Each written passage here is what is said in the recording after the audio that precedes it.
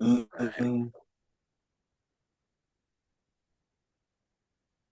right, you guys. Not sure if we're live. You guys can tell before me.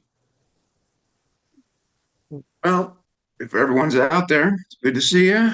Hope you're doing well. But We are live. I'm Kevin, but I'm going by Lucky Irish today. Make sure to smash that like button. There we go. You're hit the Yeah, taking I'm much getting it. bell, job, man. bell icon. Yeah, Yeah, I gotta put my sock on, so I am a little late. 1 second. Yeah, socks are important. Mm, yeah. yeah, because I have shorts on and it's cold, so the socks they're really long. Well, Um, I yeah, they're like why higher are than you the kneecaps wearing shorts then? Well, because I'm in pajamas. I just got up.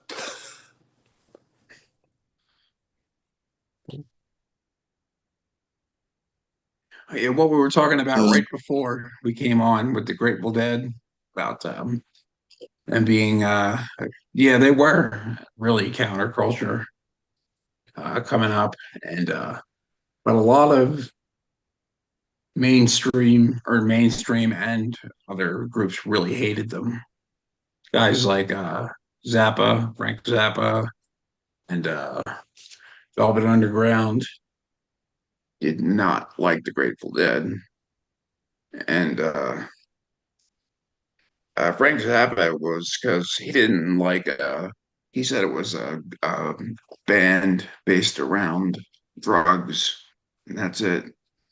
And which I think is way oversimplification, and but and Kurt Cobain also said, I think he was just saying that to be cool, hippies. Oh, I don't but like hippies. And, there was yes, also, wasn't there a connection between the Grateful Dead and the Hells Angels, the motorcycle club? I no don't idea. know. I think, That yeah, that would make sense if there was a really heavy drug culture, but yeah, I can't verify it. But Altamont free concert. Yeah. They used Hells Angels as security, held at the Oh Altamont yeah, I did see that. Speedway outside of Tracy, California. Yeah. So they were playing, wait, was it Hells Angels? No, it was Mick Jagger stops performing to address the Hells Angels in this photo here. But yeah, they were getting violent and yeah, yeah, three accidental deaths, two from a hit and run car accident, one from drowning in an irrigation canal. Weird. Scores were injured, cars were stolen, property damaged during the Rolling Stones headline. Wait, was and that? Mick Jagger came out to stop the that gang, that vicious gang. What was he gonna do? That British Nancy. Yeah, British Nancy. Um, the Grateful Dead were scheduled to perform. They didn't actually perform at that show, but yeah, shortly before they were scheduled to go on, they chose not to because of the violence it was building. The Grateful Dead, prime organizers and movers to the festivals, didn't even play, wrote staff at Rolling Stone. So that's probably a big part of the animosity between them. The Grateful Dead were putting it together, trying to organize it. They got all of these other artists in on it. They got the Hells Angels to run security for them and this big free concert. And the Hells Angels got rowdy, um, started going a bit overboard in their security enforcement. Um, That's probably putting it lightly. And yeah, and then all hell broke loose, pun intended. And the yeah, and then the Grateful Dead didn't even play after Santana, Jefferson Airplane, the Flying Burrito Brothers. I have not heard of them before. Crosby, Stills, Nash and Young, and the Rolling Stones taking stage as the final act. I mean, did the Grateful Dead choose? I mean, did he organize? Usually, the band doesn't choose security. That Yeah, seems like the well, organizers. I don't know. I don't know. I don't think that my impression here is that the band themselves were the organizers of the show. They were trying to put it Well, together themselves. I And will look Oh wow. into that. Yeah. yeah, I don't know. This is just off of memory and a quick glance at the Wikipedia article over off to the side here. So I'm not Yeah, necessarily an expert on this. So just I this, am, and I am biased because I am a fan of them. yeah. Been a fan I of them mean, it's great music for sure. Um, Jeff who, said. Jeff said yes in the early days. Um, yes, that was said. yes, yes to what in the early days? I'm not sure. I think he's talking about the security at the Grateful Dead concert. well, Mm. No, yeah, the yeah. security at the I think someone said the Aryan Nation or something like that. Mm, Hell's Hell's Angels. I'm Angels. sorry, Hell's not Angels. Yeah. okay. Hell's Angels.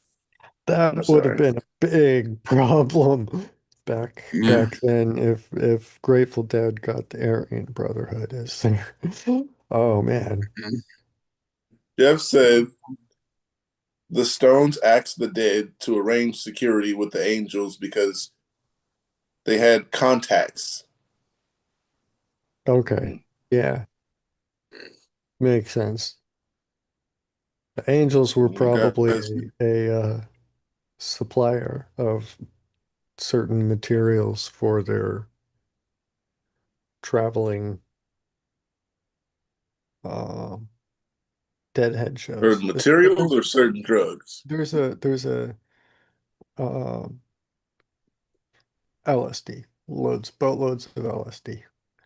Hmm. Um, everywhere the Grateful Dead play, Boatloads. there is just, yeah, police just accept that there's gonna be boatloads of people on LSD and they can't really do anything about it to stop it when a Grateful Dead show is happening in in their jurisdiction, you know.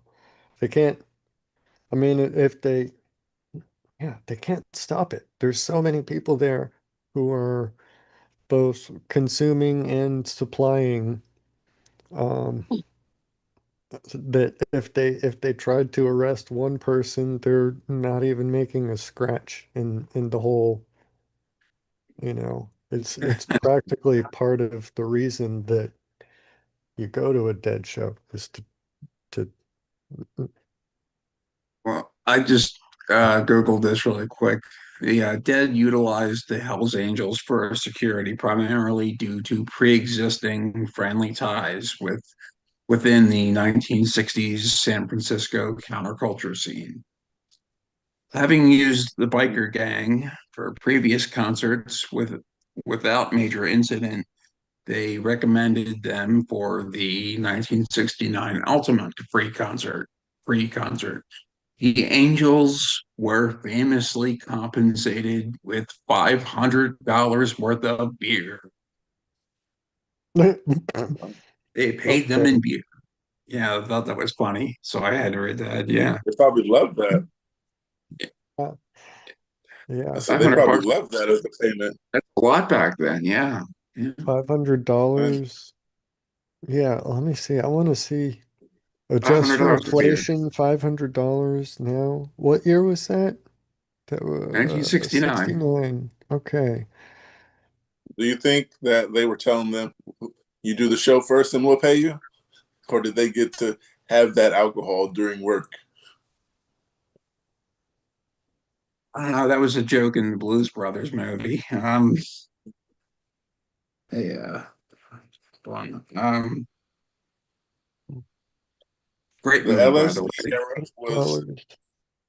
the Let's LSD say era was $8.86. later than that concert. They smoked weed. That's what Jeff said. Yeah. I bet there was some LSD floating around still, though. I think that Jeff had be some LSD there. That's what we're being told. Um, I mean, there was LSD floating around at Woodstock, and that was the same year, right? Jeff, in the comments, no, let us know. I don't know. he Maybe, might. maybe is it the Grateful Dead weren't attached to LSD supply yet at that point, or I don't know. My impression was always that, you know, from from the start of the psychedelic era, um, the, the dead were kind of attached to it, but I don't know. Maybe Jeff it was said. just a couple months. Jeff said, "Not by the dead." No? Okay. So, yeah. Was it their entourage, maybe, or just they weren't uh LSD was after 72. after 72?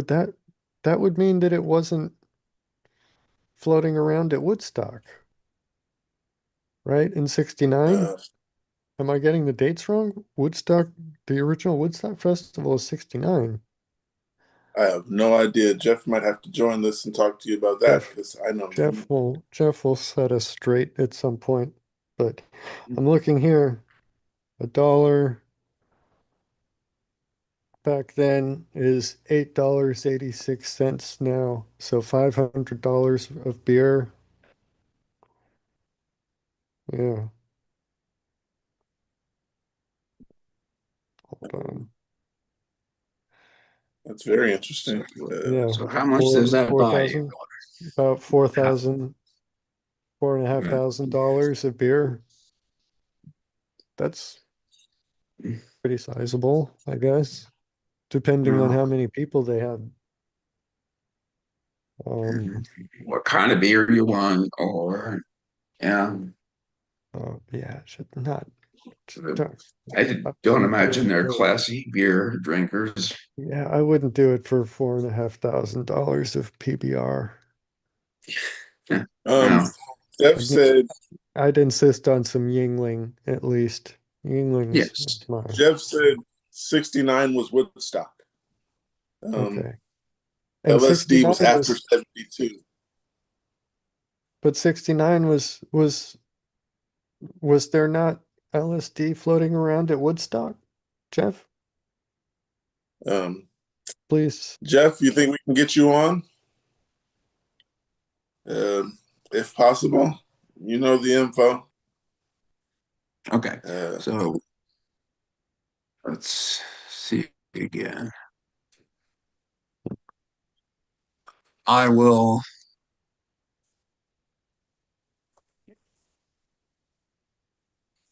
That seems like enough. Just because the Grateful Dead came out I mean, of there was that brown acid warrant, right? Brown acid from the stage, warning from the stage. An announcer cautioned attendees against a specific batch of brown acid causing bad trips.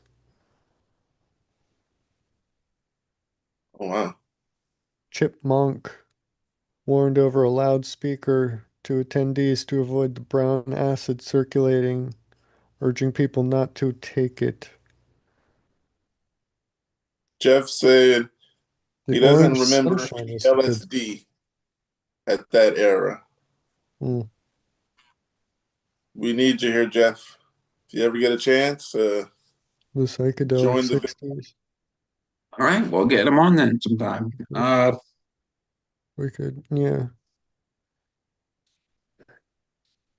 The brown acid caveat title of an brown acid is experimental is group much. called the Tear Garden.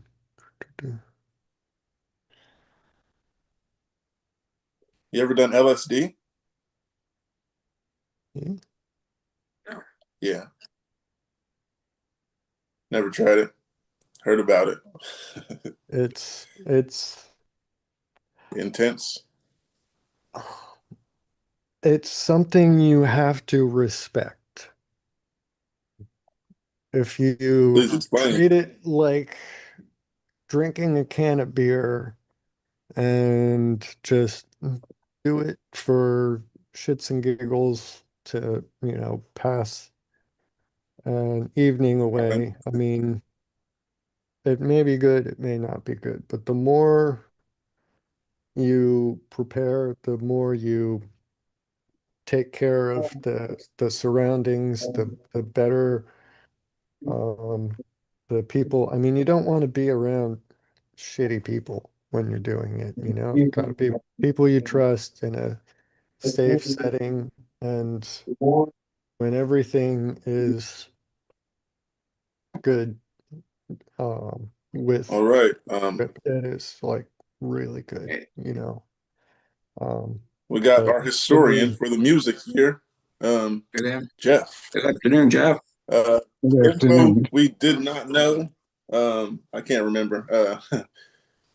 Ask Mark what the conversation was. I forgot what it was, to be honest. Go It ahead. was We were talking, Altamont and Woodstock. and There we go. And acid, there was acid circulating. There was thing from Chipmunk, who was one of the uh, not one of the hosts, but one of the MCs. yeah, Uh, yeah. and uh, the Dead had their own acid maker. Uh, Oh, they had their own cook. yeah, and um, but they weren't using it in those days. If you listen to their early Dead albums, uh, Working Man's Dead, American Beauty, there was nothing uh, psychedelic about it. It was all after that, and even I had seen them since I guess '66 when they were the Warlocks. Um, and they were like an Americana band. And the Angels, I mean, were asked to provide the security. They were a little crazy in those days. Uh, I went to a Dead concert where half the row was hippies, was Angels, Hmm. and half the row were hippies. But that's And quite a and contrast, isn't it? And the Angels were all passing bottles of Jack Daniels, and the hippies were all passing joints. And at one point, I tapped the Angel on the shoulder and asked him if he wanted a hit. And he gave me the bottle, and he took a hit, and he passed the joint down, and we had a great old time. But that was very rare. They were really violent, Mm. and they could be. Uh, but it was, I mean, they had the contacts with the Angels because they did security at a lot of their concerts. So Uh, the Angels were around a lot then, right? yeah, they were. Uh, they Because I've were. only ever heard about the that Altamont. Oh Uh, no, they were everywhere. really? Yeah, I mean, they were. There were uh, clubs out in every major city. There were Hell's Angels. Wow. Yeah, it was, that's just how it was. Did you Well, I know can't that say the every Hells major. Angels are recognized by the IRS as a church? They have nonprofit tax exemption as a church, a It could be. religious organization, religious, but everything, all of the boxes that the IRS laid out and listed as requirements that they had um, uh, to an organization, a traditional organization that needed to be met in order to receive the tax exemption from the government. When you go down the list, there has to be a like a governing body, right, ahead of the organization, and an ecclesiastical structure. There has to be a a location, right, and their clubhouse they call church. There have to be regular attending meetings, everything, all of it, right down the list.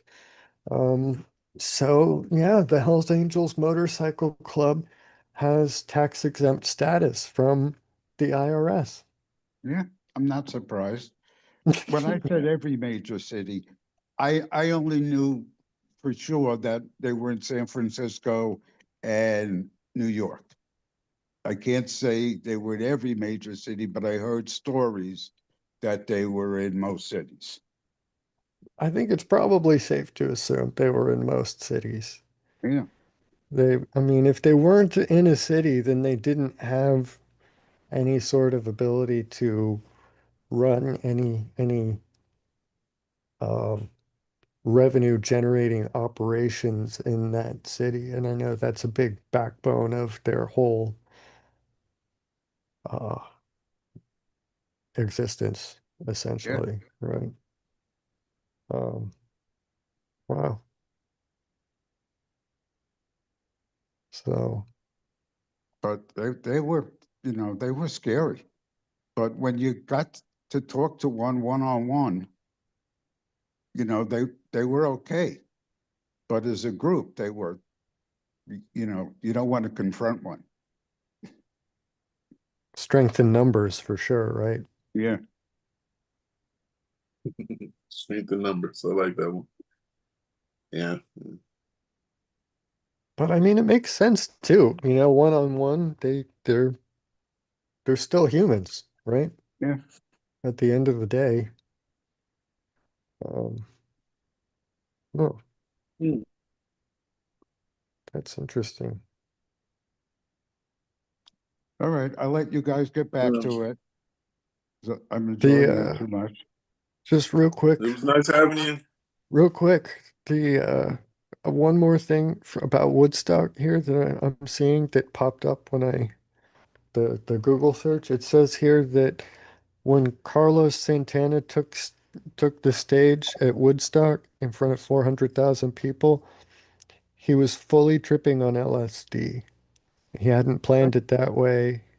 He thought there was hours to spare, but minutes later, he told he was to be on, and it was already coming up. So I did not know that either, that Carlos Santana was fully tripping balls. I Um, probably knew it at the time, but it wasn't important enough for me to remember all these years later. But it was probably true. Uh, it seems was, reasonable. it was a wild weekend.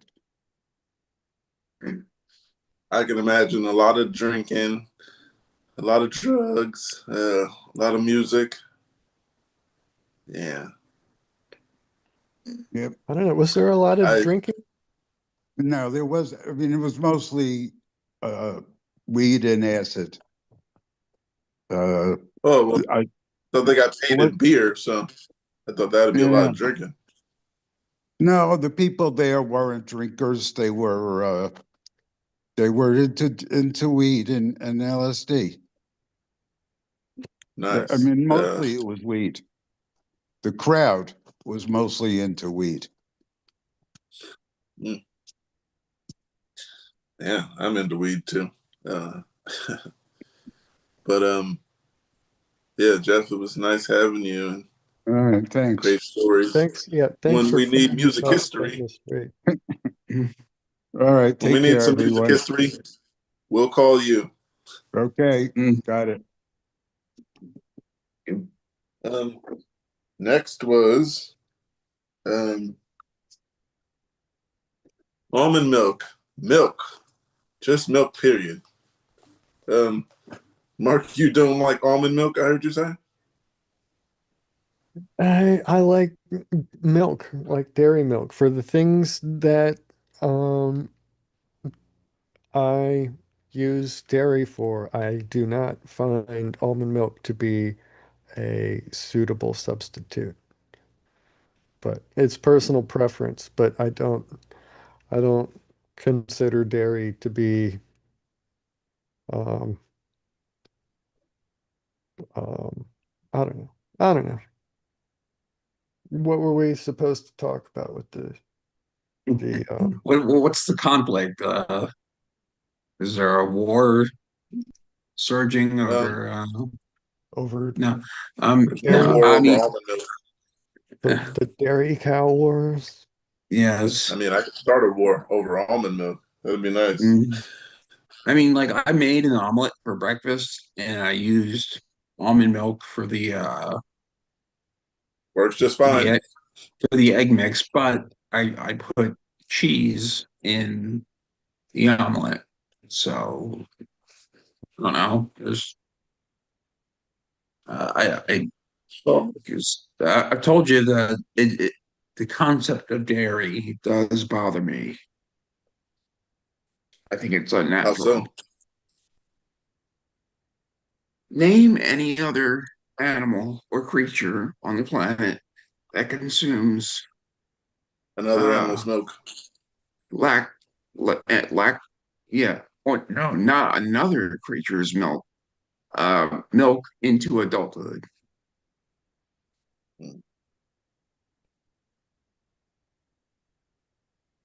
Unless it's like a Why parasite or is that? something. Why is that?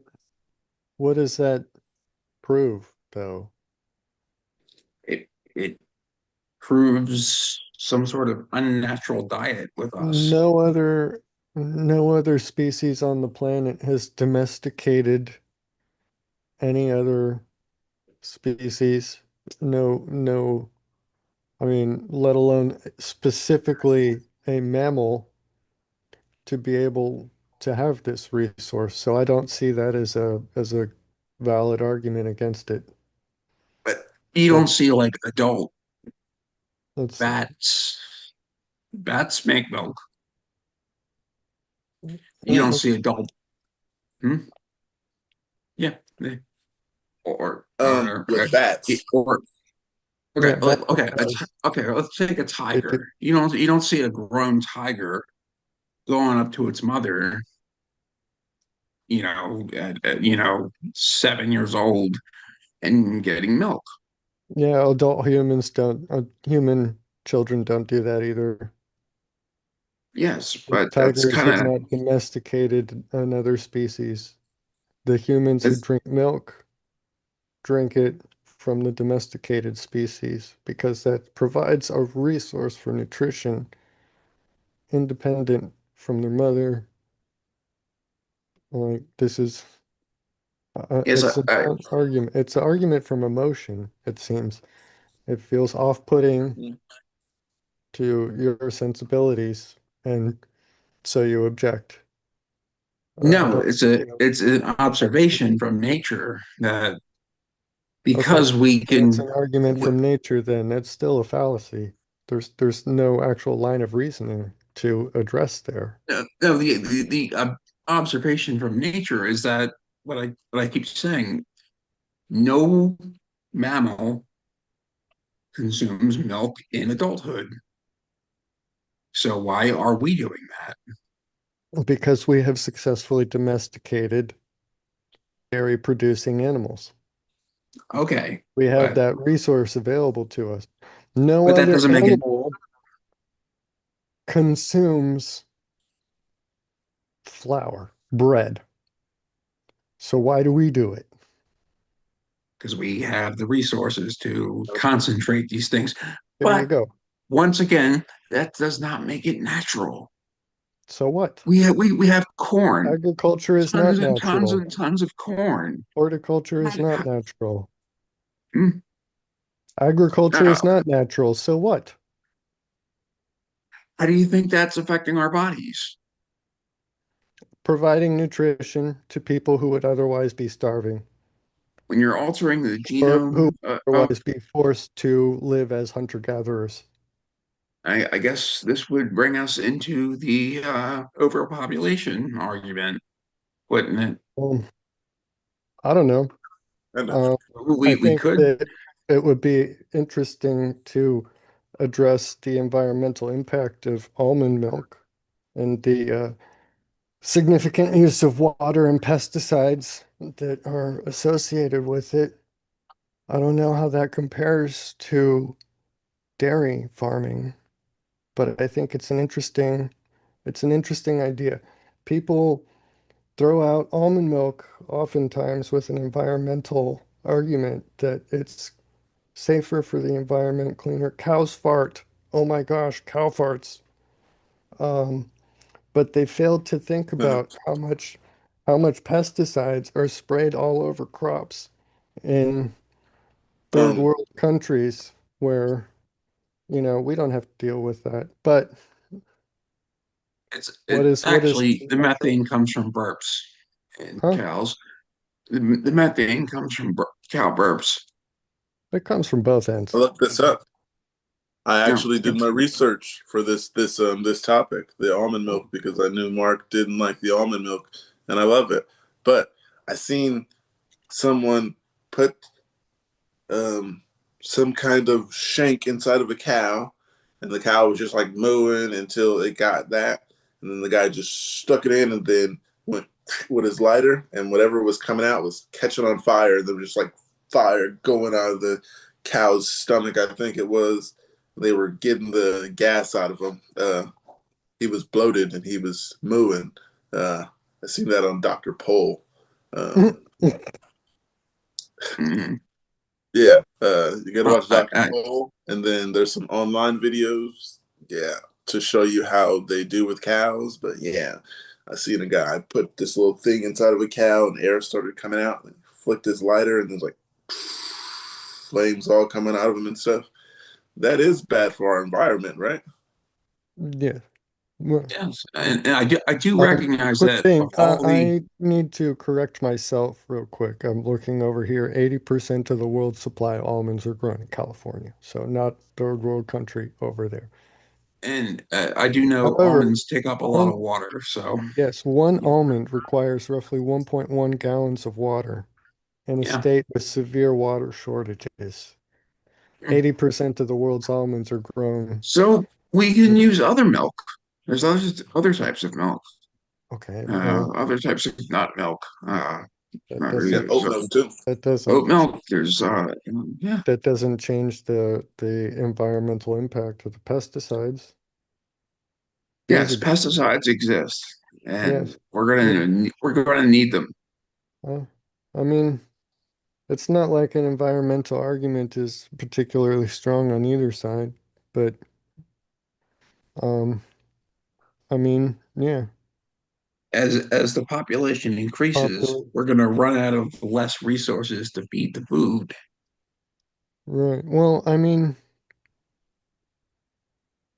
I don't necessarily see why population growth is necessarily always seen as a net positive, except for I agree. perhaps, yeah, except I mean, perhaps that the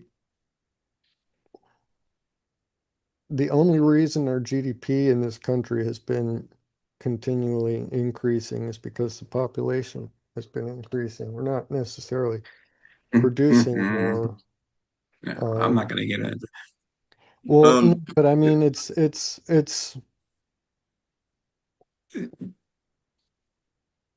GDP. It means nothing. It right. just means Yeah, that they're but exploiting us. That it's the major argument used against the importation of all of these, right? That's what would um, be, quote unquote, my side's argument against it, right?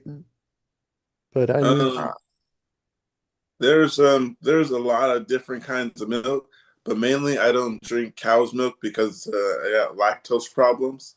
Um, so it'll kill me in the morning. Well, not kill me in the morning, but my stomach will yeah. just be hurting so bad. I can't do lactose. So then you I need one of those moved Dr. to Pohl's tubes stuck so that you can light the get the gas lighter out and and then drink the milk. yeah. No, yeah, I don't drink milk because yeah, it messed me up. Have me rolling on the floor, cramping, all this, and yeah, I can't do regular milk, so I moved to almond milk, and it's been all right to me. But there has been milk that my ex brought to me that was lactate. I believe it just doesn't have lactose in it. Mm. It was all right, but once I had tried almond milk, they have almond milk with honey and vanilla. So yeah, I got stuck on almond milk, and then I learned about what's it called? Coconut milk is actually well good. It's all right. Rice milk I did not like, and soy milk I did not try. But I know Soy rice milk's milk is, terrible. Don't huh? try soy milk. Don't try soy milk. It tastes weird. I eat a lot of And soy, but I don't eat. lactate also is weird. It doesn't taste right to me. So even from the dairy drinker's perspective, lactate sucks. Um, It doesn't taste like milk. It's made from milk, but it's not really milk. oh, I didn't know that. Well, Uh, it's milk without the lactose sugar in it. So it doesn't taste the same because the lactose has a taste, and you take that out of the milk, you take a big component of the flavor of the milk out of it. So mm, it tastes funky. It's weird. It's not, It's like Coke Zero. yeah, yeah, exactly. Is it, is that a That's fair analogy? I don't know. that is a perfect analogy. Yeah. listen to this. It says oat, macadamia, rice, and soy milk compared to favorably in good terms of kidney stone risk factors with dairy milk, whereas almond and cashew milk have been potential stone risk factors.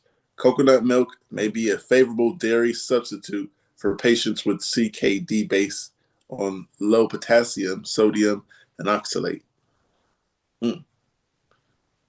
So, yeah, I'd like not to have kidney disease, and sounds like they're saying coconut milk might be the best option or the favorable substitute, they say. But yeah, Kevin says don't do soy milk, so I'll stay away from that Well, one, Kevin. I'm not 100%. I think when I first tried it, I didn't like it. But I eat tofu and edamame and yeah, so I do eat a lot of soy. Yeah. What is edamame? I've heard of it. Edamame is the bean that soy comes from. Mm, okay. Um, is it good? Yeah. Okay. Just like it tastes better than a lima bean, I would say. You put a little olive oil on it, some salt, roast it up. It's good. I've never tried a lima bean. Uh, yeah, I grew up with my mother telling me that I don't have to eat anything that she doesn't like. Okay, fair enough. Yeah, she's like, I don't like that. Why would we eat it? So I was like, yeah, my mother. If she disliked something, I'm not eating it. Which was great. But it kind of did keep me away from eating and trying new things. My mother, she has a problem with how things smell and how they feel on her tongue. Um, so yeah, she can't do certain things that are like grainy or salt and stuff doesn't bother her, but the feeling in her mouth does. Like, I guess, say eat some gravel, it doesn't feel good in your mouth. Yeah, Something like that. that's a big part of my objection to pineapple. The physical sensation of chewing on the pineapple fruit. It's it's bad. It doesn't I can't even just imagining it now, the feeling of pineapple, like chewing on it. But so it isn't the juice; it's the chewing flavor. Yeah. Yeah, if you Which blend up pineapple into like a part of like a tropical fruit smoothie or whatever, fine. That's no big Yeah. deal. But chewing on the fruit, uh, no. Or on pizza. But I mean, that's the intact fruit. Nobody pours blended up pineapple onto like a drizzle on a pizza. That's the work of a madman. Even more They um, mad, might a now. person putting the They do pineapple weird fruit on there. things. Huh? yeah, there's some Culinary weird arts. stuff out there these days. Yeah, Yeah. there probably is People somebody. are gonna take that idea now and make it. So, well, hey, they can have it free. Yeah. Thank, Pineapple take it puree away on from me. pizza, I don't want basically. credit. I do not want credit for pineapple puree on pizza if it ever happens. Hey, you're the reason I thought of it. Uh, yeah, right. That's it's I don't know. Pineapple puree sounds. insane. Why would Why I would mean you puree a pineapple? it's Um, funny, but like what Well, it goes good in smoothies. It's excellent right. smoothie. The best, But nobody carrots puts are. mango on pizza. So No, like well, I don't know. oh my no. Man, God. Is it gonna be a thing now? Are we gonna start a Um, like tropical I pizza, I've mango, never heard of. pineapple, and guava, mm, Oh and wow. cheese and marinara sauce on a baked crust?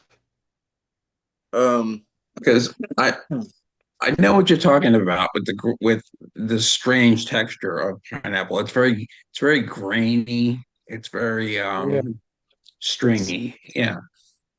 And he I said, "Go ahead." Oh wow. but I mean, mm, I don't see why people couldn't put other stuff on pizza. I mean, you could, but he said a mango. That's it. That's interesting. yeah. Yeah, like pineapple and mango and guava, the stuff that would go in a smoothie, like a tropical smoothie.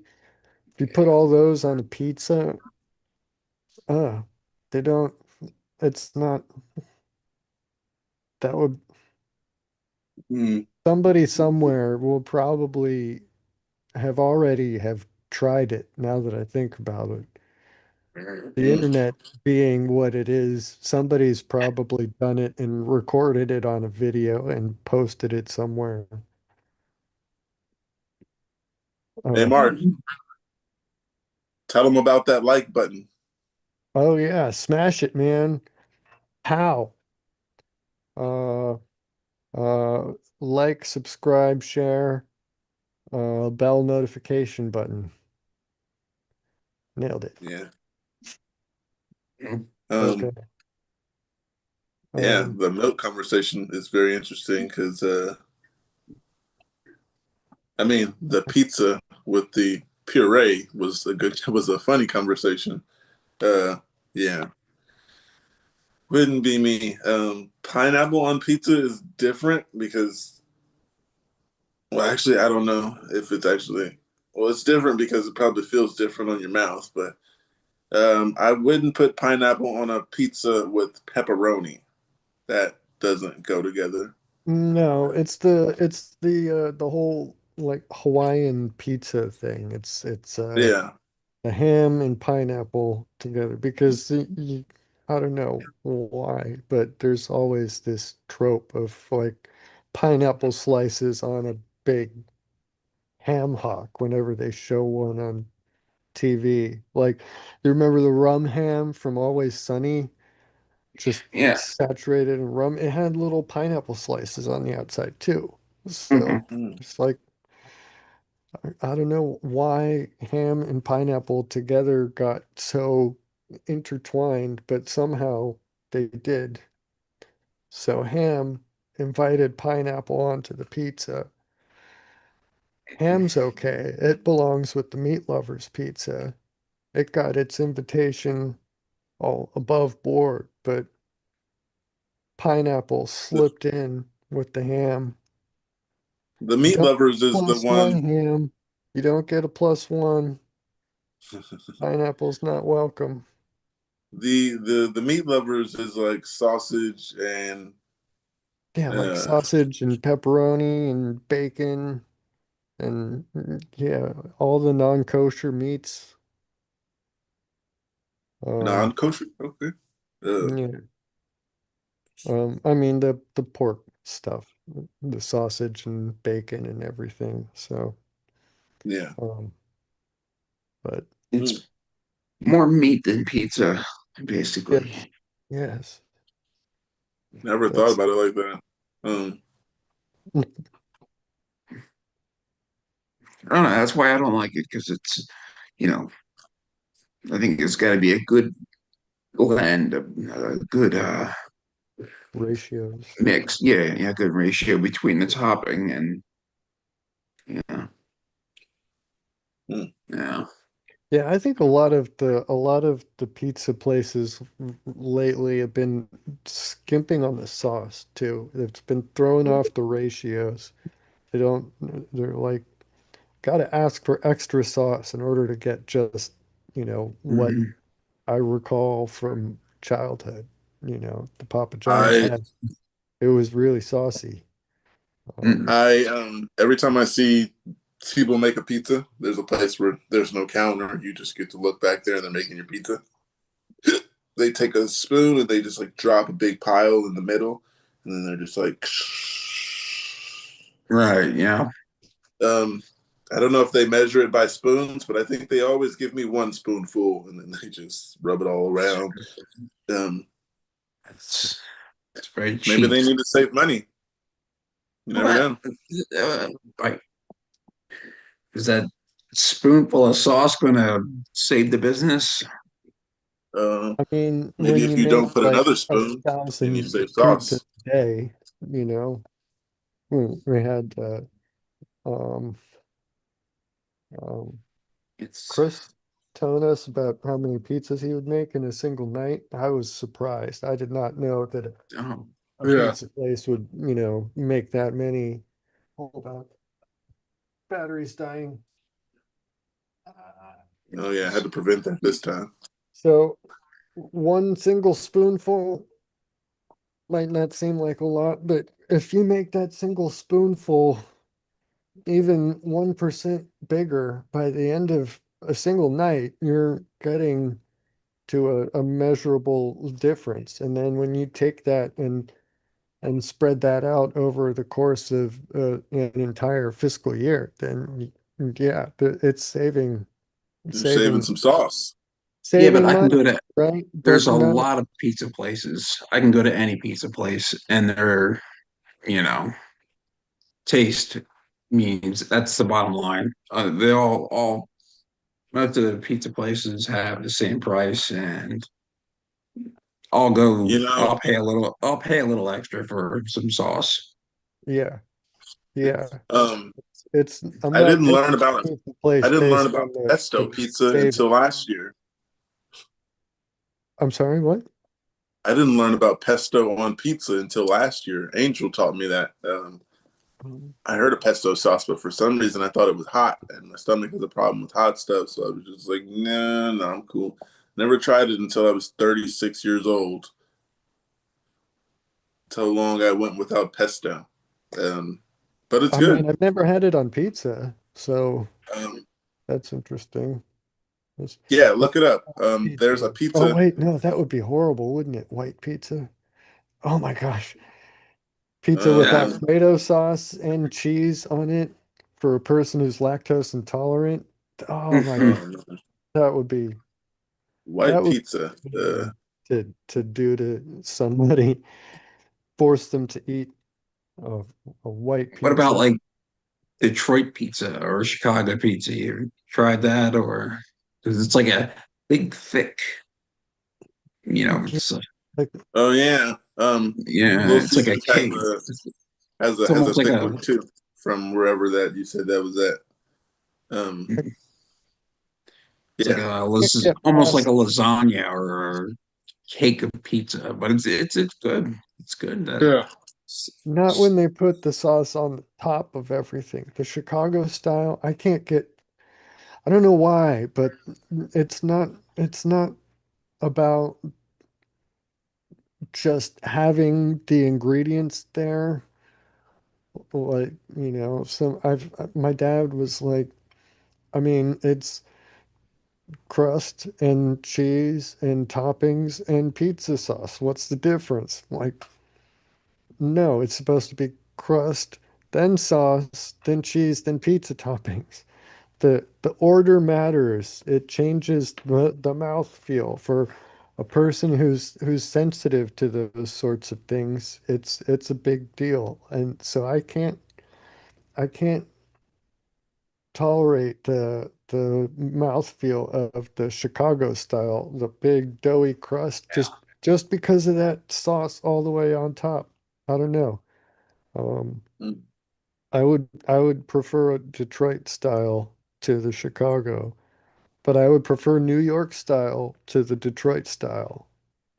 So of Mm. the regional pizzas that I'm familiar with, that's my hierarchy. I don't know. What do you guys think? What would you? I think Little Caesars is pretty good, and it's cheap. It is. Yeah. Yeah. I remember when I worked at They a don't grocery, have the. there was a Little Caesars like right next to us, and they had is when they were doing those $5 hot and ready pizzas and stuff. So many times on, my lunch break, I just run over there, $5 pepperoni pizza, eat the whole thing, and then go back to pushing shopping carts in the parking lot. So five many bucks fond for a memories with, pizza. That's yeah, oh, You said you yeah. eat a incredible. It whole was like pizza. huh? You said you'd eat a whole pizza. Yeah, the Little Caesars. I Yeah. mean, this Hot was and like, ready. yeah, the hot and ready. This was when I was like 22, 23. Um, so I don't know. I don't know. I might still be able to, given the right circumstances. Jeff said NY pizza is the best. Yes. Yeah, I knew Mark would agree. He just said it. Yeah. What do you guys think though? You guys haven't given your ranking. The, the whole New York stuff. If you put it in a box and said it was from anywhere else, no one would be able to tell the difference. Mm. Swear to God, The it's big, just the big it's and my beef really with New flat York that again. you fold over. No, no, If I disagree. Pizza Hut is so way too thick to be New York style. It can't. It would be instantly obvious as soon as you open the box. Okay, that's not from New York. if I grabbed pizza from I don't know Nevada and slapped it in a New York style pizza box, people would eat it like, oh, this is good New York pizza. I mean, They wouldn't be able to tell the difference. It's just all, if they you made know, New York style pizza in Nevada, then yeah, but not if they like took a Papa John's pizza. It's a placebo effect. No, It's it's not. because yeah, Don't tell them where it was made. right, No, because it's not. just the box and the fact that they're in New York. Oh, No. The dough is stretched much thinner. It's not the mhm. thick, cakey dough that you were talking about before. It's stretched thinner than the average around the rest of the country. It's flatter. The slices are wider, so that you fold it in half, the whole thing. It's meant to be, it's different. Oh, no. You need to Mark has an do this. argument for You need to pizza. try this. You need Um, to demonstrate an experiment. You need to get like Little Caesars Pizza, Pizza Hut, Papa John's, and then I would something never from eat one somewhere. of those chain stores. Ugh, too No, much you salt. don't have to. This is the experiment. You have to put them in blind boxes mm. and then give them to an experimenter. So you've got your double blind. Don't tell your experimenter which box is which, and Oh, have them Mm. go out and show to people on the street. Have them open up. Is this New York style pizza? Yes or no?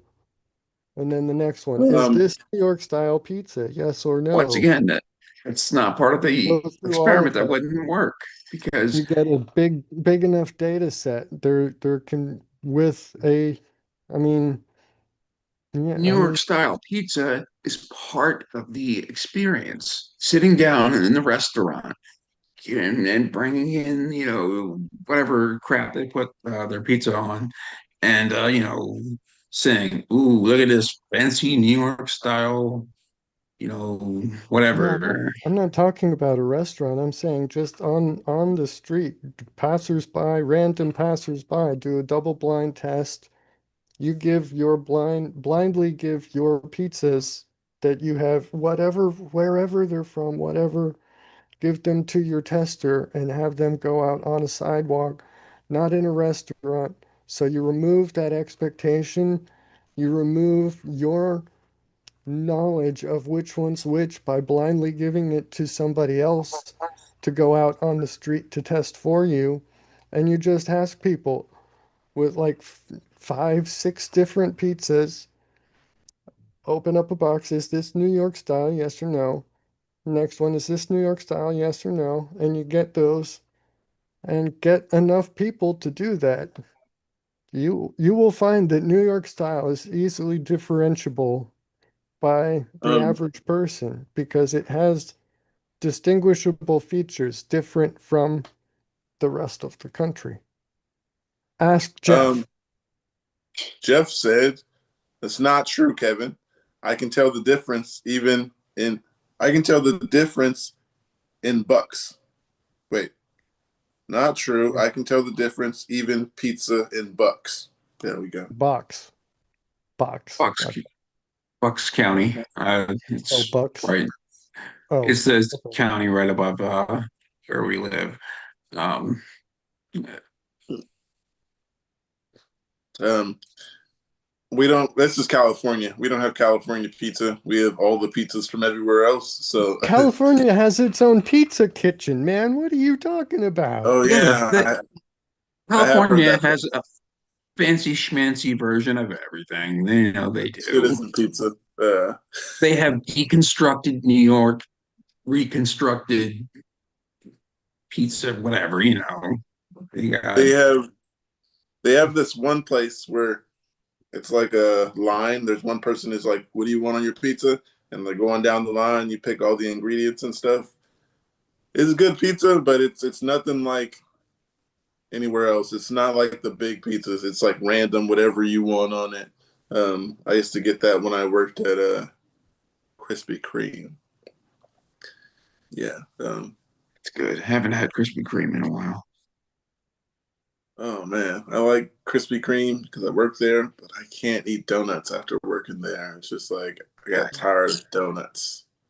I think the most recent donut I had was a powder raspberry filled.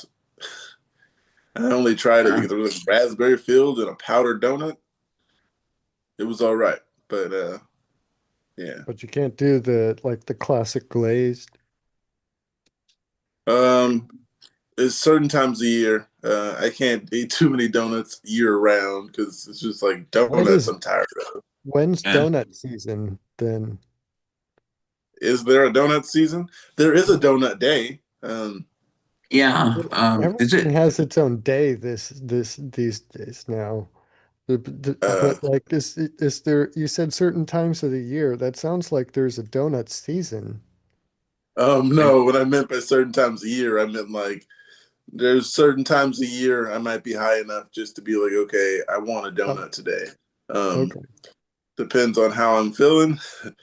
And that's how it was the last store we went to. I was outside with my vape pen, and then once I got in, I was hungry, and then I seen those donuts, and then I was like, raspberry filled, powder donut, raspberry filled. I had to try it, and it was okay.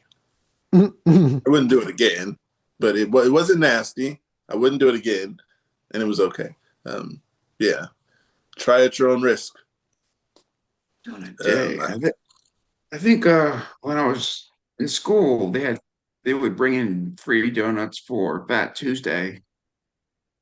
um, I never um, got free If you're donuts. familiar with the Fat Tuesday. I heard of Fat Tuesday, but before you go further, Kevin, I hate New York. That's why I moved here 30 years ago. But any corner pizza place, there is better than the best here. Hmm. You're wrong. Oh, I don't know. I don't have an argument for that. So never been to you never been to New York?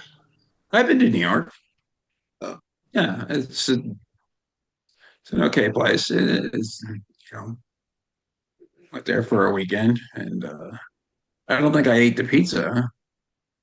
So then you can't say he's wrong. If you didn't even eat the pizza when you were in New York, you can't comment on the average corner, everyday corner store.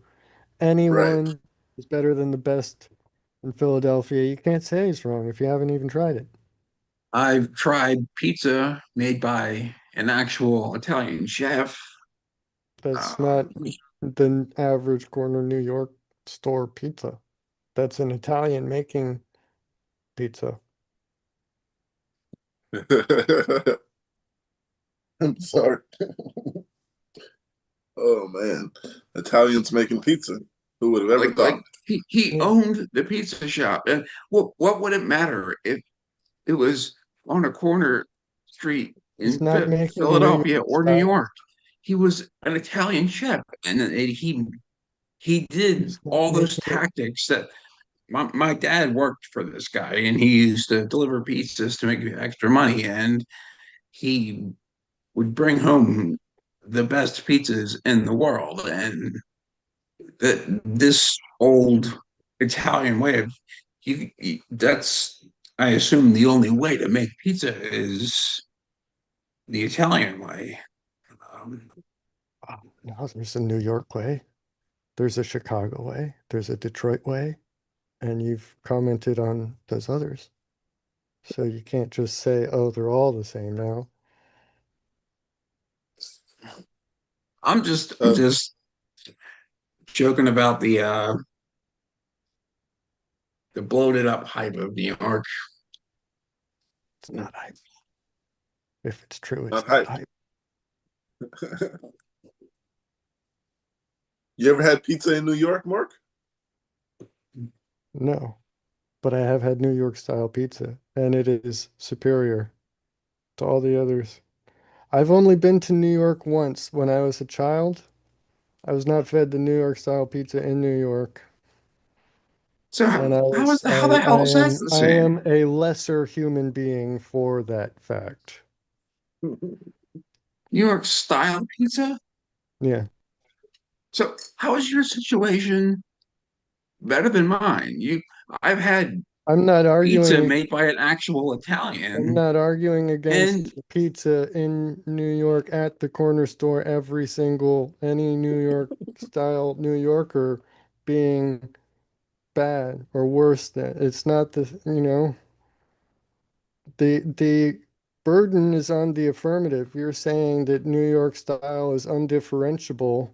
I don't know what the hell that means. I don't need to prove my point. I just need to disprove yours.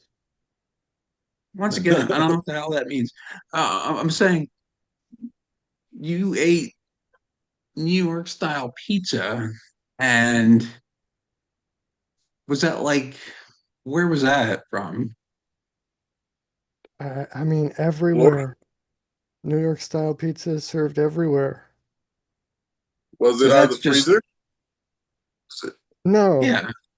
it's got it's I'm this just- this new corner, All Pepinos. right. If Well, you then want to know, that's okay, Pepinos.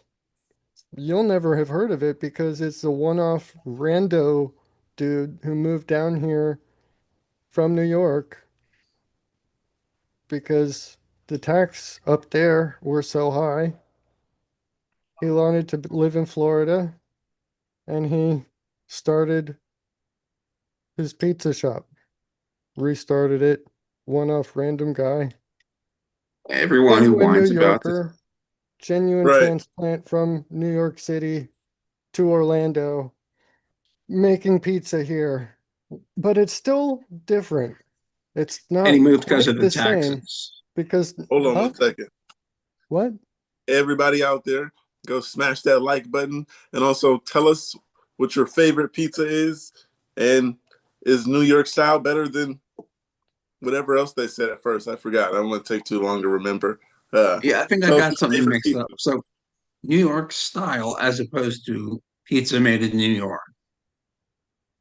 Right. I was mistaken there.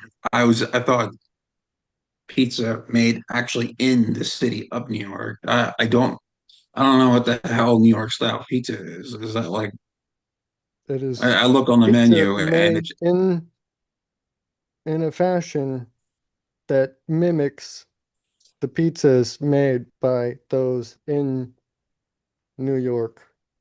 see, I look on the It's menu, it just says pizza. right. So that's not New York style pizza. Mm. Hey, But the guy who came down here, okay, Pepino, that's his last name. I don't know his first name, but he came down here and he said that the dough does taste different that he makes down here. Same exact recipe, but something about his hypothesis was that the water from New York has different dissolved minerals in it than the water that we get out of the aquifer down under us here in Florida. And that contributes to the taste, the flavor, something, somehow, question marks, right? Who knows? Maybe true, may not be true. But even the New York style made by the New Yorker here in Orlando is not quite identical to what he made with the same recipe up in New York City. So there's some ineffable New Yorkness to that area. I don't know. But I think he's probably got a good point there. Um, plausible enough that Well, I'll go with it. we'll settle a bet with a slice of pizza if I ever see it, you know. I'll buy A minimum a New of York. two slices, right? We gotta Yeah, have. we'll have to do the scientific thing. Okay, that sounds Yes. reasonable. And Pookie can be the the administrator of the blind taste test, right? How about that? Jeff said, if you've never had pizza in New York, how can you say I'm wrong? Yes, Mark, it's the water. Good. Nice. Yes. Hey, Hmm. Jeff said it This blows, first. this blows my mind again. People always call it so. Okay, I'm not gonna trash New York, but they call it such a dirty city. But how could that dirty water make the pizza so good? Is it like, Well, they filter the water. Are you sure? I mean, people aren't like dying of dysentery and No. typhoid in New York, so I'm pretty sure they do something to clean up the water. Yeah. You would Um, hope so. Mm, yeah, there's Yeah, there's water treatment facilities there. I mean, people are always skeptical about tap water, right? So there's yeah. good I don't points drink to tap, that. So, but strictly bottle. water, yeah, uh, there's something about. If you guys are watching, go out there, smash that like button. Mark will tell you about the bell. Hit it. don't drink tap water. Bell notification icon. Huh? Don't drink tap water. Not you, I are you? wouldn't say that. I just say I stopped drinking tap water. I don't know. For some reason, bottled water is just I get it by 3 cases at a time, so I always have water. Uh, and I drink at room temperature, which is different for some people. Okay. Yeah. I usually refill bottle and drink from that sink. Um, I mean, we used to all drink from the garden hose as a kid, yeah, so I remember that. I was gonna say that. Water, yeah, I was thinking, always drunk it from the water hose in the bathroom sink. uh-huh. These days, they've shown so many videos on water and all the types of water that I've seen too much to go back to tap water. I've been scared into bottled water. Jeff says it is dirty, but they filter it. So, Yeah. getting answers from our historian is great. But I did have another question. We were going to move into overpopulation. Right. Yeah. So, Um, we are overpopulating the earth as humans. Um, yeah, we're basically part of the overpopulation. Actually, I had animal overpopulation here and why hunting would help. I think Kevin said something about hunting helps, and I just wrote it down. Um, did I say that? No, I was. I think oh, I. Mark said it. I'm sorry. Mark said that. Um, yeah. How is hunting helping with the overpopulation of animals? If you're not even hunting, How I'm is just it kidding. helping with overpopulation? I mean, you remove animals by hunting them. I don't see how that's really even a question. Every animal hunted is an animal no longer contributing to any sort of overpopulation. But at a larger scale, the um, hunting is regulated in the United States and it's managed at the state level. Um, and the revenue from the hunting licenses is what maintains the wildlife management bureaus in almost every state. They're not funded for the most part by taxes and state level, funds being allocated to them. The revenue coming in from the hunters is the biggest portion of what's paying for the wildlife management bureaus. Um, So to that end, it's a big factor in controlling animal overpopulation. Um, I was watching a the show. What is only it called? reason we know, I'm sorry. I was watching this show named Alone, and they actually they can't shoot and kill their animals. They have to trap them and then kill them. That's interesting.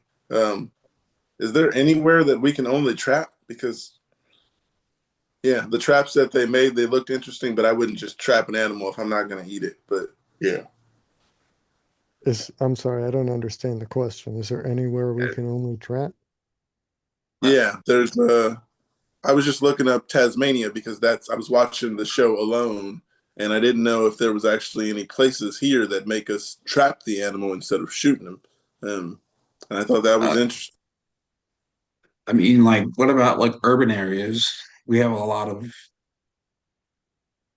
just animals, uh, Um, just like skunks and possums, and um, no can point you in kill catching all. those?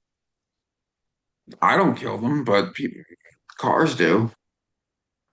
I mean, or they're trapped, caught by local animal control to whatever degree they're capable, and released or removed, relocated, um, it, per you know, wildlife management regulations. it I seems mean, almost because pointless. there's the the largest number of Florida alligators, highest concentration of Florida alligators in the entire state of Florida exists in um, Lake Jessup, just over there, right? Because that's what the state does, is when alligators are found in rivers and streams and waterways and lakes or wherever where they pose a significant threat to, the locals, to pets, to animals, to livestock, whatever. The state traps them and releases them in Lake Jessup. Lake Jessup is the alligator depository for the whole state, right?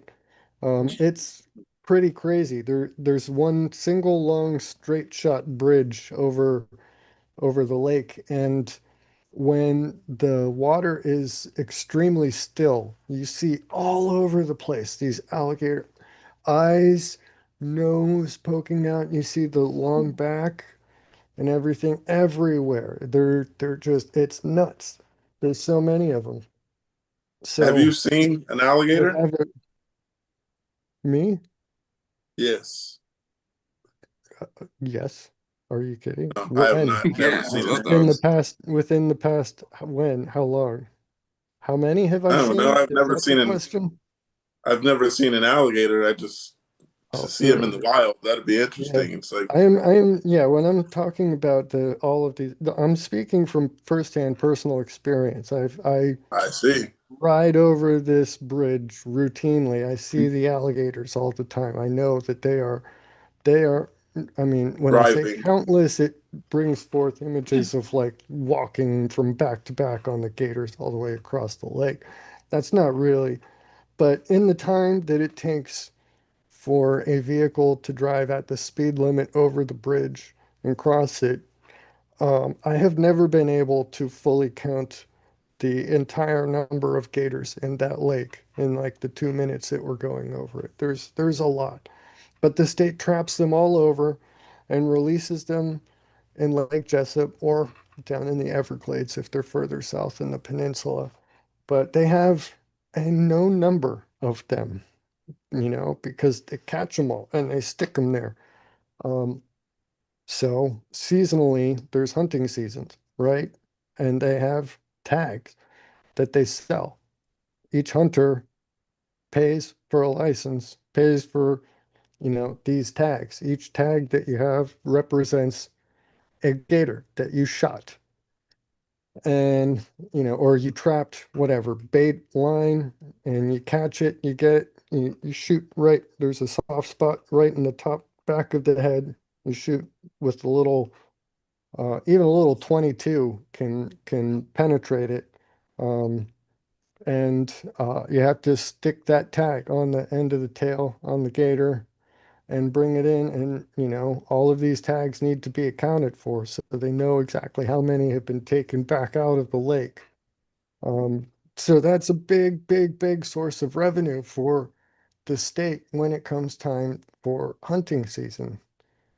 And that helps remove the excess overpopulation within that lake too. Um, there's houses around Lake Jessup. People know, you don't swim in Lake Jessup. Um, you don't you don't get close to Lake Jessup.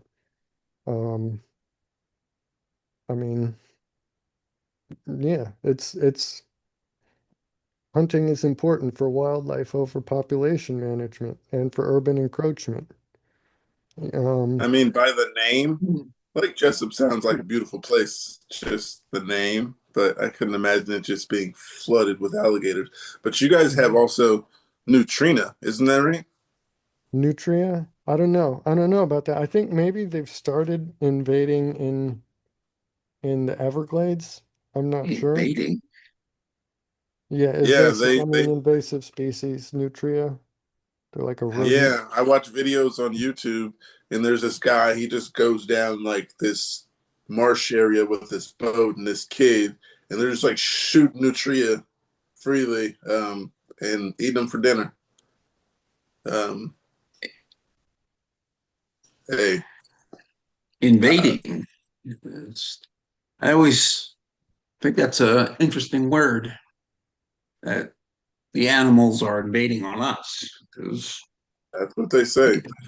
Well, well, when the animal is non-native to the region, was introduced by humankind into the environment, yes, it's invading. They're not the invading our alligators have been area, there but they for are invading. 50 some They're just, million years. huh? Yeah. Alligators have been in Florida for millions. I don't even know the right number, but Nutria they've been haven't. here longer than humans. Nutria haven't. Nutria are the invasive species. I didn't say anything about alligators. We were Oh, talking about oh, alligators, but Right. it, The alligators aren't invading. They're just relocated over there, so they're not like on people's backyards eating their dogs. wow. Urban encroachment, not invasion. but they still live in Um, Florida, though. Huh? They still what? The point is, they're encroaching because we keep expanding, right? Any yes. any creature that does not maintain a symbiosis or homeostasis with its environment will die. It'll wipe itself out. But And yeah, hmm, that's why wildlife management bureaus are so important to monitor and maintain areas where these species can still flourish and to step in the way when developers want to just say, hey, I bought this land, I can do what I want with it. They say, no, that happens a lot. And that only happens because that bureau exists thanks to funding from hunters. okay, well, good. Hunting. Fine. Hunting's good then. But where exactly is this demarcation between wildlife and civilized life? Because it's not going to just stop. This is everywhere. We're on every corner of the planet. So Not Antarctica. we'll be there soon. I Hmm. mean, I guess unless you Eventually. count that like polar station, South Pole 40 station. But years, I guarantee people I'll bet only you. people only rotate in there for like a year at a time. There's not really a permanent residence there. So I choose not to count that South Pole station. Well, Mark, do you need a not, license to hunt nutria? I mean, you need a license to hunt anything. You need a license just to fish. Technically, Oh, wow. if you get a fishing pole and you go down to a local pond and you start fishing and you haven't gotten a license, you can get in trouble. I mean, you're probably Hmm. not gonna. And even if you do, you know, Fish and Wildlife will probably just give you a slap on the wrist, say, hey, go get a license. Don't, you know, don't do this again, right? But Hmm. yeah, you need a license for anything. These are not just willy-nilly people going out and killing animals for the heck of it and stuff. The people who do this take it seriously and do it respectfully, Yeah. or they And should. I once mean, again, I yes, understand. there's always assholes, you know, there's always going to be poachers, but uh, you can't judge the full activity by the people who do it at the extremes, you know? Once again, I understand the logic behind it. It makes sense Okay. in the short term. But next year and within the next decade, Nutria or wherever that place is, and that's going to grow bigger. And then Jacksonville and every other part's going to grow bigger, and they're going to be connected.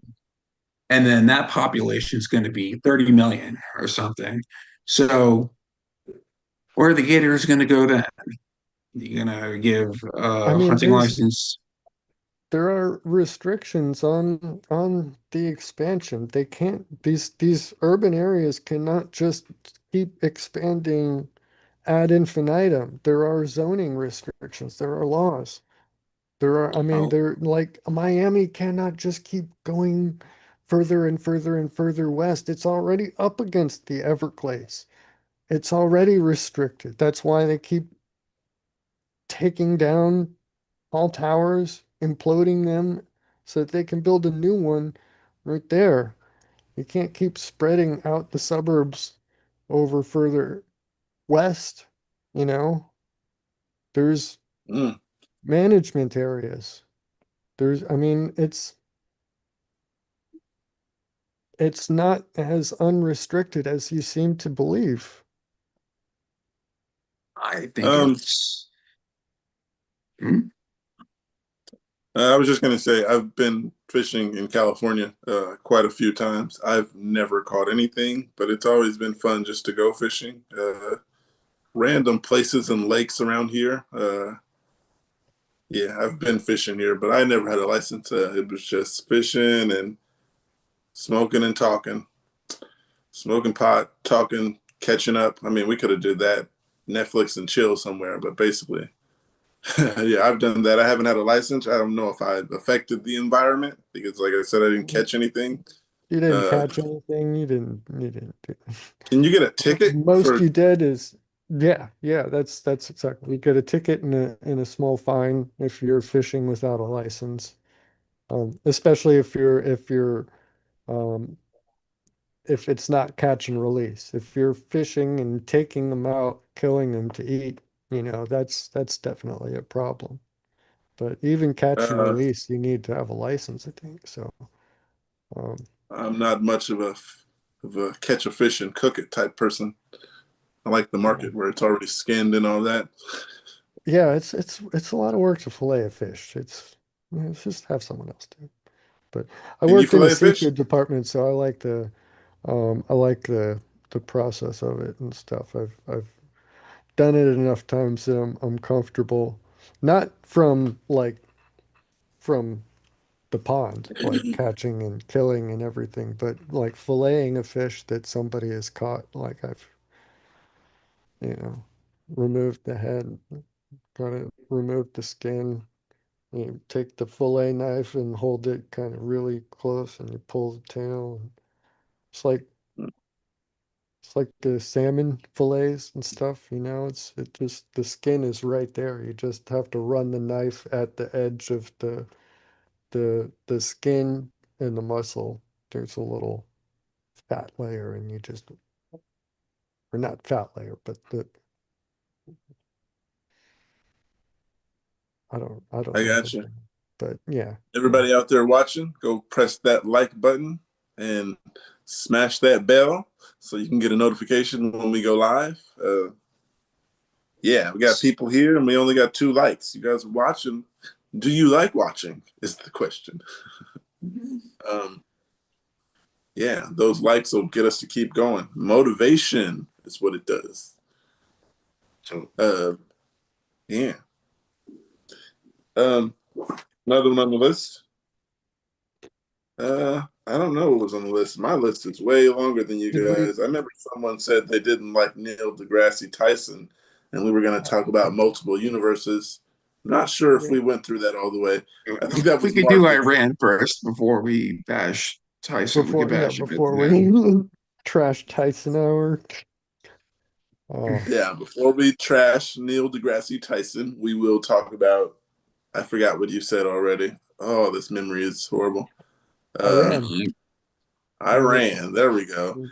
I watched the news, and it's just that one guy. He thinks he's running everything, and he's just talking about how this will be war, and we knocked down some ships, but it was the best they had. Yeah. But they've So still Iran. got the Strait of Hormuz closed, don't they? Come again? Yes, Yeah. and that's the bottom line, is that that's closed, and that's shutting down a fifth of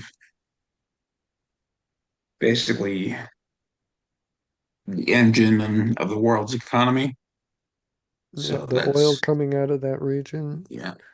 And a lot of people don't appreciate that helium gas, industrial production of helium gas is largely a byproduct of natural gas production.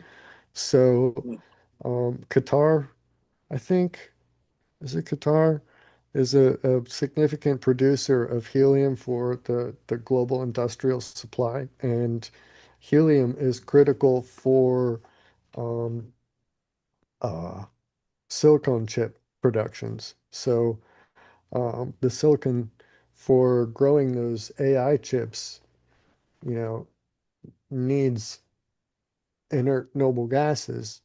And if that supply gets restricted, then well, it's not just AI chips, is it? Right? No, it's How many of our smart weapons are reliant on these? Will we even be able to replenish our weapons, right?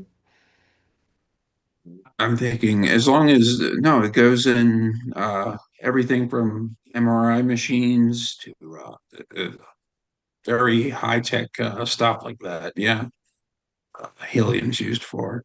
Uh, I could sure use an MRI right now. No, I'm just kidding. yeah, if I need a nap, I'll pop in the MRI machine. Um, Yeah, about the yeah, nap in an MRI machine. There's a lot of people who said they can't sleep during that noise, but you're like me. You can sleep during that, right? I can. I can sleep perfectly. Like there's people who say they can't sleep because there's so much noise. I can sleep perfectly getting an MRI. That's I'm not gonna say it's weird, but that's different than you guys. How do you not sleep? I just close my eyes and then there's a bunch of sounds and then I wake up and they say they're done. I can. The weird thing I, though about me is I can fall asleep on command. Go to that's a sleep, Kevin. skill. That's a talent. I'm kind of jealous now. Where That's your mother no, going, no, go to bed, that's Kevin. that's scary. That makes me want to get an MRI to see if like there's like a something in my brain, because I don't think your body should be able to do that. Maybe your Like, mother as a kid, she told you to go to bed a lot and then you just eventually start going to bed on no, it's point. all the meds. It's all the meds and stuff. Like I just, Okay. it's yeah. So Okay. I'll I take mean, your word for anyway, it. yeah. Yeah, I always ask for extra sedation whenever I go in for an MRI. Try to, because I kind of like if I'm going to be honest, I kind of like the loopiness that comes with the extra diazepam that they give for that. So I could fall asleep too, but not for any wholesome reason. I just My my mother is like you, Mark. She doesn't like being in that MR machine. I mean MRI machine. Um, So they said that they needed to sedate her, but it didn't work. She's claustrophobic, so she just like kind of wiggled all the way out. And then, like I said, they tried to do the sedated one, didn't work either. Um, yeah, that's wild. Yeah, they gave it to me, and I was still I tell them now I need extra. Don't go by my body weight. I weigh almost nothing. Hmm. But yeah, I have plus I have a tolerance to the benzos because of just, you know, epilepsy. So it always takes an extra little copy of that orange flavored Valium syrup they have, Hmm. or that they had the last time. I don't know. Before that, they gave me an extra tablet now that I think about it. But the Only tablets don't kick in very fast. They had to leave me there sitting for 30 minutes before it was. only thing they've ever gave me was earplugs. They've never even asked me if I want to be sedated. But I try to kind of avoid any medication that isn't my AED because I just hate adding on new medications and side effects and all that stuff. So uh, I just be like, I can lay there and like Kevin said, I can't fall asleep on command like Kevin, uh, but usually after a few minutes of just laying there, I go to sleep. But the weird thing about that is also I have insomnia, so I can't sleep when I need to, which is Mm. weird. Can't sleep when I need to, which is at night usually. But if I were to try to take a nap any time of day, my body would just be like, okay, and go to sleep. Yeah, I don't know. Whenever I need to sleep, I absolutely can't. And Mm. whenever I shouldn't sleep, I still absolutely can't. It's always a struggle. So, but it seems in on my father's side of the family, I feel like it's undiagnosed, but I think that they all have narcolepsy. Both of my Mm. dad's brothers, his parents, they all just fall asleep multiple times a day when they're sitting and doing stuff like reading or, you know, watching TV. I mean, admittedly, they're not like actively going out and doing these, you know, kind of um, engaged activities, but they all think it's perfectly normal to be sitting and fall asleep, you know, head drop, book in your lap, and then get up Um, and um, you know, or snore yourself awake, get up and go turn on the TV and watch, and within an hour they've already fallen asleep again. so they're Um, one of those people who, like you said, snores, wake you up. How you hear that person, then they're like, "Oh, I'm here." yeah, Um, yeah, and then he asked my mom to fill him in on the what did he miss in the movie that they were watching, and uh, I don't know, but it's kind of scary because you know what happens mm, if that while he's behind the my steering wheel. We think that that's um, how the uh how my grandparents died. They were moving into a nursing home, like a full care nursing home, and um, after a full day of moving and everything, my grandmother was driving, my grandfather in the passenger seat, and uh, police reports and the um, surrounding drivers say they watched, and my grandmother, the car just kind of drifted off the road and straight into some trees. No slowing down at all. So, I mean, externally, that's what it would look like if they were having a seizure also, I'm thinking. But I mean, all of them just fall asleep all the time. So I think it's probably more likely that they're falling asleep, but yeah, I don't know. None of them are on medications that would cause that level of drowsiness. So, Um, one thing you said about um narcolepsy. Uh, yeah, my daughter's mom has narcolepsy, and her mother had epilepsy. So I mean, my daughter, it's bound to happen. No, I'm just kidding. I hope not, because I got my epilepsy from a TBI. But yeah, she's man, just look forward to it, I guess. But yeah, her mother like falls asleep randomly, and yeah, that it's pretty interesting to watch. does she So fall asleep while she's actively engaged in something? it could Or is it be just more when or she's less like, talking, more talking, but she's not like walking, playing video games, and then just. It'll more be like she's talking and she's relaxed, or she's watching TV. Then you look over and she's asleep, and then she says something, and she didn't even know she was asleep. Those are times when you notice. okay, Yeah. that's eerily similar to some memories.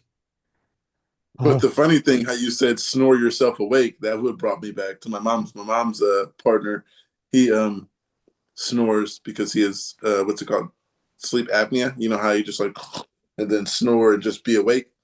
yeah. He'll do that, look around, and then fall back into it within 3 seconds. Up, look around, snore, back asleep. Um, Oh, and he has that, yeah, that loud, you can hear from the living room, that bear snore.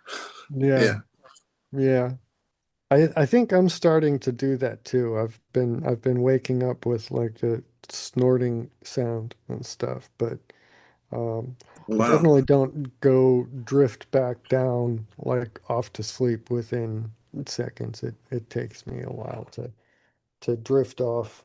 But It yeah. reminds me of, let's say you got scared in your sleep. That's what that reminds me of. He's like snore out of it. He's like, oh, Yeah. back down. Well, when So, it's sleep apnea, your airway is closing off, right? So your he brain does that a is lot. that that like fight or flight sort of kick in the pants to, you need to breathe. Yeah. Something's not right. Wake up, I so told him that could be a problem, and he should look into it because I also have sleep apnea um, that I'm not managing at all. Yeah, so I do have the sleep apnea machine that they gave me, but it was a lot to put together, so I just never put it together. Uh, yeah, I think someone else told me they would, but it was a lot of work, and then that thing to fit on your head, uh, You think we're all just sleeping wrong? sleeping wrong. Yes, because I I think I'd mean, have to ask my primary because he's the one who told me that I'm sleeping that way. the fact that we need so many devices and stuff to jam into our bodies and on so many ridiculous masks. I mean, do you think cavemen had sleep apnea? uh, I don't know. Actually, Um, sleep apnea, I don't know. Maybe like snoring and difficulty breathing at night, maybe, but troubles with sleep, I don't know. I doubt it somehow. I would suspect that a lot of it might stem from the artificial lighting and the complete disruption, dysregulation of any form of like natural circadian rhythm, right? So all of the bodily or all of the external signals that we've evolved to respond to for, you know, the sleep wake cycle are all just artificially paved over. And um, what is that toxicity that has evolved into our bodies? It's civilization that's making us sick. I'll be right mm, back. Hmm. um, Jeff asked me, why doesn't he get a CPAP machine? Um, Jeff, I was actually going to tell him he should start using mine. His head is bald, so he doesn't have to worry about putting that thing all over your head. I actually looked one up on one of those breathing things. I looked one up. There's one that just goes right here, so that's pretty interesting. I'm gonna just tell him to use mine, and I have not used mine when I should. I even looked on Reddit, and I was kind of asking which device is better for the CPAP machine and how bad could it be if I don't use it. It was on the CPAP subreddit, and someone says, well, if you don't use it, obviously you want a problem. And I was just like, yeah, Reddit's not the place. Is someone gonna jump at me and tell me I'm doing wrong, even though I am doing wrong? I'm not following the rules that I was given. But yeah, Well, yeah. You can always count on Reddit to give at least one unhelpful answer. oh, there was a lot of unhelpful answers. There was a lot of people like, do you want to die? Do you know how difficult this is? Do you know how many people out there are dealing with this? And yeah, Oh my God, your sleep apnea is so scary. I don't someone know. even went as I've far got as, SUDEP hanging over my head. I'm not that worried about, you know, CPAPs and stuff. I got bigger concerns personally. All these um, CPAP people can kind of just get over yourselves. there was someone in the comments who even went as far as going to um, look at my Reddit profile and then seeing that I was the moderator of Epilepsy Universe. They were like, how could you have epilepsy and not worry about your health? And I was just like, yeah, Reddit is a place they're going to go find all your information, and they're going to come back with that information and tell you you were wrong because of this, this, and this. It's like, that's what the internet is for when you don't have a profile picture. Um, Jeff says, I can't sleep without mine. Jeff, I can't sleep at all because of insomnia. So, I mean, I'd just probably be sitting up watching TV with a CPAP machine. Yeah. So, yeah.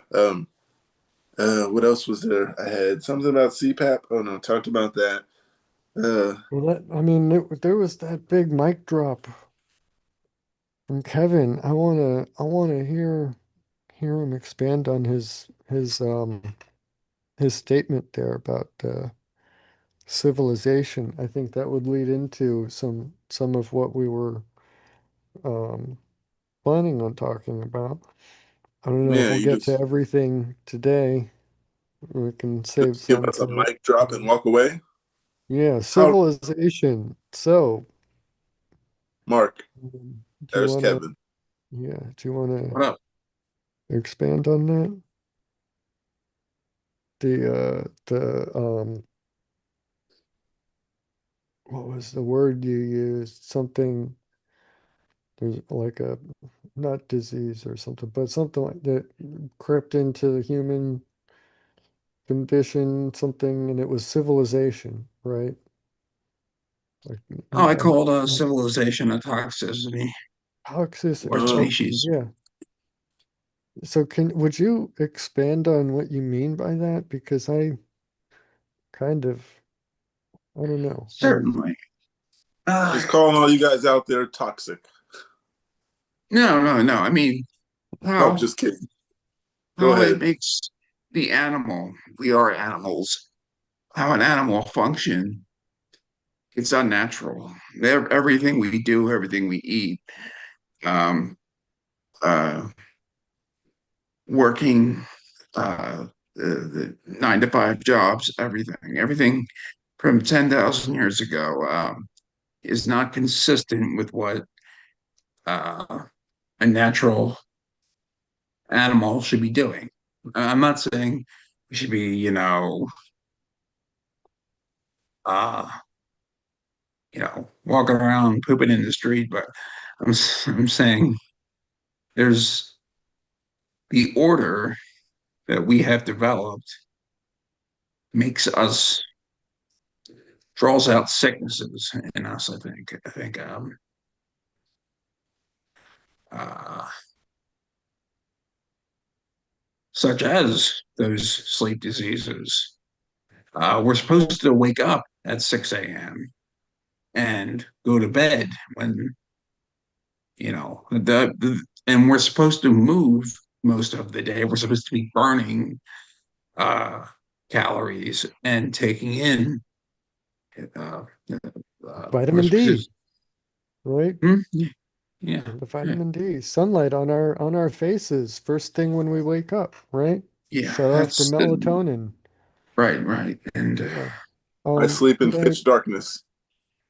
mm, could I pose a question? And I mean, I sure. don't want to sound like a eugenicist, but could it be argued to a certain degree that we have disrupted the mechanisms of natural selection in an unnatural way, which could be itself the mechanism that leads to this sort of toxicity?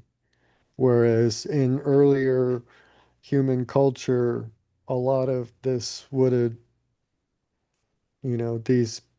this pathos would have simply just led to death. And they wouldn't have been part of the culture anymore. And, I if it's don't survival of the know. fittest and, you know, which is not to say we shouldn't take care of these people, but just to propose a mechanism where this could have arisen. Because Um, I don't think that this is necessarily common throughout all of human culture. I think I mean, well, obviously from the way I posed it, that, the electricity and light cycle disrupting circadian rhythm, that my view would be more a an issue that arose out of perhaps like industrial revolution era culture, and the concept of a weekend, having the weekend off and stuff. I mean, well, previously people had to work the whole, if you didn't work, you didn't live and to survive. well, And that's we've the problem. Working, industrialized it, and what you define as work, and the industrial age is certainly not also natural. What I would, it's primarily primarily the shift from the hunter gatherer to the agriculture stage 10,000 years ago. Um, it gave us, it's more of a mismatch in our ancient genes of traveling around. And I've always said this, Pookie, I've said we survived by traveling. And 10,000 years ago, we stopped traveling. We sat down and we started farming. So, and it probably, I think what I'm saying is it leads to widespread health problems, social problems like obesity, stress, even probably like inequality. Yeah, I would even go so far to say. yeah, could I make an observation here? Yeah. Go Um, ahead. the I mean, the development of agriculture going from the hunter-gatherer to the, you know, that would be, that would have to be the origin of where the concept of like borders came, right? If we're cultivating this field for us, then we have to keep you away, or else you will mess up our survival, right? So there would have to have been concept of us versus them, and you have your land over there, we have our land over here, and don't cross this line, right? Right. That would be the conception of borders, I guess. But that's Yeah, not necessarily the. Well, okay, never mind. Sorry. no. I'm just. Uh, what was I going to say about this? Um, yeah, we started out as, or Homo sapiens started out of that, you know, you know, as hunter-gatherers 64,000 years ago, from or 70,000 years ago, yeah, roughly, uh, out of the Middle East, and that's when we started our journey as hunter-gatherers. Maybe it was early. I think our change into Homo sapiens was the hunter-gatherer, but I don't know. Maybe I'll look that up. But the point is, it's in it doesn't match. It's a mismatch.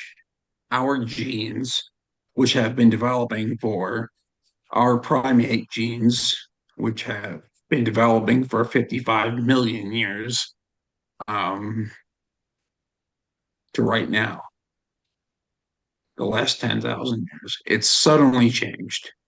It's the most rapid change in an environment for any species on the planet. And it has to have an effect.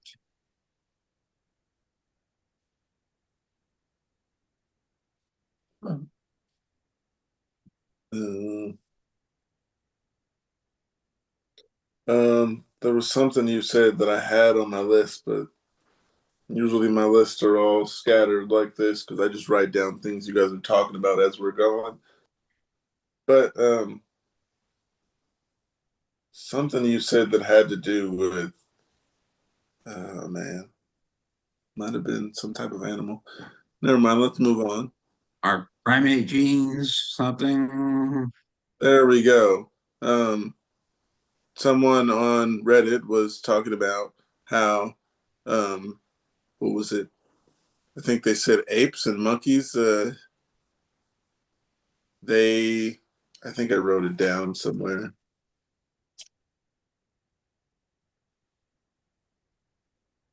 Oh, here it is. That apes and monkeys actually uh, participated in gay circumstances to for survival. Yeah, they would. Okay. Yeah, Marcus looking like, where the fuck is that coming from? I I mean, don't remember the beginning, how but it the had something to do connection to with apes. survival is made seems. I mean, Could the that be a fact that it happens, sure, For like but protection that it basis. Like, contributes to survival somehow I seems like forgot the a word. leap. I have a lot of theories, but without more information, I don't want to say anything insensitive. Go ahead. Okay. For survival, maybe either it's overpopulation and maybe there's you know, just taking part in some sort of uh, I'm not going to say much more. I mean, in a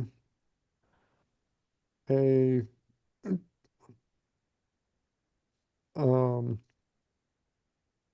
in the great ape communities in the wild, there tends to be the alpha um pack leader type who gets the primary breeding rights, let's say, within the certain circle that they have, their certain social circle.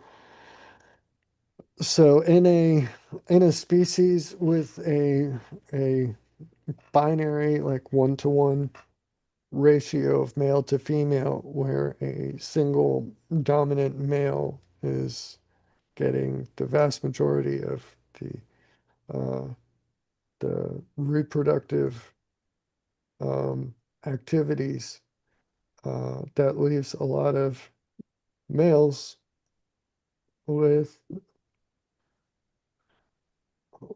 nothing else to do, no one I else to don't have do. that much I here, don't but know. I had a It's hard tab to open just, on my I don't know computer. if that's how that would arise in those great ape communities, much less whether that even transfers over or applies to the Yeah, I'd Homo like a little more genus. I mean, that's information. all, because this is Yeah, I'll get you the some more Homo info, Mark, genus because is still different from the gray apes, and so we're talking about social activities within an entirely different genus. I Um, have to look at so Well, I oh, mean, here. Um, homosexuality has been observed in many, many species. It's just I don't I know what found it, it. how It connecting well, it says to they connect. did that to gain a survival advantage. I don't know what but that means. what advantage? How It was in an would article. I have a tab open somewhere, but Mark, I have so many tabs open that I'd have to tell you at a yeah, different time. I'm not asking you to provide it right now. I'm just like trying I to don't know. I figure didn't out. read into it. I was just like, let me tell Mark. Yeah, I'm just trying to figure out, discussing like out loud with you guys, Yeah, what okay. advantage could that provide? How would it Hmm. provide an advantage for survival? I didn't ask. I just read it. Uh, I mean, it could be a selection mechanism removing certain genetic traits, markers, mutations, whatever, out of the breeding pool. Maybe trying to That could be show an that they're not advantage. a threat to the alpha male. Mm, Maybe right. like Yeah, because because I mean, you gotta be careful anthropomorphizing and reading in any sort of recognition or cognition of, you know, whether the alpha male would recognize behavior, like third party behavior, as being communicative and indicative of any sort of, I don't know. We need Jane Goodall. I need to get more. yeah, we do. I need to. We need our good friend Jane, but yeah. Speaking of people, we were talking about Neil deGrasse Tyson, and we just jumped to other things. Oh, I can't wait for that conversation. Mm, that's, mm, I don't know. mm. I don't know if we should go into Yeah, that now. Or, we never finished our discussion on Iran. yeah, we just kind of moved on to what, monkeys? How? Something? No, not monkeys. Yeah. It was, I heard about apes and then monkeys, and then the other thing on my list was the survival advantage. But then that also came from I seen this place. Uh, well, no, I seen this video to where they had the gay flag on the building for a club, like when you walk in the club. But next door was a restaurant, and they didn't like how they had that flag up there. And there was a big argument about it. Um, this is what happens when you watch too much YouTube. Um, yeah, there was a big huff and fuss about the I don't think they were saying inviting them people there, but they just didn't like that. Um, I don't Uh, know how to make the word less offensive. That gay people were around their establishment. Those are the words they used, not me, not my words. where was But this at? yeah, there's actually places that do that dislike. Well, I wouldn't say not let them come there, but give people a hard time when they're gay. Uh, Oh yeah, yeah, that's messed up. And then I'd imagine. Is this in the United States now? yes, it is. Okay. And so they put a flag out to warn gay No, people there not was to. a nightclub. There was a nightclub that was next to a restaurant. The nightclub had the flag above their door. Uh, and then next door was a restaurant, and they would give people that were gay a hard time, or trans in particular, give them a hard time. And yeah, then they had an argument about whatever they were talking about on YouTube. Uh, yeah, All right. Well, I mean, watch too many documentaries, too much YouTube. Just like learning. Uh, I don't, I wouldn't call it a documentary, but I'd certainly call that a shame. That, it was 119 minutes. I think that's a documentary. okay. Uh, People shouldn't be hassled. Um, yeah, people certainly Yeah, shouldn't be hassled. But as long as they're not being denied service, you know, I guess, were they I mean, officially denied service at this establishment? why would they not be allowed to deny service when, a nightclub can deny service to certain individuals? They have bouncers at the front and kick people out all the time. Every business owner has the right to refuse service. I mean, if they're wow. private businesses, that's part of the country's constitution. It doesn't mean it's, you know, wholesome All the or nightclubs I helpful. went to, all the nightclubs I went to, they accept gay people everywhere. And knowing they did it at a restaurant, that's why I looked into that documentary. They were just like really, I was gonna say they were really offensive. And I'm not even gay, but just how they were telling them, you shouldn't be in here, you shouldn't dress like that. I gotta start writing stuff down. The name of this documentary, forgot what it was, but yeah, it was just them being trans and eating in the Mm. restaurant. They gave them a hard There's time. People in two the sides restaurant to giving them a every hard time. coin, though. I would imagine that those individuals knew that the restaurant proprietors had those prejudices already. And if that's the case, then them going there and doing that was just, I mean, they knew that it was going to cause a problem. I mean, They were they're hungry. not, and there's plenty of other places to go eat. Why are they voting their dollars, giving their money to an establishment that hates them?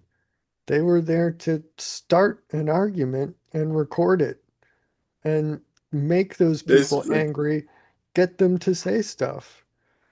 I mean, if they were trans and they regularly attend that nightclub, then they would have to already know that that restaurant right next door is run by bigots. Don't give your money to those bigots, right? I gotta Don't find give the name money of to these. bigots, period. I think Okay, that right? is a That's, popular, that is a possible theory. I mean, I don't, no, I mean, people do provocate. They want to bring on stuff like that for YouTube views. That's absolutely true. And um,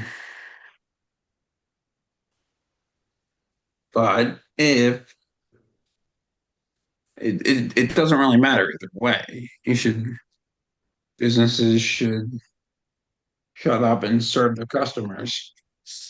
well, if they're cutting in after the start of everything, you're not seeing the full thing. If you don't see the recording of them going all the way, walking into the restaurant from the outset, then you're being given an incomplete picture. And if you're given an South incomplete Dakota. picture, then you have to ask, Ooh. why is it incomplete? What is missing from the picture? And what motivation would somebody have for leaving that out? So that's why I'm saying Um, it sounds like they went in to provoke a fight. And or to get it's information to make the documentary. to provoke a fight, really. I, I haven't seen this documentary, but I'm yeah, looking They for it. knew I'm looking so they knew hard how right now. bigoted those people were. They shouldn't go and sit down in the restaurant to begin with. They shouldn't be giving them any money at all. Yeah, I no, It they mean, was should be in South absolutely Dakota. allowed to go to a restaurant, and but oh yeah, they should, but they shouldn't. But I mean, the thing, like, it's always said, vote with your dollars, right? If you dislike some company's action, vote with your dollar. So vote with their dollar. They shouldn't be eating meals at a restaurant that is actively bigoted against them. mm, I don't it know. kind of But I works. mean, I But haven't seen the video. I don't know what I'm gonna all find it went for you. on. But Um, I mean, there's always two sides to every story. right. you're right, And and I think we should remain on the side of skepticism because we don't mm, know everything. I Yeah. yeah, I'm going to be skeptical on this. Um, thunderstorm here, power might go out. Just let you know if I disappear, yeah. I'm sorry, but yeah, just hearing some Um, rumbles is getting scary. yeah. It's I want to talk about how they do at different schools because, like I was saying, at certain schools, my cousin at his school, they were teaching, what is it? Like, was it ballet? I'm sorry. I didn't want to do the. They were teaching ballet, but I was also thinking like at some schools they don't teach ballet. Not the school I went to, and then there's schools out here where I'm living at now. They teach agriculture, and that wasn't a thing I ever knew was a class. But it's the same thing how they teach mechanics in certain schools. That's why I was wondering, like, do they teach? Like Mark was Isn't saying, there were that certain isn't things that that what he like learned because he went to private school, and there's certain things that other people learned because they went to certain schools in certain communities. Uh, yeah, it's like giving the knowledge to certain people. You know what I mean? yeah, those could all be very useful. you're not Taking, yeah, nobody's gonna trying. give you knowledge unless you seek it out. Dig it out for yourself. Nobody, yeah. And they're not In gonna high school, bother though, that's handing kind you of knowledge that isn't directly relevant to the life that you're gonna lead right there, right? Like isn't that what the A&M stands for in like Texas A&M University, agriculture and mechanics, right? I think. Oh, I I could thought be it's wrong, probably wrong. didn't look But into it. I always assumed, um, I thought it was some kind of football reference because well, I just assumed it was a football school. Land Grant University. Oh, I didn't know what the A&M meant. Mark knows, of course. I don't know if that's Agriculture and Mechanical College of Texas. Yes, Okay, originally. yeah. Nice. Yeah. So yeah, I mean they have a lot of specialty there that you can't get anywhere else because they, developed a lot of that expertise. A lot of that knowledge was actually originally discovered and developed, codified at institutions like that. So, um, yeah, it's it's interesting. And you got to imagine that dramatically changes the entire outlook of the individuals who are raised in those environments, right? Somebody who goes through a school that's teaching them a lot of agriculture and whatnot will have a very different outlook from someone who's, raised in a highly urbanized uh, cityscape, you know? Yeah. So, Mark, you're right. That's what Jeff said. okay, good. Thank you, Jeff. Yeah. Thank you, Jeff.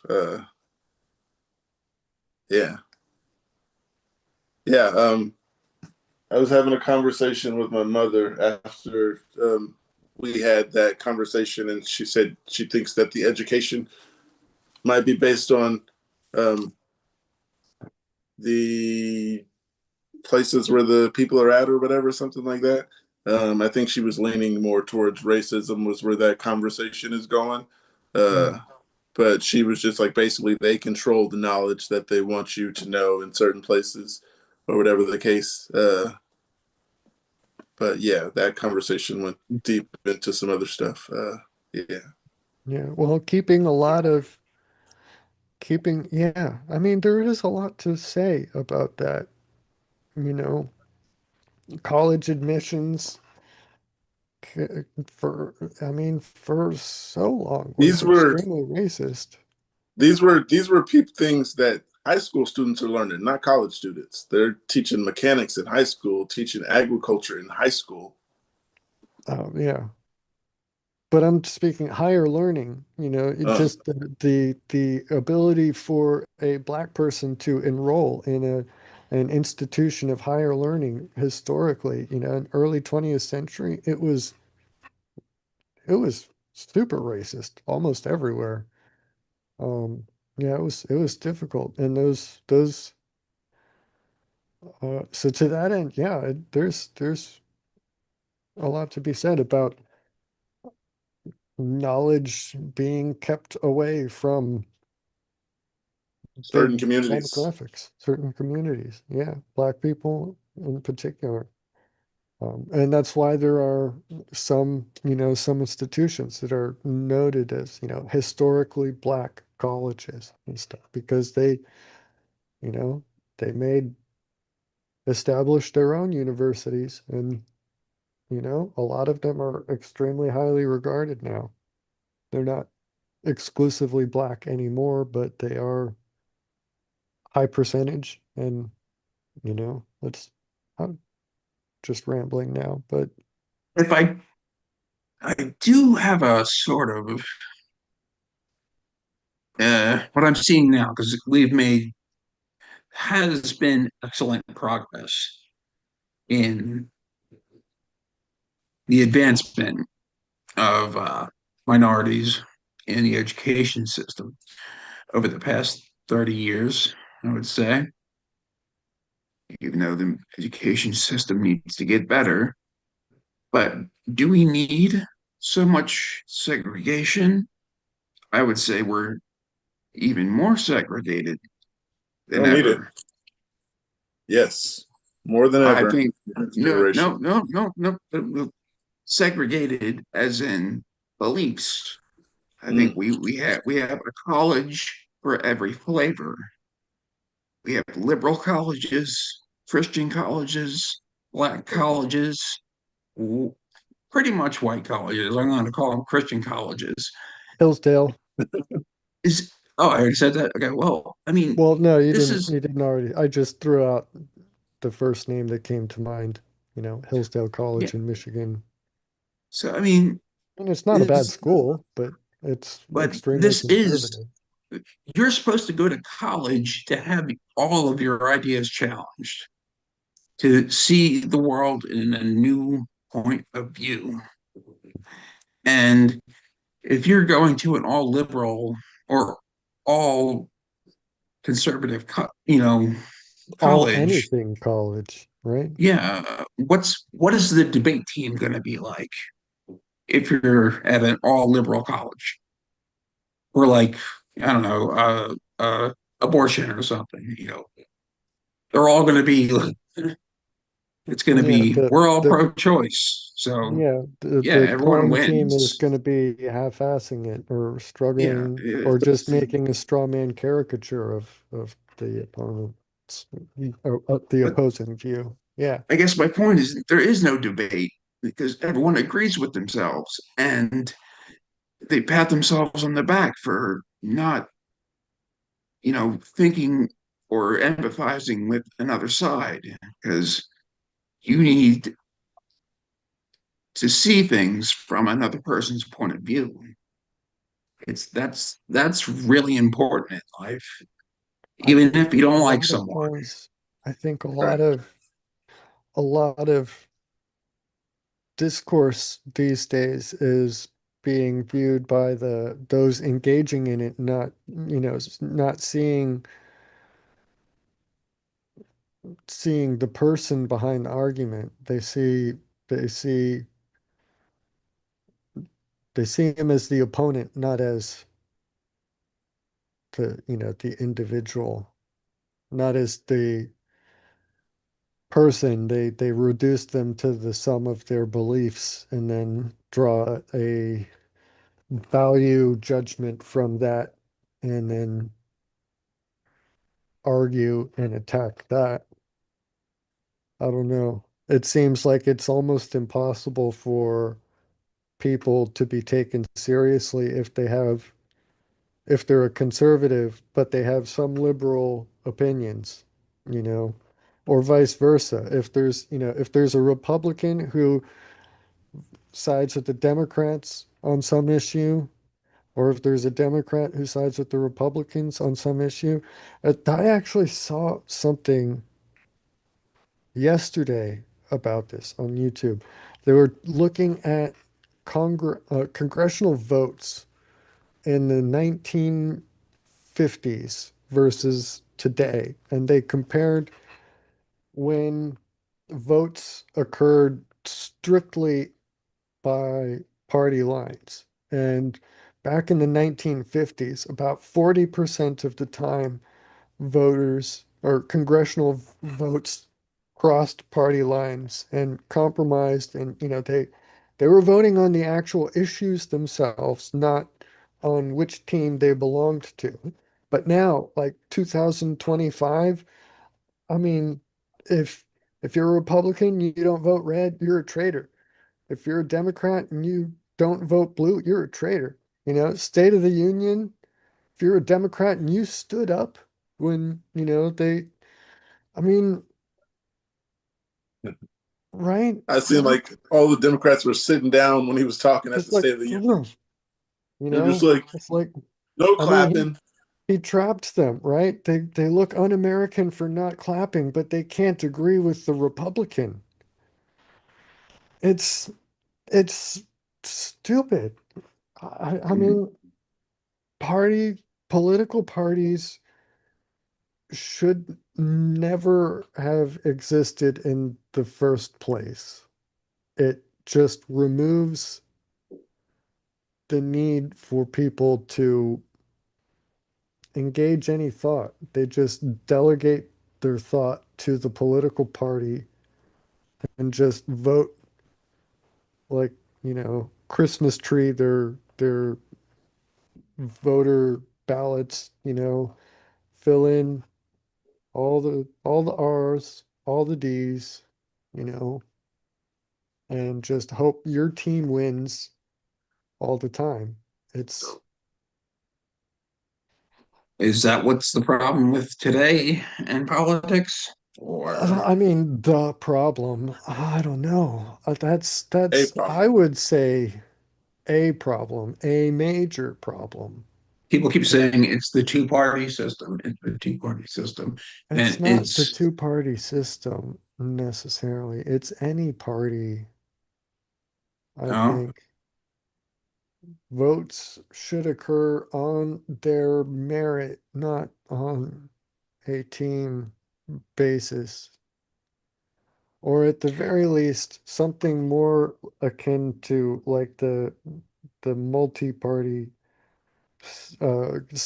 system that was, early in American history. There wasn't just Republicans and Democrats. The names were different, but there was a handful of different, like the Federalists, the Anti-Federalists, and I can't remember any other. So yeah, so I don't know. I mean,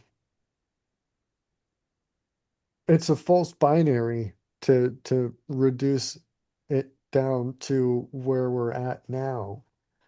because And the problem with comparing back It's the then money. and yeah, hmm, yeah, Jeff sure. says it's the money.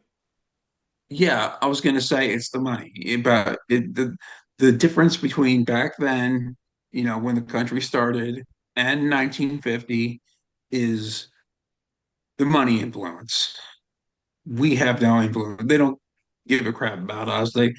They will take the money from big influence, and that's why Americans agree on a lot Can of I? big issues like gun control and Well, healthcare. I So wouldn't say so gun so control, but yes, um, 80% of Americans want reasonable gun control. what do you define So as why aren't we getting reasonable? it? 80% is measured by whose poll? I mean, no, it's not I'll bring 80%. it up for you. I'll send it to you later. But Sure, okay, and I'll so send you Australia had a the mass Canadian shooting points. in 1996. They Yeah, got rid and of they had stricter semi-automatics. gun control than we do now, and they still had a mass shooting. So gun A control doesn't a stop problems. a a It mass only shooting. refuses, it only removes firearms from the people who They legally had use them and yes, they had correctly. Australia had a mass shooting this Yes, century. right. So their gun control didn't stop it. The tighter gun control that they have couldn't stop it. Yeah, but Oh, we have the most guns in the world, and we right. have a mass shooting. And gun control can't remove them. That's because we don't have gun control. No, it's because ghost guns make it trivially easy for criminals to manufacture their own firearms. You can roll your eyes as hard as you want, but I recommend you go watch Trafficked by Mariana Van Zeller, Yeah, I'm not Discovery going to Channel do Yes. that. Discovery It, it, Channel documentary. Watch the episode that she did on ghost guns. It's like oh, 45 Discovery minutes, Channel. Thought he'd and say that. I know that's a wait, really good Discovery source of National science. Geographic, National Geographic. There we go. Yeah, Mariana Uh, Van Zeller, Trafficked, National Geographic. You're yeah. right. It was not Discovery Channel. So, do you have a Oh, problem with National Geographic? coming in. No, I was asking Kevin, do you have a problem with National Geographic? Anything from TV is questionable. Um, Okay, you can pick and choose whatever sources are credible when they serve your point of view. But no, it just seems this really seemed to inflame you. The gun. well, second, yeah, saying that if everybody agrees about reasonable gun control is an absurd statement. Everybody, no, no, agrees, no, Mm. no, no, no, All right, no, no. but And so reasonable, why no. have more guns? Listen, Why have more reasonable is guns? not a actual definition.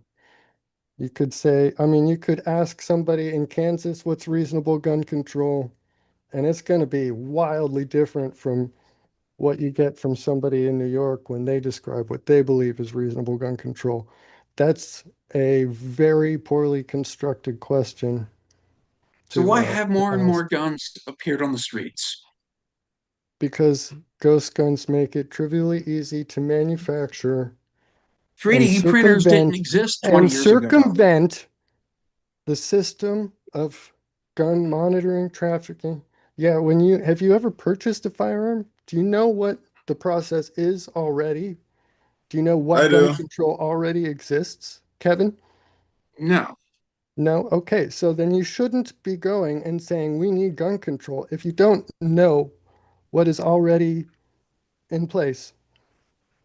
Check it out, look it up, and then come back and tell me what needs to change. Honestly, Have you ever had a look it gun up. pulled on you? Huh? Have you ever had a gun pulled on you and seen person that does it? Because I Why does that think matter? I don't I've think I I have don't a think gun. I own a firearm for a reason. I will say that, okay? I've gone through the process in Florida to have my background checked, which is on top of the background check that I submitted to at the right, federal level when I purchased the firearm. I was fingerprinted. I took the gun safety right. class. I have done everything to have a concealed carry permit except just send in the paperwork. because I Super hit a duper. rough patch But and I lost my job. But that's beside the point. people go to southern states, buy tons of them, bring them back up to my city, That's and not the way then it so works. yes, that is the way it works. Yeah, that's how it's Not the happening. southern states. Other Yeah, people They are make going to them other everywhere. states. They make them everywhere. The I'm damn in those shit. neighborhoods You that are get the asking, can 80% you go lower to shit another state to and get it? them from the and that's what I internet. mean by They're easy to buy. reasonable gun laws. No, There I aren't mean, none of you need to these. define what reasonable Anyone means can get before them you can ask that question and get an honest, objective poll. Wait, so You your the need, question again? NRA, the NRA does not allow reasonable gun laws. you haven't defined what reasonable means. So that, I mean, you are speaking talking points as much as I am right now. I'm Yes, spouting the NRAs. You're just spouting the opposing sides. Like, at least yes, pretty I've much. gone through the process. At least I've experienced it. I'm a Yeah, I Me legal, know. too. responsible firearm owner, and I know what the gun control laws are that exist. And they're not as free and loose as you seem to think they are. And the guns that are purchased en masse in the South are not legal firearms. They're purchasing the lowers. You can't Um, submit yourself to that Well, many that's the flaw federal then. background That's the checks. flaw. okay, yeah. A I'm gun in is those not illegal neighborhoods. until it's used illegally. So it's just a purchased Well, firearm. then there you go. So you're just basically arguing to remove guns. I'm not. I never said get rid of guns. I said Well, have good gun control, like Japan or good. What is good gun Australia. control? They're almost entirely illegal there, and that's not reasonable. That is a violation of the Second Amendment. Hold on, Lyrica o'clock. Lyrica o'clock. It is that time. And I passed It's my actually a little medication. This past was an it, but hour and a half ago. Hold on whatever. one This second. was important. Yeah. Um,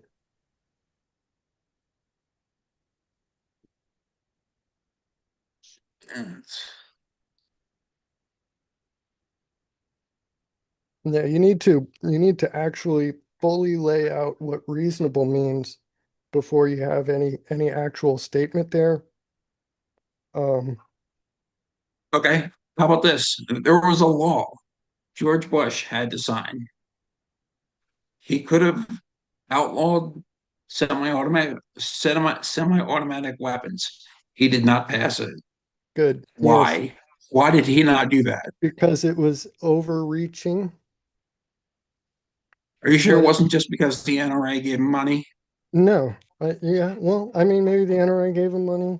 A lot of people gave him money. So what? Mm, But the law itself was excessively overreaching. The assault rifle or assault weapons ban, right? Yeah, 94 assault weapons ban. I think that was even Clinton, right? But yeah, do you know what semi-automatic means? no. Oh, okay, yeah. So then you can't be saying, it would have banned semi-automatic. If you don't even know the significance of what the law would have done, then you can't say, oh, no, you don't know why he vetoed it, do you?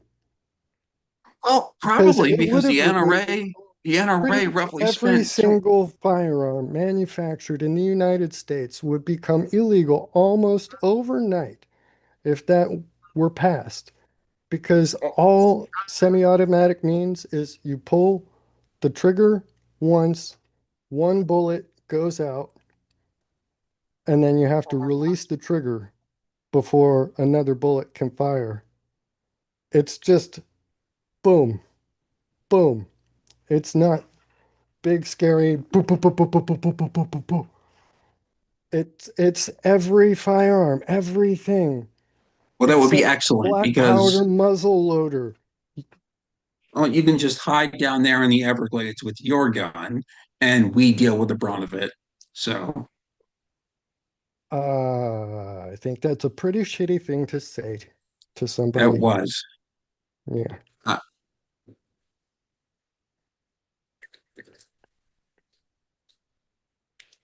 because we see a lot of it, but Oh, you think there isn't crime in my area? I imagine there is. But you got your gun though, But there's so less because we can defend ourselves. Yeah. and we're If defending somebody pulls ourselves a gun with on you and you have legislation. your own gun on your own hip, you're not as Hmm, defenseless. that would You be don't pull insane. your wallet out and hand it to them. You pull your gun out and put it in their face. Fuck them. Well, maybe if I had $800 billion, I could convince the president otherwise, but I don't. So, Good. Thank God somebody who doesn't know anything about firearms isn't dictating firearm laws in this country.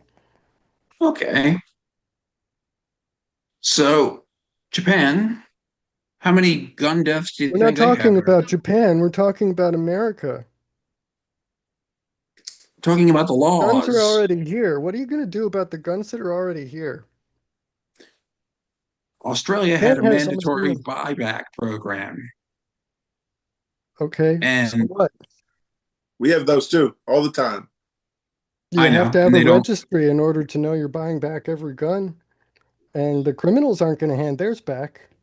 Not for That's kind of and wrong, those Mark. buybacks are an insult to the people who have them because they always, always, universally, every single buyback has offered a fraction of the actual original value of the firearm. They don't want to give you to buy a new gun from you. I mean, they're not going to give you the price of the Right, gun. They're exactly. trying to get the bad guns off the streets. The bad They've guns. given What's a bad gun? all What's a kinds of good stuff. gun? Say that again. What's a good gun? If they're trying to get the bad guns off the street, what's a good gun? Oh I no, assume yours. California's laws are so Yes, much more mine, strict because than it's anywhere. responsibly owned. We've It's had less. carefully held, it's cleaned, it's maintained, and I'm not Um, sticking up anybody with it. Well, how about um, the guy? How about the guy that stuck his gun in my face? Yeah, you should have had your own gun. You should have been able to defend yourself. If That's the you're stupidest armed, thing I've ever heard. okay, fine. Everyone watching You're this just is now making arguments dumber from because of emotion. you. Ooh, gun's bad. And you don't even know what you're talking about. um, I was Argument from minding my emotion, own man. fucking I've business, I've been the and a victim guy of threatens my crime life. too. So don't try Well, to say, you just ooh, I had no. a gun in my I am face. speaking with Ooh, emotion. so what? Okay. Guess why So I have a you're what firearm. you are essentially suggesting is the Wild West. No. Everyone walking around with guns. An armed And society is a polite society. Do you know who said that? what the who hell? said, You Benjamin believe that? Franklin. Yeah, an armed society is a polite society. You believe it? Yeah, you don't go insulting somebody to their face when you know they might have a gun. You don't go sticking somebody up if they might have, you know, you treat people with respect. Everybody can stand up for themselves. You don't go being an asshole to someone. well, this guy was Where is not. that at? Because guns don't stop violence. You don't Yeah, not I think go up to that's somebody because they have a gun. No. That's I don't know where you're at, but Defenseless victims make guns easy to, or an effective tool, easy to use.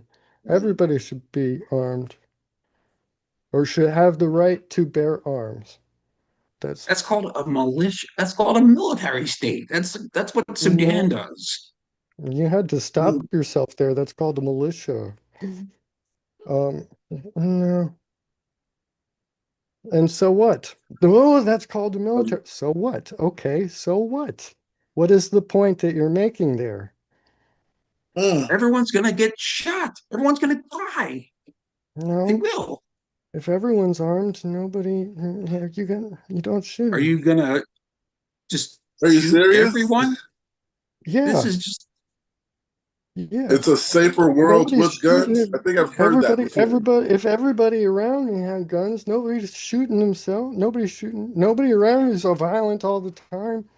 Only criminals go and commit violent crimes. That's not true. Responsible gun owners don't. That's definitely not true. That They criminals, don't want. Yeah, most people the shoot. people who commit violent crimes are the ones who are already violent. Uh, The you can statistic have a bad on day. Go from a Violent nice person tendencies. to a I bad mean, person. do you think the that the having firearms makes someone a bad person? Then is that No, your argument? I never said that. I never No, said, said okay. that. So why hmm? would giving firearms to every single person, if everybody had guns, why would it make everybody say, why would everybody be shooting each other all of a sudden? If having a gun doesn't make a person a bad person, and all of the people around you aren't bad people, why would you be unsafe if they had guns? Because we have precedent, What precedent? That the Wild West, the violent people, what? the Wild West, and countries that have nothing but guns. They have no government but guns. So they never had rule of law. They never had the United States Constitution over them. They never had any of this. You're pointing towards failed warlord states as your example? Well, that's what I think we're heading towards. A No. failed state where they're just going to let us have guns and kill each other. I mean, no. That's And absurd. That is an and absolutely absurd statement. Comical at face value. I think we're going to have a state heading towards a state where everyone's going to have guns. well, Why? suggesting giving How everyone is that? guns is pretty much the theme of like I mean, dystopian, you know, dystopia. just it's a that is dystopic. I mean, if everyone has to Give walk everybody around the with it, right to have a firearm. Dystopic. Um, I don't think people walking around with guns is going to make us any safer, to be honest. I don't think it'd be any less safe. It's the people, not the fire, Uh, that make the firearms unsafe. um, you're right. we've Guns don't had kill less people. than, People kill people with guns. right, people kill People people. kill people Not, with yeah, but cars. With gun. our gun laws are different in California, and there's so much school shootings everywhere else besides here. We've had 277 since 1976. I mean 1966. So our gun laws are helping there not be as much shootings as other places because we have stricter gun laws than other people. But I don't know if uh I'd necessarily buy that. huh? You know, I'm not saying you're wrong necessarily, but I don't necessarily believe that. We have strict gun laws, and murders have been going down every year. Um, Crime, murder. Okay. How's Correlation, Florida doing? causation. So fine. Good for you. I don't know a lot about that situation. Hello. yeah, here when they have the gun buybacks, it always helps. Yeah, they get all kinds of guns off the street that they're like, why the fuck is that in California? But yeah, we can't walk around with rifles and all that type of shit. Yeah. Uh, Oh, the open carry. Yeah. 77 I what? think Mass I shootings by like where we're year. at here. Uh, there's a lot of shootings, but like I said, a lot of guns people are getting from out of states and stuff like that because it's much easier for someone to get it there than get it here. Because easier to get them. We don't have just gun stores on every corner. what is it? laws Gun are. sales? Gun shows? The gun show loophole? I think that's Uh, reasonable. That's yeah, a reasonable law to get rid of. they have gun shows. Yeah, you gotta. I don't know. Yeah, I don't think. I mean, it's not Uh, really going to change anything. Ghost guns are here and they're here to yeah, stay. you keep saying ghost guns, but Yeah. printers are That really episode, difficult to maintain, and what? 3D printers are difficult to get and maintain. Not really. No. I mean, it's not 3D printers that are the problem here. I mean, again, you don't seem to understand what you're talking about. The ghost guns are made in a form of what's called 80% lower. So you make the lower receiver of the firearm, right? I mean, I can't pull it out to show you. Um, 80% lower is basically they make the receiver of the firearm almost complete. And all you need to do is take a drill press and drill through a single particular location. And once you do that, the receiver is finished and you are able to install the trigger group. So you don't need a 3D printer. 3D Super printers are not duper. expensive to maintain I either. just I don't built one want. myself, man. So no, um ghost guns. I want a No. little. I don't know if they just call it different because it's California, but the ghost guns here are mostly like guns made of plastic and shit. And like people go to like Timu and you buy a clip from there, or you buy a screw for this and a screw for that, and you I mean, build you it can with all these find, different they pieces. can, That's what's you're going on talking, around here. And they're calling them ghost guns. People are taking plastic guns inside of the mall and shit, inside of yeah, those clubs. little zip guns with the 22, whatever. That's not what ghost gun means here in this context. A ghost gun is a firearm produced without a serial number. So it's not Yeah. in the federal system, whatever. That's not just those little zip things with the little nail as a firing pin and whatnot. What I'm talking is a Glock, right? The lower Oh. receiver of a Glock. They make it, you know. Someone else has the CNC machines and they crank these things out, but they don't finish it. So they're not manufacturing firearms. They sell those to somebody. They're not buying a firearm, right? Mm. They drill a hole with their home drill press, not a big expensive 3D printer. Then they can install a trigger assembly that they buy online, right?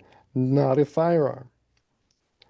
When they install it into the receiver, firearm, functional gun, no trigger assembly, no serial number, no nothing. So California has no idea how many of those are around.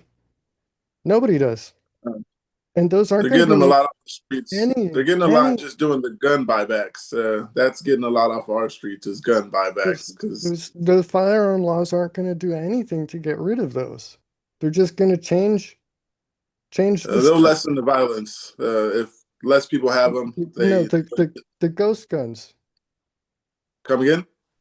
Firearm laws aren't going to do anything to eliminate ghost guns. If the people want firearms, they're going to get them. It's only Yeah. going to take them out of the hands of people who follow the laws and use them legally. Yeah, but Um. anyone can get a gun. That's the problem. And we No, just it's want a not a little problem. accountability for that. That's a feature of the Constitution, Second Amendment. It's not a problem that anybody can get a gun. Did you guys know that goldfish is an invasive species? That makes sense. Koi and are a big the carp in the Missouri River, I think, are a big problem. Mm. Um, Yeah, I didn't know that goldfish was an invasive species, and they run in groups when people put them in the ocean. I didn't know goldfish get as big as they get. Yeah, looking at a picture here, and a guy's holding a goldfish like this. He thought goldfish were little fish, but yeah, change the tone for you guys. Mm. Um, yeah. So you guys want to change to talking about deforestation? I don't think that'll change the tone. Yeah. Ah. We could talk about the war or something. I probably still want to cover Iran, but Change the tone with what is I'm it? fine. Pesto I pizza? just, Mark, I'm sorry. I'll put that forward. You know what? It's a very sensitive topic for me, this one, because I've had my life threatened. Yeah, I've Yeah, actually, you know, when you're a victim of gun violence, I mean, it's sensitive. that's why it's And so sensitive for myself. So I owe you an apology too for okay, and I and shouldn't have. extremely flippant and yeah, I yeah, and I shouldn't have tried to insult you, and it wasn't even that funny. So should we hug now? um, yeah, well, yeah, what's yeah. I know, I mean, see, what's the we tab that you sent me, Mark? Huh? You sent a link and it went to a page named Politico. It says a superpower goes offline. Silicon Valley is pulling the plug. The Kremlin is locking doors inside the race to cut Russia off from being global internet. And what comes Yeah. after? Yeah. Yeah, that's really interesting. Have you seen that or did you read the article at all? It, No, I figured we might read it's it here, so I didn't go into it. But yeah, if if you I I don't need know to if you read want to it, read the yeah, whole article or what, but yeah, there's the I can read it. if you want to read it, sure. Oh, that is quite a long article. We can read pieces and Yeah, then that's speak on why it. like I could just kind of summarize it, but um Oh, go ahead. so yeah, basically a lot of the American internet service companies and providers and whatnot are increasingly um, denying access to Russia for all of their stuff. And Russia's kind of their military is not quite as cohesive as ours may uh, be in a lot of instances. So it seems like there's reports that Russian soldiers are using Telegram to communicate directly between each other and circumvent uh, like slow command and control um, processes and um, like they're using Starlink for internet and stuff. So Elon Musk just had Starlink shut down across all of Russia, and most of the communications app providers like Meta and whatnot are all uh, Around the blocking the corner. use of WhatsApp and Snapchat and anything. So like that's kind of intense. What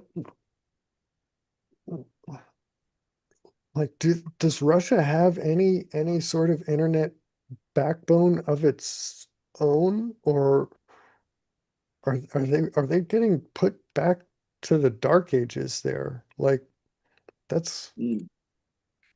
that's kind of no, do nuts. they still have Facebook? Okay. I don't think so. Uh, Not if Meta's involved. All right, They're right.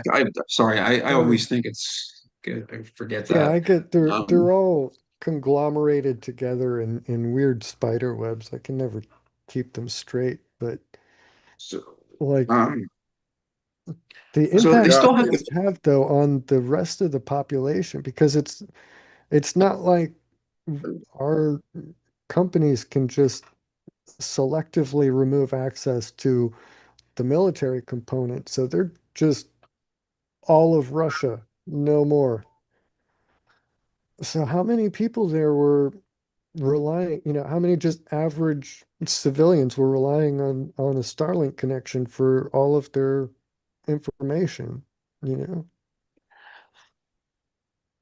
This Oh, is this is kind of a Um, big deal. Like because our they were getting obviously it was government controlled, and it's very interesting. If they were getting all that false information, can they set up their own sort of service provider? I don't know. I don't know. I don't know what sort of, I mean, they have space launch capability of their own, sort of, right? I mean, they've sent launches up, but historically they've been at least partially funded by US catching a ride up for one of our astronauts. But mm, have they launched their own internet service like Starlink? That's a big that's a big question mark, right? I Yeah, don't know. I don't know if they would necessarily be forthcoming about that if they did. I don't know if we would know. I don't know if our government would tell us if they did know. Oh, so much to political intrigue, right? um, yeah. and why now? Why now? What? Well, That's an interesting question. Further, why are they just doing this now? Why? I mean, they could have pulled the plug for many years. I'm yeah. just curious. I mean, Is it why are Zuckerberg and all these media people, why aren't they Um, pulling? Is it because the the no, Go ahead. I mean, because yes, I mean Russia had the pretty much dominant media outlet, but it was important to get information into Russia, I assume, to let them know that they're not living in a vacuum and that this war is probably is immoral. So I don't know. I don't think that the Russian people are under any illusion that it's a just war. I think um my impression is for the most part the Russian people really do not like Putin in engaging in this in Ukraine. That they're like Ukrainians are our brothers. You're conscripting our sons to go fight for what? Like, what are they getting out of it? I don't know. But an interesting question that comes to my mind is does does this mean that our like our um tech companies are engaging in participating in the war for us, Um, in conjunction with the US military? Are they are they able, are they able to basically wage a sort of information war on their own? Well, yes, my because question. they've done that with Iran too. They've also done a media blackout in Iran. Uh, Um, when To I this, first opened this article that you sent me, Mark, it says Silicon Valley is pulling the plug, and it caught my attention because I'm from Silicon Valley, and yeah, Facebook is around the corner. There's Twitter. No, not Twitter. There's be right back. Snapchat's over there. Instagram. There's Amazon. Google's right here. Um, Apple's here. Yeah, we are kind of the wow, tech, you're like in the thick literally. of it, huh? Facebook is in the city I grew up in. Wow, that's pretty cool. Well, Apple was around the corner first, so yeah, and Google, they were down the street, so yeah, and then all the property values start shooting up after Amazon, and everybody came right to the town. I don't know why they thought that that was going to be the best town, but people who bought their town that bought their houses back in the 70s and 60s for less than 100,000 or millionaires now. Yeah. Yeah. Yeah. That's another thing. Like, the house that my family was living in when I was born down in Miami is just this like tiny little 2 bedroom tiny thing, built in the 50s. And my mom said she just recently looked it up on Zillow, and they bought it for like less than 100,000 than when they first married. It was not in a nice part of Miami. And now it's worth over $1 million.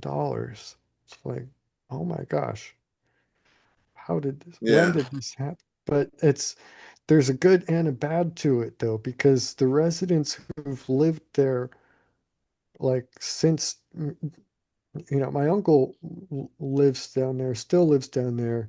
Like his house is worth a lot, but he can't afford to sell it and move anywhere else based on his income, right? He can't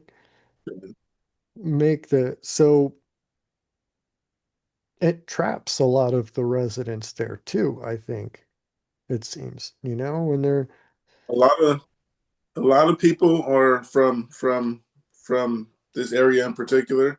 Um, in Silicon Valley, people are kind of selling their homes and then they're moving towards cheaper neighborhoods and sell a house for $1 million and buy 3 houses that were 300,000 out of this area or whatever. So that's what's yeah. happening. People are packing up and moving away who were never millionaires before, who now have the means to go buy nice houses. Well, Mm. go buy bigger houses now because of the property value going up. And then that's not helping all the people who like to rent around the area. That's been crazy for people to rent. And Oh yeah, I less bet. less programs are willing to let people rent in certain areas with um what's it called, like The rent Section control. 8. Yeah, less people are able to get in those programs, so then it's harder for a lot of people who need assistance like that, don't have it, but then the property values are going to charge you 3,000, 4,000 for the rent just because we're in a nice city and we got Facebook over here and all that. It's messed up. uh but yeah, my grandma's house, it did sell for I think like 900,000 or something like that, and it was not worth that way back in the day. But also, they said it would have sold for over $1 million if she didn't add on a bedroom and a garage without getting permission. Back in the day, Oh, they didn't go down to the city and say, I'm going to add a bedroom to my house. They just did it and then just lived in it. So they had to sell it as a 2 bedroom instead of a three. So, yeah. Didn't interesting. have a garage when she moved there either, I'm being told. Wow. Yeah. That's what I mean, what would they have to do then? I guess they'd have to go to the city and get it inspected and get it certified that it was all done up to code, and then file paperwork to get it I have like no idea. recognized as a 3 bedroom or something. I wonder what the new owner would what inconvenience the new owner has that is worth 100,000 out of your grandmother's pocket, you know? Yeah. I don't know. That that seems a little 1 second. excessive unless there was a big deal, but I don't know. I think I Yeah. could ask my mom how much more did she miss out on if it was sold for a 3 bedroom. But also, everybody out there watching, go smash that like button, ring that bell, press the bell, and then it'll tell you when we are going live. And that's all I can remember to tell you at the moment. Mark, That's you got the rest of it? like it. There we go. Thumbs Press up. that thumbs up. thumbs up, And ask somebody else subscribe, to watch and bell press that thumbs up. notification. Yeah. Share. That's one. Share. Hit that share button. Share with friends. Mhm. Right. Yeah. Back to where we were. I forgot where that was. What's going on in your city? Yeah, that it happens a lot around Philadelphia. They did pass some sort of rent control, and the landlords were not happy. I bet They not. showed video in Center City of them yeah, screaming very. they said everything would change. There would be rent control areas and more low income apartments for specifically low income. I don't think that stuff has helped many people.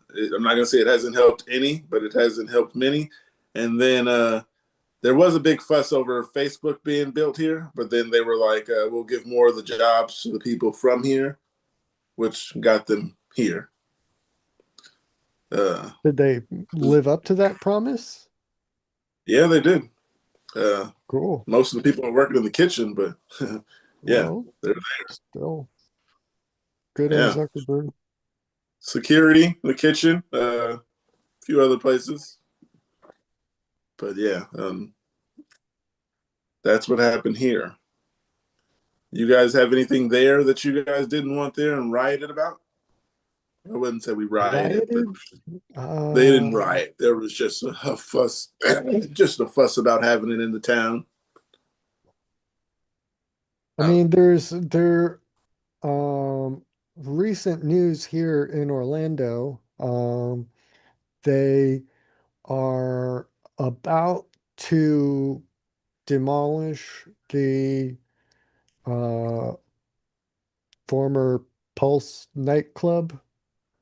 Um, and there's been some hubbub about um what to do with the space afterwards, how to handle it, what to put there.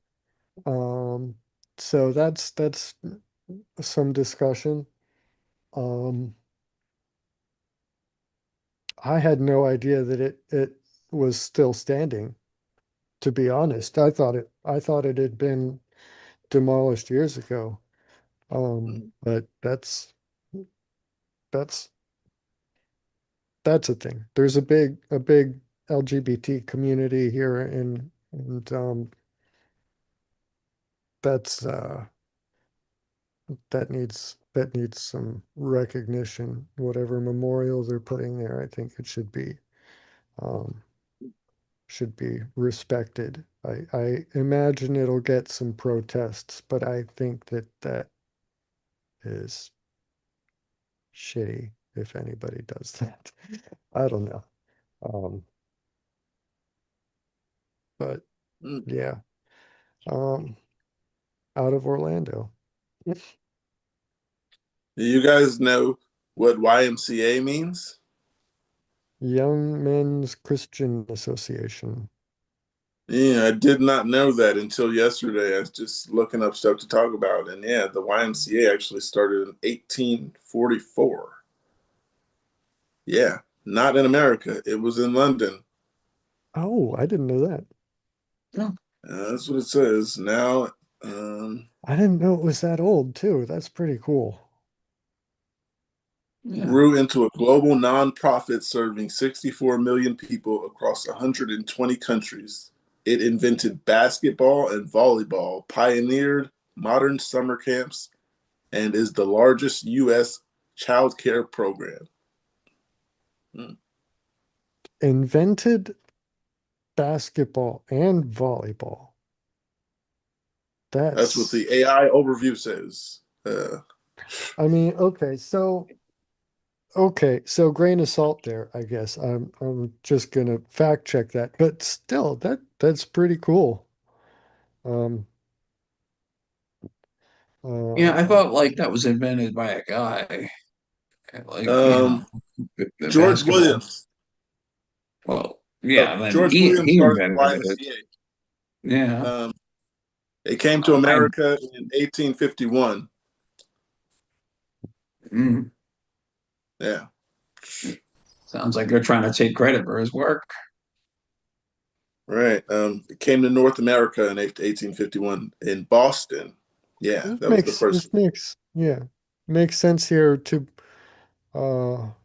in Massachusetts to provide indoor and less violent exercise options during the winter. The less violent part makes sense, you know. Mm.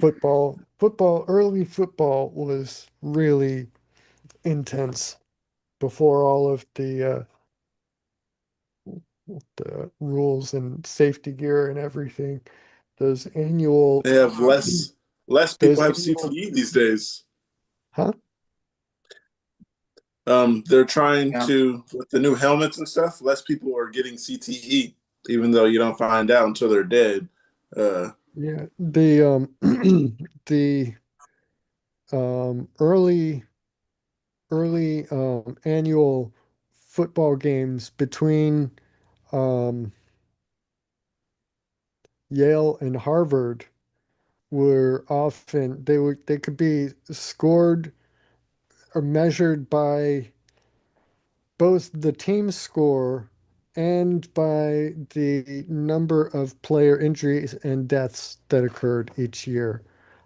There were actually like on field deaths because they were playing football as intensely as we do now, but with no padding, no helmets, ramming headfirst into each other, knocking skulls, becoming concussed, and playing through it until they died.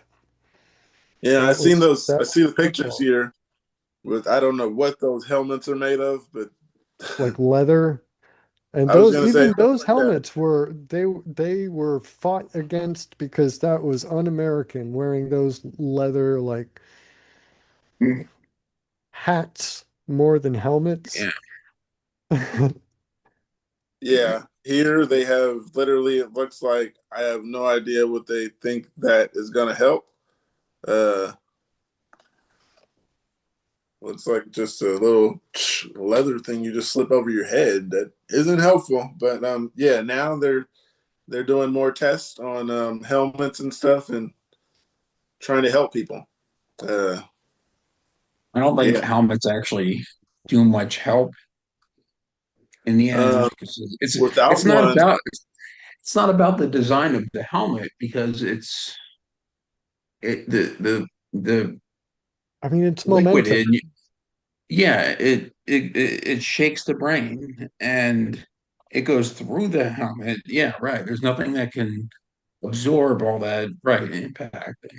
Yeah, that's why they make the different brain types of is like helmets these days. floating inside of the fluid inside of the skull there. So when you suddenly stop the skull moving, no matter how much padding you have, the skull stops moving quickly and the brain keeps moving because it's still got that forward momentum. And there's only a tiny little bit of cushion that the fluid can provide there. So then the brain smacks against the inside of the skull there. I mean, The you're gonna best have to help build bigger and bigger and bigger helmets to cushion and make the head stop slowly. And I mean, eventually you're gonna get to people playing in gigantic bubbles, rolling around each other. It's gonna be I was going to say that you're Um, going to need bubble wrapper on your head because that is really or absorbent. or people are playing rugby. I played rugby as a kid. I played rugby, soccer, ran track. I played basketball, football, uh, soccer, basketball, football, ran track, and rugby. Yeah. So rugby was way worse, but it was fun just because in school, that's what you did. When you got to school before school started, we're throwing around a football and we're playing with no pads or nothing. So when I came to playing rugby, it was pretty fun. It was just like throwing each other around, but it was friends. And then when we had to go play other people, that was different. Way different than well, practice.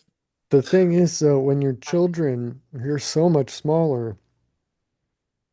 Momentum is defined as, or defined by the equation, 1/2 of the mass times the velocity squared. So the mass part in there is important. When you're little, you have a smaller brain. It's not as heavy. So even the same size of impact isn't going to carry the same sort of momentum, and it's not going to be the same sort of trauma to the brain that a fully grown adult pushing with his full force into another fully grown adult pushing exactly opposite. So yeah, the it's a lot safer to play without pads as children, for sure. I wouldn't agree because we had a young team. Our team was like fifth and sixth graders, and then we were playing against other. Well, the championships was 4 teams. We played against a team, and there was another 2 teams playing right there. We lost against that first team, so the team that lost came to us. But both teams were older people, like seventh and eighth graders. We were getting just destroyed by these teams in rugby. They were just like running us over and slinging us around and stuff. Yeah, it felt just as Because bad the as getting run mass, over they've by a got so car. much more mass, their momentum just rolls right over you. They were just, yeah, like killing us. And we were just like, are they down there? Did they score? Yeah, rugby is rough. And I've we didn't never have watched helmets. rugby, to be honest. I've seen it. I know what it looks like, but I don't know the rules. I've never really actually watched it, so yeah. Um, I I think just it would know take a whole it's nother got that episode to explain. weird it looks like a football sort of, but it's not a football. It's like if a football had a baby with an egg, sort of Yeah, like the a little bigger. rounded Uh, off the tips of a football, and then, you know, yeah, basically. yeah. Uh, like you said, an egg. That reminds me of it. Yeah. Um, Rugby was rough. I don't know how they still do that, but there is this new sport. I'm not even sure if it was a new sport, but it was in New Zealand. Uh, they were just like running into each other, and then whoever stands up after that. It was wild. I would have to literally find one, but I can't go on YouTube right now. But it was. I'm gonna throw that up the tab for you guys next time. Um, Yeah, they both just like running on this straight line. These are big, like Samoan and Polynesian guys, and they were just, yeah, it wasn't little guys there, it was big guys down there. And I wouldn't have been down there with those Mm. guys, and they didn't have helmets. They're just like strictly just running directly into each other. Seems to be a common theme with their sports, the rugby and just the running into each other. Yeah. Oh wow, I found a Packers helmet from 23 Classic Riddell. Wow. Uh, yeah, a Packers helmet, and it's leather. Wouldn't wear it. Um, Oh, here, how about this? 1905, it was the 1905 college football season was called the Football Death Harvest. How brutal does that sound? 1905 college season where 19 players died and 137 plus were seriously injured, prompting President Theodore Roosevelt to demand reforms. The violence caused by mass momentum plays like the flying wedge and the lack of equipment almost caused the sport to be abolished. Yeah, Theodore Roosevelt was a massive football fan. He basically saved the sport by instituting those changes to the rules that basically made it safer. I was going to say safe, but not safe quite, but safe enough. Right. At the very least, we don't want another 18 deaths in a single football season from, That's what was it, wild. concussions and internal injuries, spinal injuries. I think there were 2 deaths in pro football last year. Really? Yeah, Mhm. one maybe, or uh, uh, don't know what they were from. Um, I can find it. Let's see. they were 2025. football players. I don't know. I didn't hear about that, but um, Yeah, they don't really play it up. I Nick think. Mangold, he died from kidney disease, Oh, and Marshawn Nealand, suspected suicide. yeah, Um, they don't an talk about it. The LSU receiver, Kyron Lacey. Uh, yeah, it just says that. It doesn't say how. I think. Young high school players, Joshua Henderson, also died during practice. Wow, All right. Yeah. that was last year. Football deaths. Oh wow, there's plenty more. Uh, Yeah. Yeah. George Mira Sr. from the Miami Hurricanes, died last year. Paul Wiggins. Did he die from from a football injury, or was it just a pro football player who died? Yeah, honestly, I just put in football deaths, and I think it's giving me football players who died outside of football. But like I said, yeah, There's a lot of yeah, there's high schoolers too, and yeah. college players as well. Uh, Wasn't there Yeah. a coach who got in trouble for uh, Gambling. heat stroke deaths of his coaching, his coaching style at college was uh led to, I Kevin mean, hates college football. Yeah. oh, Well, yeah, they should be held accountable for heat stroke deaths because they start practice in the summer, and yeah, but Well, I mean, you have to start in the summer if you're going to play in the fall. It makes right, sense. and I know these kids are in good shape, but body's got a limit, you know. And the There's also, gambling. Hmm, well, I was going to you say there's mentioned also spring ball, but string yeah, ball?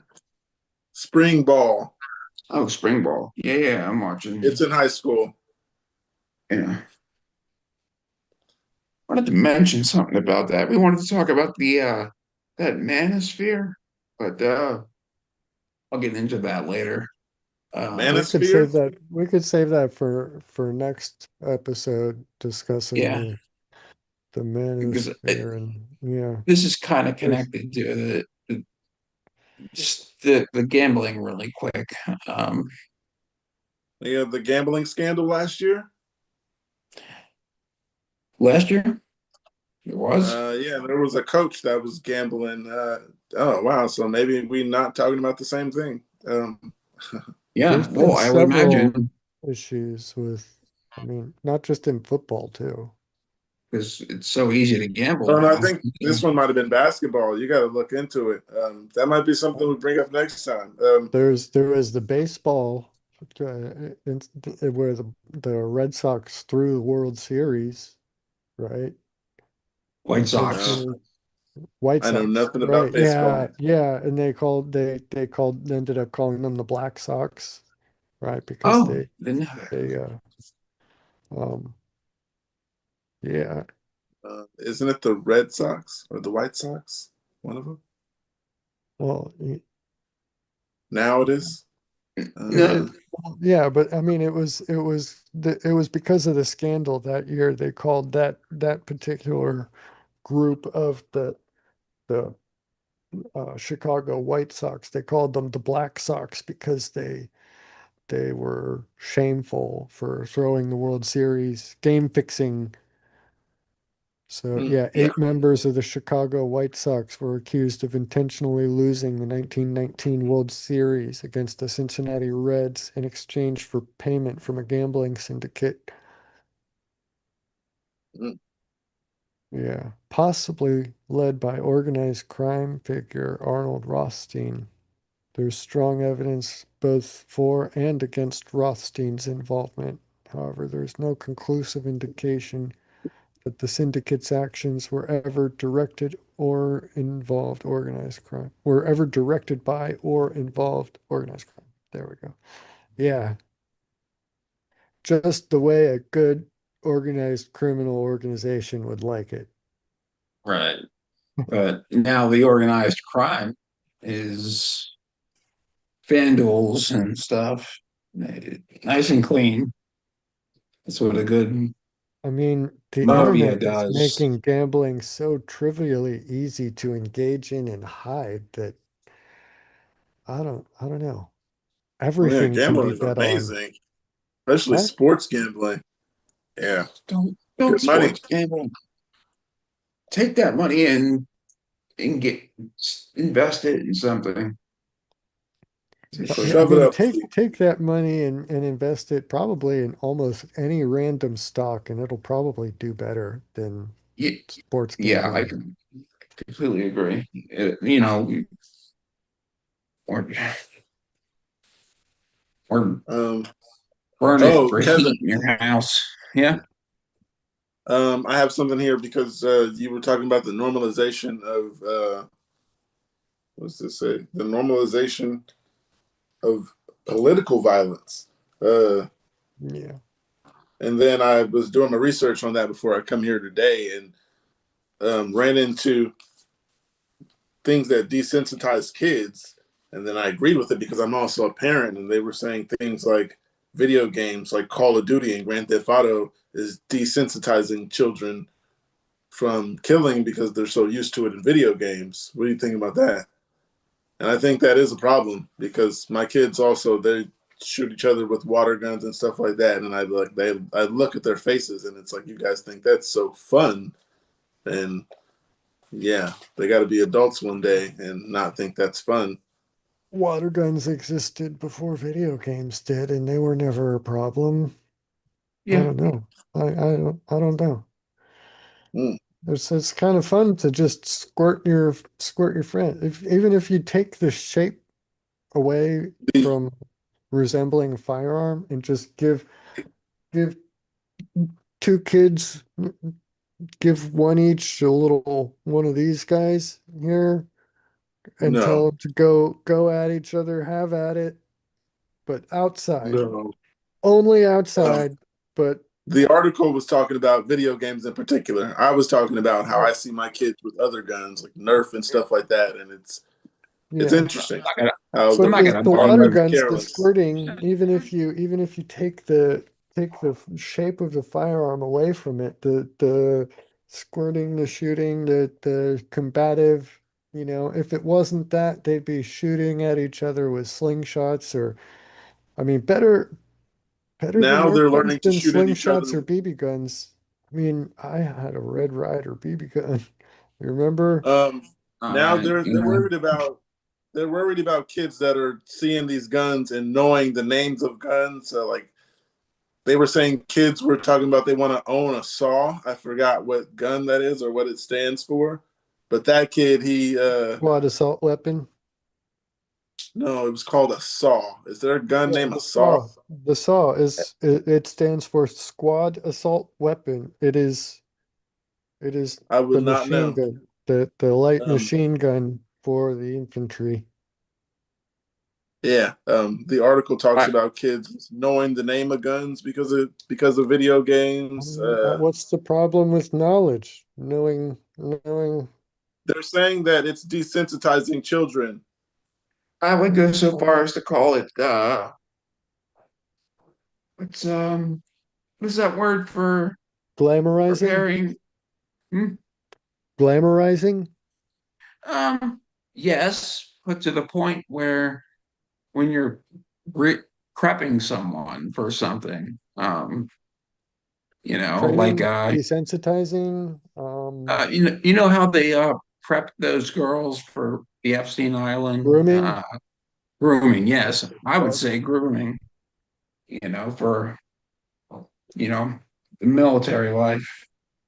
Because Yeah, I think that is like that. Never mind now that Kevin puts it like that. It's a good way to put it. I think it's I deeply believe in the military construct and military industrial complex construct, and I think yeah, we're making Do you kids think more. that the I video games are, I'm sorry, No, no, no.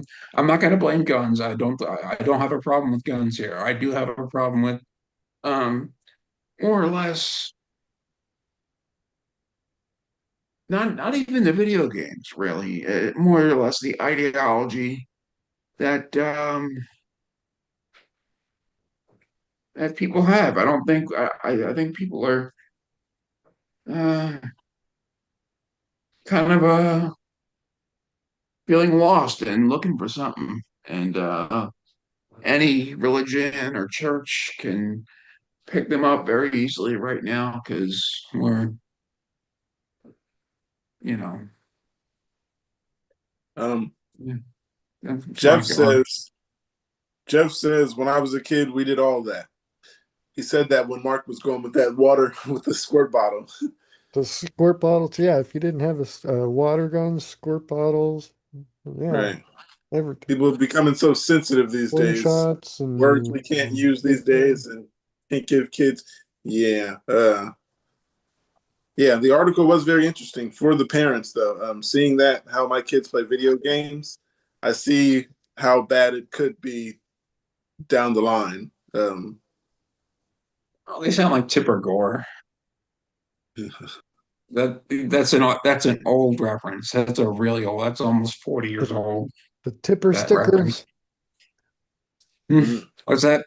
the tipper stickers Oh yeah, on yeah, right. all Okay, yeah, yeah, yeah, on right. She all the put a CDs. label Those on everything. right, those parental advisory warnings in the corners of all of those CDs, those were all Tipper Gore's idea. So Exactly. And that Chili Peppers album, Red Hot Chili Peppers, where they were all standing naked on the album cover, but they were holding those sticker things in front of their business, oh, was like a middle finger to her because it was yeah, technically censored, but it was not tasteful. no, no, oh no. um, I mean, uh, yeah, I Jeff, just Jeff says yeah. we had pistols, Oh, nice. Wait, what rubber now? band guns. Oh, Andrea says rubber band guns, water guns, and slingshots. Uh, I mean, just rubber this stuff. bands, not even the guns, just finger right here. Good. My stepmom did not allow us to play with guns, toy guns in particular. Uh, But when I was at home with my mom, not my stepmom, we were allowed to play with guns. I mean, Stepmom was real strict. not firearms, right? You see No, not guns, firearms. be careful because that's, yeah. Yeah, we're tiptoeing here. Uh, you But I guys mean, smash that like button, subscribe, do everything you can, leave a few more comments. Yeah, subscribe mainly and press that like button. I mean, why would a person what was the question originally? Political I was talking violence about or my something? stepmother, not letting us play with Normalization of guns. political violence. And Right. I mean, I don't know. We didn't. I think it would be the rhetoric and the escalated rhetoric and just I think people are Well, it kind of, it seems like it goes back to that point I raised of the voting crossing party lines. You know, it used to be not you're that, a Republican and a Democrat, they weren't opponents, they were counterparts, right? Mhm. Necessarily. They just had different views of how to best serve the country that they love. But, you know, it's still now it's, you know, red team, blue team, and it's not, I don't know. Which team are you on? I mean, I'm not registered with a political party. And isn't that part of the I problem? vote Because I we, vote we red shouldn't. more than blue, but I vote nothing more than I leave more blank than I do actually vote. I don't vote on things that I'm not informed enough on to actually form an opinion. And that's the thing. That's why I'm not registered with a political party, because I don't vote on the party, you know. But Mm. I don't know. In the grand scheme of things, if you forced me into one of the two funnels, I would end up falling down on the red side, the Republicans. But I don't like Trump. So, disclaimers out of the way, that I guess I would be Republican, technically. But Uh, my views on drug laws, I guess, would make me more libertarian than anything, right? Abolish the I drug don't know. laws. So that's not Mm, a Republican view. It's not even a Democrat view, is it? It's no. just a I nut don't know. job view. I grew up in gangs, so I'm on the red side, not Republican though. Oh, But that's just due to other circumstances. Mm. gotcha. Yeah, yeah. And I think people grow up not hating. Uh,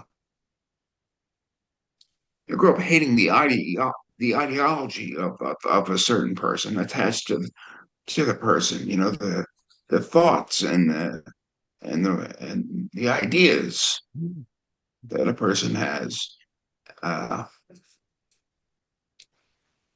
but a person needs those ideas. Um, if they just get attached to those, um, it's a vacuum, and they need to become attached to a community of ideals as opposed to just having ideals themselves. Um, and I think Um, that's where, yeah, yeah. no, go ahead. I'm totally off topic. I'm sorry. So these people who I've always said be empathetic towards everyone, even, you know, people you don't like. So these people who are attacking them, I mean, they're typically male, always male, usually. Um, they come from a variety of backgrounds, you know, religions. Some show mental deficiency. Uh, you know, they have both conservative and Democrat. It's not really a political thing, even. I don't think it's a political thing, even. Um, I'm just trying to dissect this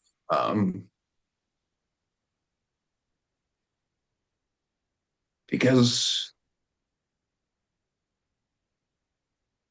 I keep mentioning the word ideology. There, we're seeing grown men like who are like 50 years old latch onto something they just learned about like 5 years ago like QAnon and throw away their life by attacking an 80-year-old woman with a hammer or something. Why would they do this? You know, Do that out. or any. Trying to go case by case. You know, it's bizarre. YouTube videos, no. X Hmm? videos are X rated. You ever get on Twitter and look at those videos? They are No. allowed to show anything. I was looking at some guy get blown up the other day in the army. He was just like running, and somebody was shooting a video, and he walked over a mine. And I was just like, they're allowed to show anything on X. Yeah, Yeah, it's Oh, like the new live leak. Used to yeah. be back in the day, somebody sent you a link and it was to live link. Like you knew someone's gonna die in that video. Now someone sent you a link to Twitter. I don't know. I was Who looking at a knows? video where just crazy videos I was looking at. It was a while back. There was a boulder and it had rolled. They were in like one of those with the mine. They were mining, and a boulder rolled over on this guy. And when so many people like ran to him in panic, and when they pushed it off of him, his whole head and his upper body was just like smushed. I thought like before that, I used to think like everything would just come out of your nose if your heads get squished, but his head got squished and there was nothing. It was just flat. Um, and then I was just like, damn, that's one of the videos they just allow you to show anything. It shows videos of people like in a car accident and the car's flipping and someone gets slung out of the window. Shit like that. Yeah. Not everybody wants to hear about this stuff, maybe. Hey, it's too late now. yeah. I Well, got enough of this on what was the website in as a kid that we went to? fortune. Rancid.com. Huh? Rancid or Oh, Rancid. Okay, yeah. it would show autopsies of celebrities. I got enough of you know gore there. Fortune. Yeah. Yeah. I go on Twitter for the good Certain parts info. of fortune. Oh. Yeah. You want to see the X rated stuff? You guys go look at X. Twitter. So much better than all the other social medias. Crazy stuff. I don't know why I enjoy seeing stuff like that, but like real videos of real shit happening is very interesting. Uh, I'll you don't take see many AI. cartoons. Thank you very much. Hmm? You don't see many AI videos on Twitter, and when they are, there's a note at the bottom that says this is AI, so you can so you don't get mistaken. I mean, yeah, it's some people like that dark sort of stuff. I don't like preference in television shows. Why do some people watch those true blood? No, not true blood. Oh, yeah, true crime. True crimes Yeah, there's a stuff. morbid fascination with it. Yeah. I mean, I have to admit, I've got a morbid fascination with like serial killers and There's nothing yeah, wrong with a true crimes. fascination. Well, yeah, right. You're As allowed to long be as I'm not, curious. I'm, yeah, it's horrifying, but I can't look away, you know? It's like the car wreck on the side of the road when you're going by, you know. It's you don't necessarily want to see what's there, but you can't necessarily stop from looking at the same time. I don't That's know. like my seizure videos. People are like, I don't want to see myself have a seizure. And for some reason I do. I It's do. just Yeah, I Yeah. do. I was once told you're allowed to be curious. So you're allowed to be curious as what might happen if something happens to someone else, and then you go find a video, and it happens. Someone else might not like that you watched it, but yeah, I don't let my the thoughts of other people change my actions. Yeah. I've never, I People don't know. I don't do understand things. why. I don't understand the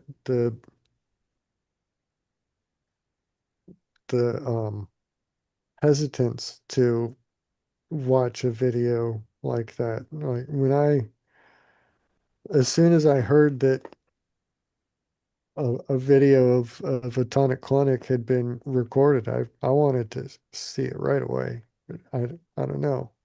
It um That's me. Yeah, I yeah. don't mind watching seizure videos. There's not any online, but yeah, that's one thing I couldn't find on Twitter was a seizure video. You have Yeah, videos about that's everything else. Yeah, they showed one video where this one guy, I have no idea where this was at.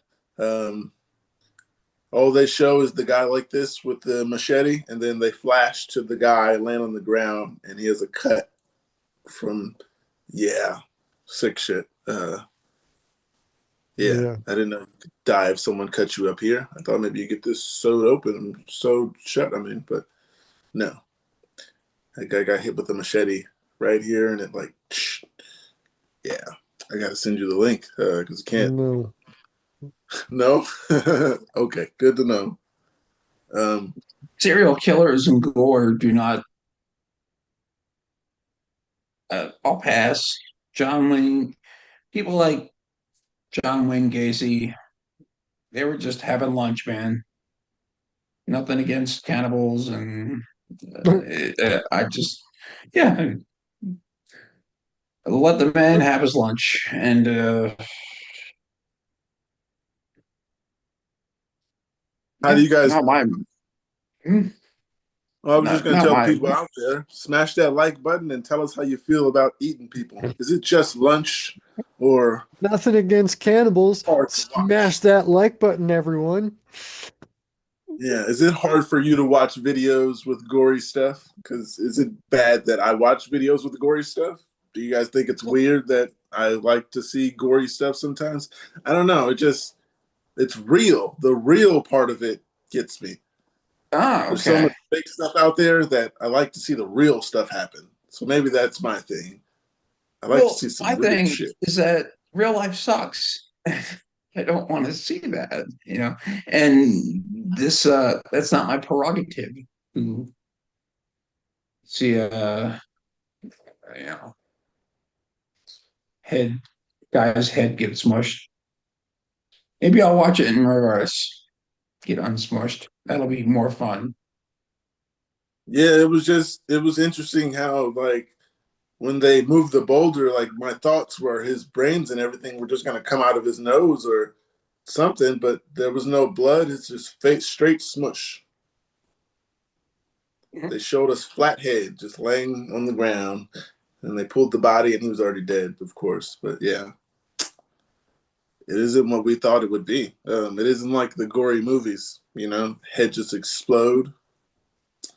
Real life isn't like that, unfortunately. Well, I don't know if that's unfortunate.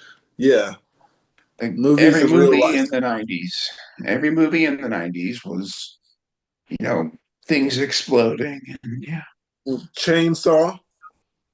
yeah. Um, yeah, I want to go to one of those rooms where you just get to destroy shit. That would be Ah, amazing. Give me a chainsaw. Um, I wonder if there's any rage rooms in this area. I will look at that. How do you guys feel about a rage room? If I were to take you there, oh, there's one near. It's called an mm, amusement center. Oh, yeah. Closed today. Opens at 2 p.m. Oh, 2 p.m. my time, which is an hour and a half. I mean, hour and 5 minutes, actually. Huh.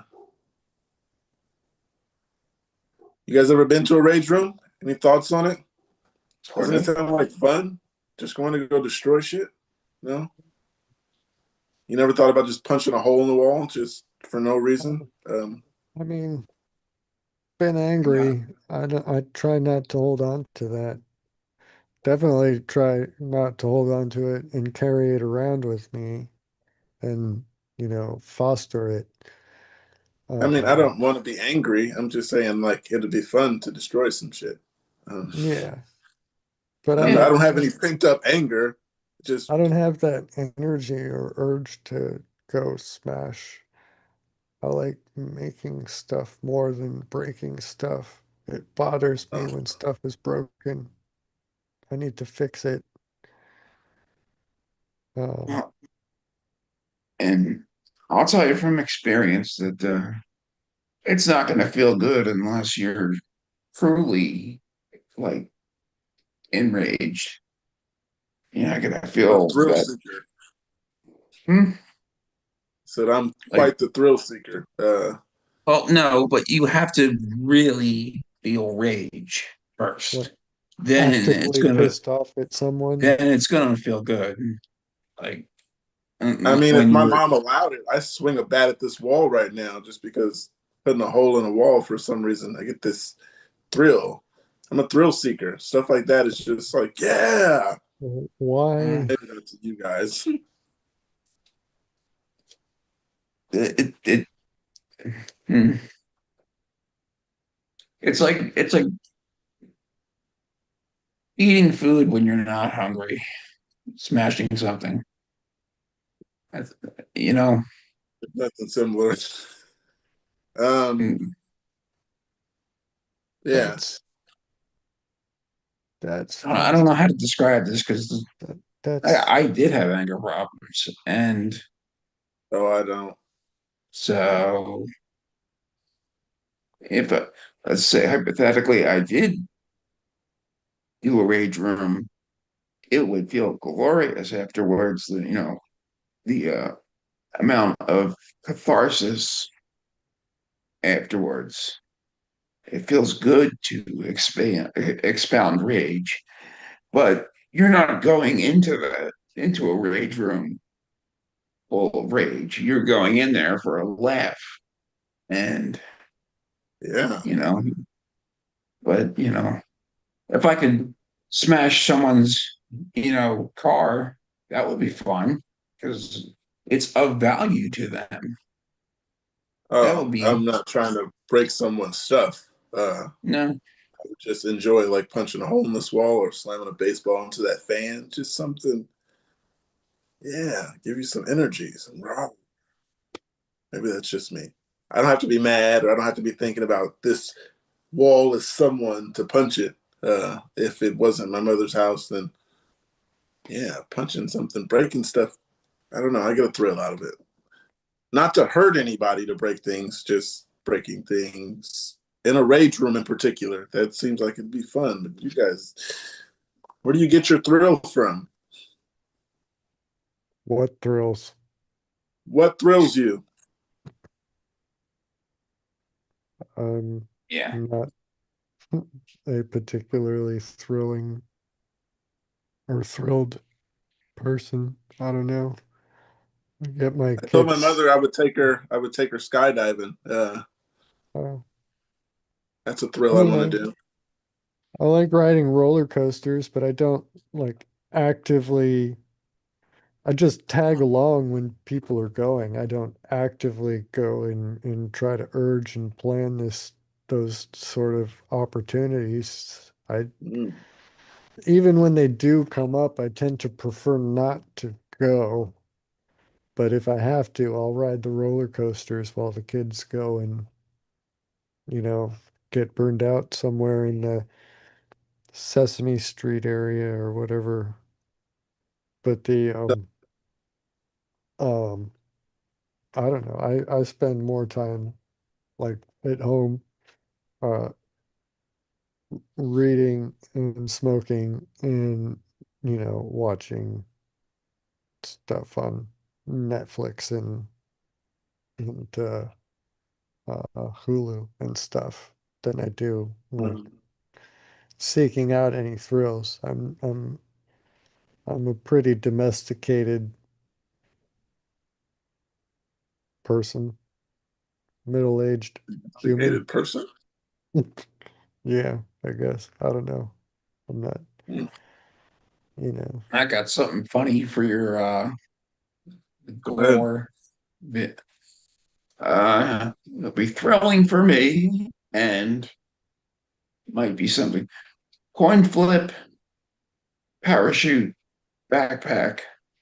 So you get two backpacks, and one is filled with forks and knives. The other is just a regular backpack. And you get to choose one. And the minute you pull the string, you find out which one's in it. Forks and knives or a parachute. And I think that would be pretty thrilling. Wait. Wait, A what? parachute and throwing knives? I got You, lost you, before it started. you've never heard the joke about forks and knives being in a parachute? No, that It's would a suck. it's a pretty common trope in media, you Every know. time So I like think of somebody who goes like jumps out of a plane with the backpack on, pulls the cord thinking there's a parachute and it just dumps a bunch of forks and knives behind them and they continue falling. Yeah. And that's it's a not coin something flip as to I'd which one like to it'll see. be, whether it's an So actual yeah, parachute or not. and there's two parachutes there. One has forks and knives in it.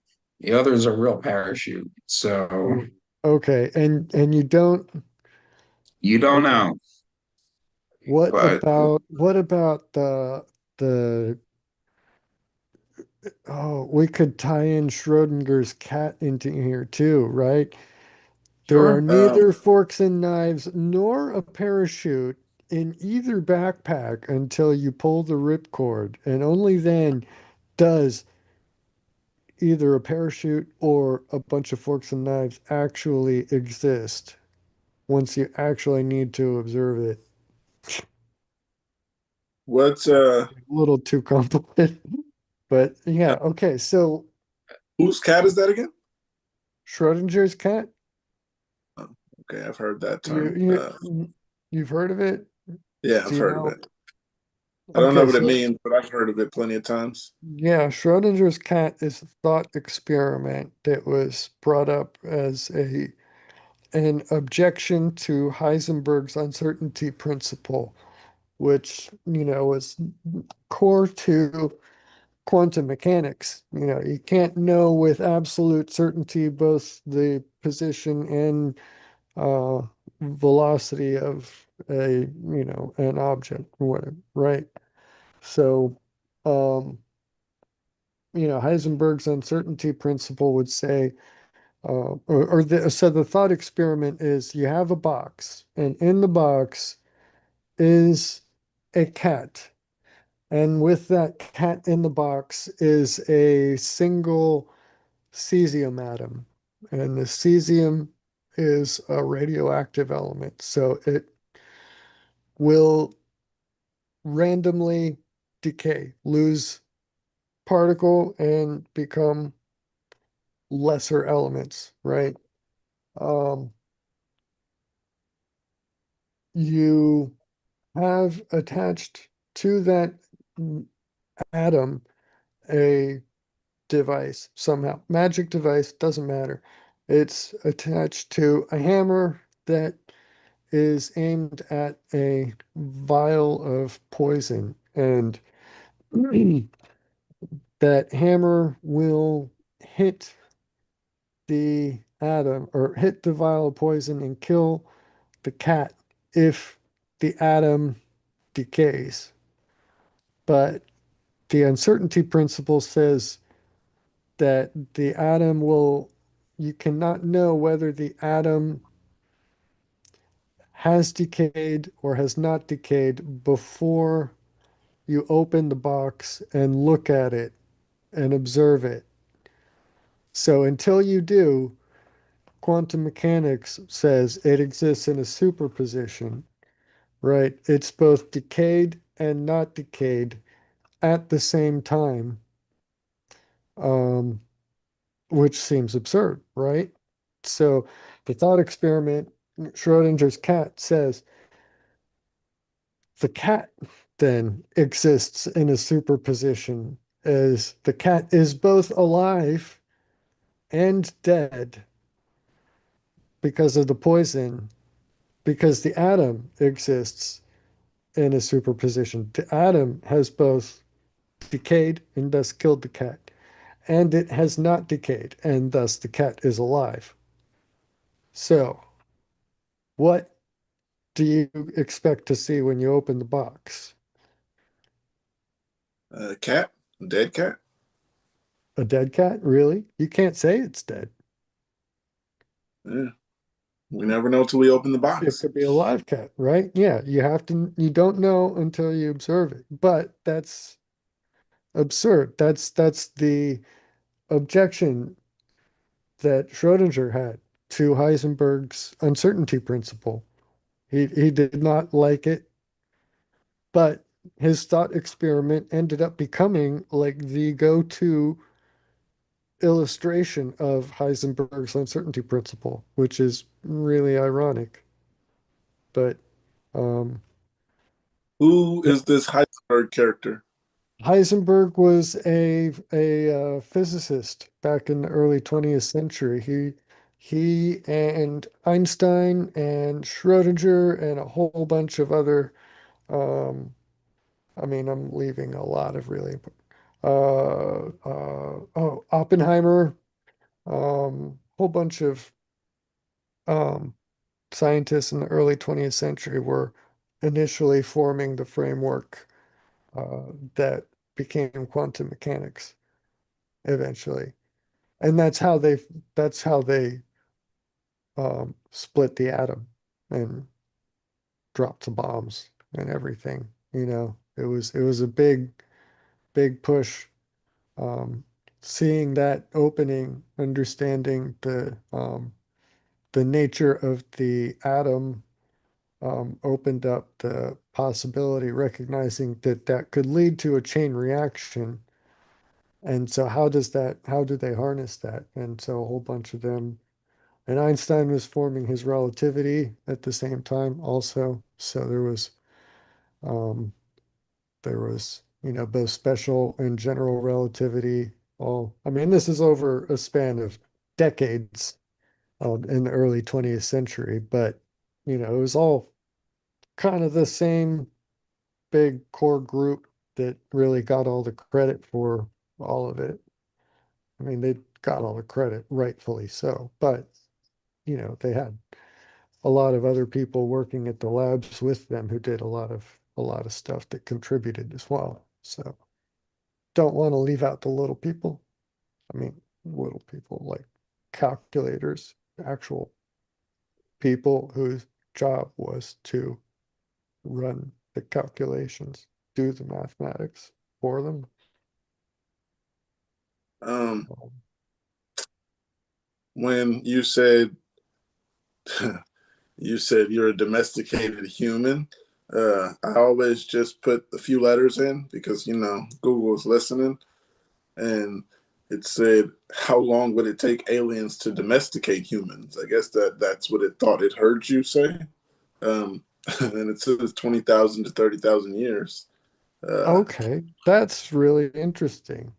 I won't be here. I mean, that would mean it thinks it would take aliens almost twice the length of like the entirety of human civilization. It would take them to bring us under heel. Um, That's been my point all along. Civilization was the domestication of humans. But yeah, I guess Was it? Wait, so uh, I mean that's I didn't read all the way. Let me say this real quick. sorry. It didn't say 20,000, 30,000 years. This says people in the years. Um, if aliens arrived on Earth and wanted to domesticate humans, they could find an estimated 20 to 30,000 people in the United States already with Williams syndrome, probably few hundred from all around the world. Hmm. Williams syndrome? Williams syndrome. Let me know what that is. Right here, it just A shows. rare Wow. genetic developmental disorder caused by the spontaneous deletion of about 25 to 27 genes on chromosome 7. It's characterized by cardiovascular issues, distinctive elfin-like facial features, mild to moderate intellectual disabilities, and an exceptionally outgoing social personality. I don't think those are the individuals the aliens would want to pick for domesticating humans. I thought you might say something like that. Totally just thought you were going to say that, and you said it. Oh, there's a picture of a man on Wikipedia. That's interesting. I sent a link to the I sent a DM, basically. The link to that article that says I forgot. What is it? Oh, the change in humans, domesticating us. Doesn't seem like it would be hard. What if we domesticated an alien? I mean, yeah, I guess what if? I don't know. How would we define domestication? It would have Okay, to we can. depend on the nature of the aliens themselves. It's, How I on don't know. earth it took? How long did it take to domesticate dogs or cats? I How mean, one could many? argue it's an ongoing process. Um, They're there's domesticated. the Others, some argue that cats actually domesticated humans. oh wow. Uh That's yeah, yeah. last time we talked about robotics, I brought up the robot from China a while back. But yeah, Mark, you didn't seem like you liked the idea of robots when I was talking about they were giving it emotions or something like that. Last time we Oh, talked about a robot. those creepy Chinese robots that are like that have rubber faces that they're trying to make look like they can smile and stuff. Yeah, they're There's, trying to give them facial features to where when they smile, they get dimples, and when they I mean, raise their why? eyebrows or stuff like that. Why? Now they're trying. It says by University of Cambridge, graphene-based artificial skin brings human-like touch closer to robots. Okay, that's right. That makes more sense. Yeah. I don't know. That seems like the level of research there, it seems like is- uh, the difference between just like a hobbyist maker and a typical college. Cambridge is like top of the top research colleges, and they're working on things that are mimicking the function first. And that Chinese startup is working on something that is aiming at features and appearance first. It's I mean, they're not doing the Chinese thing was not doing anything particularly groundbreaking. They just put a rubber mask over the top of a little head-shaped thing and gave it some actuators underneath and, made it do a little song and dance. Walt Disney World has done that for decades. Hall of Would you? Presidents. Would I you mean, own? Would you own a robot? for what? I don't know. Maybe I didn't have a reason. Maybe. if it At, if it at what if it level of intelligence, I suppose? What level Uh, of I don't know, autonomy? but my mom showed me a video of Kim Kardashian walking in the mall, and she had the robot carrying her bags. Uh, it was just that's a random just question: would you get a robot? I don't know for what reasons. Uh, I looked up the Tesla bot and the things I it almost does, the and they fact said that it. Kim Kardashian has one almost makes me want to not have one just on principle. Just I don't want to be in any way like her. Oh So no! no, I would not own a robot. Just because she No, has one? Yeah, pretty I much. do. I do I not don't think like Kim the Kardashian is a robot. No, they. She had a robot like walking with I'm her. joking, man. Oh She is a yeah, robot. yeah, Yeah, I mean, yeah, I don't know, robot. Yeah, sure. I yeah. They're not mean, going to be there's much. lots of people who have robots already if you consider the Roombas and stuff. So in that sense, maybe I would. I don't know. The The floors Tesla bot. in this place aren't particularly conducive to a robotic vacuum cleaner, but it depends on the robot. I would not Yeah, want like some weird, creepy humanoid type thing Um, wobbling around with a rubber face on it, making weird gestures with it at me, you know, trying like to uh, appear human. Wilma from the Jetsons, or I mean, yeah, take Wilma over that creepy Chinese thing. well, the she's Tesla got bot those doesn't big. have facial features. Huh? So the Tesla bot doesn't have facial features. How do you feel about that one? It's like, why would I need it? I don't know. What's the It point? cooks. Fine. So do I. I don't You know. can If find anything, things. I prefer cooking. It's a thing.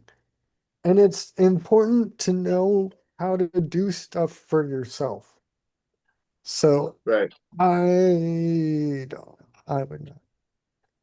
Until I get to a point where I am like disabled to the point where I'm, you know, unable to maintain and take care of myself, I would probably not consider anything like that.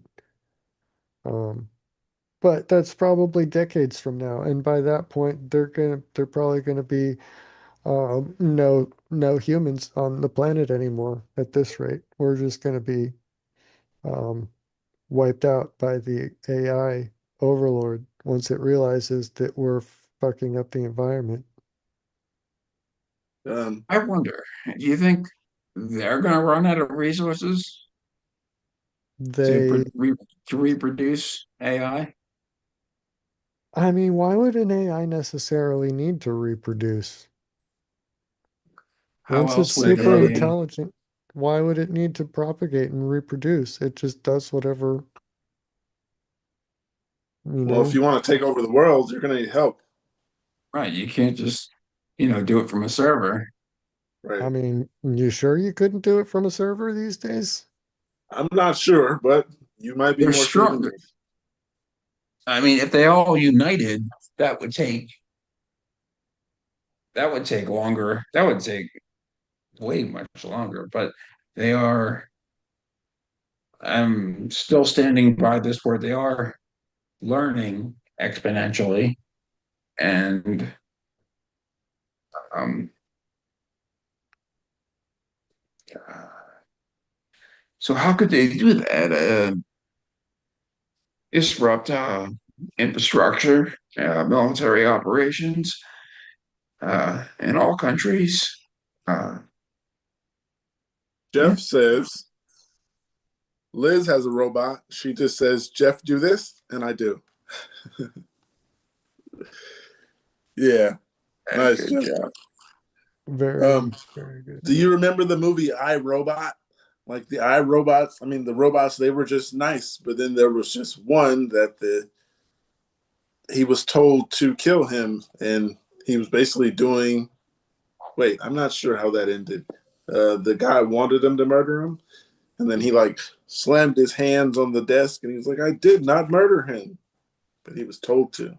Um, yeah, they were talking about the Tesla bots on another documentary about if they're going to take over or whatever. And Mark said that the world. Wait, I forgot what you said, but yeah, they were basically saying that the robots won't take over the world because we won't be here after 2034. They said the world would end because of global warming. Documentary on it on Netflix. I got to Right. write these movies down to show Mark. Well, I Yeah, mean, it's going to take a 34. long So time for all the 8 humans to die 8 out. years. Yeah, 8 years I think is a bit Yeah, short for everything to fall apart, I mean, certainly. think about it. 8 years, like 2016. I haven't I'll do done the math on that. That's not that long ago at all. It's even if the AI overlords shut everything internet down today, like All right. boom, and took it all away from us and made it only theirs, um, it would still be difficult I mean, look at the war in Afghanistan and how much technological prowess was thrown into that country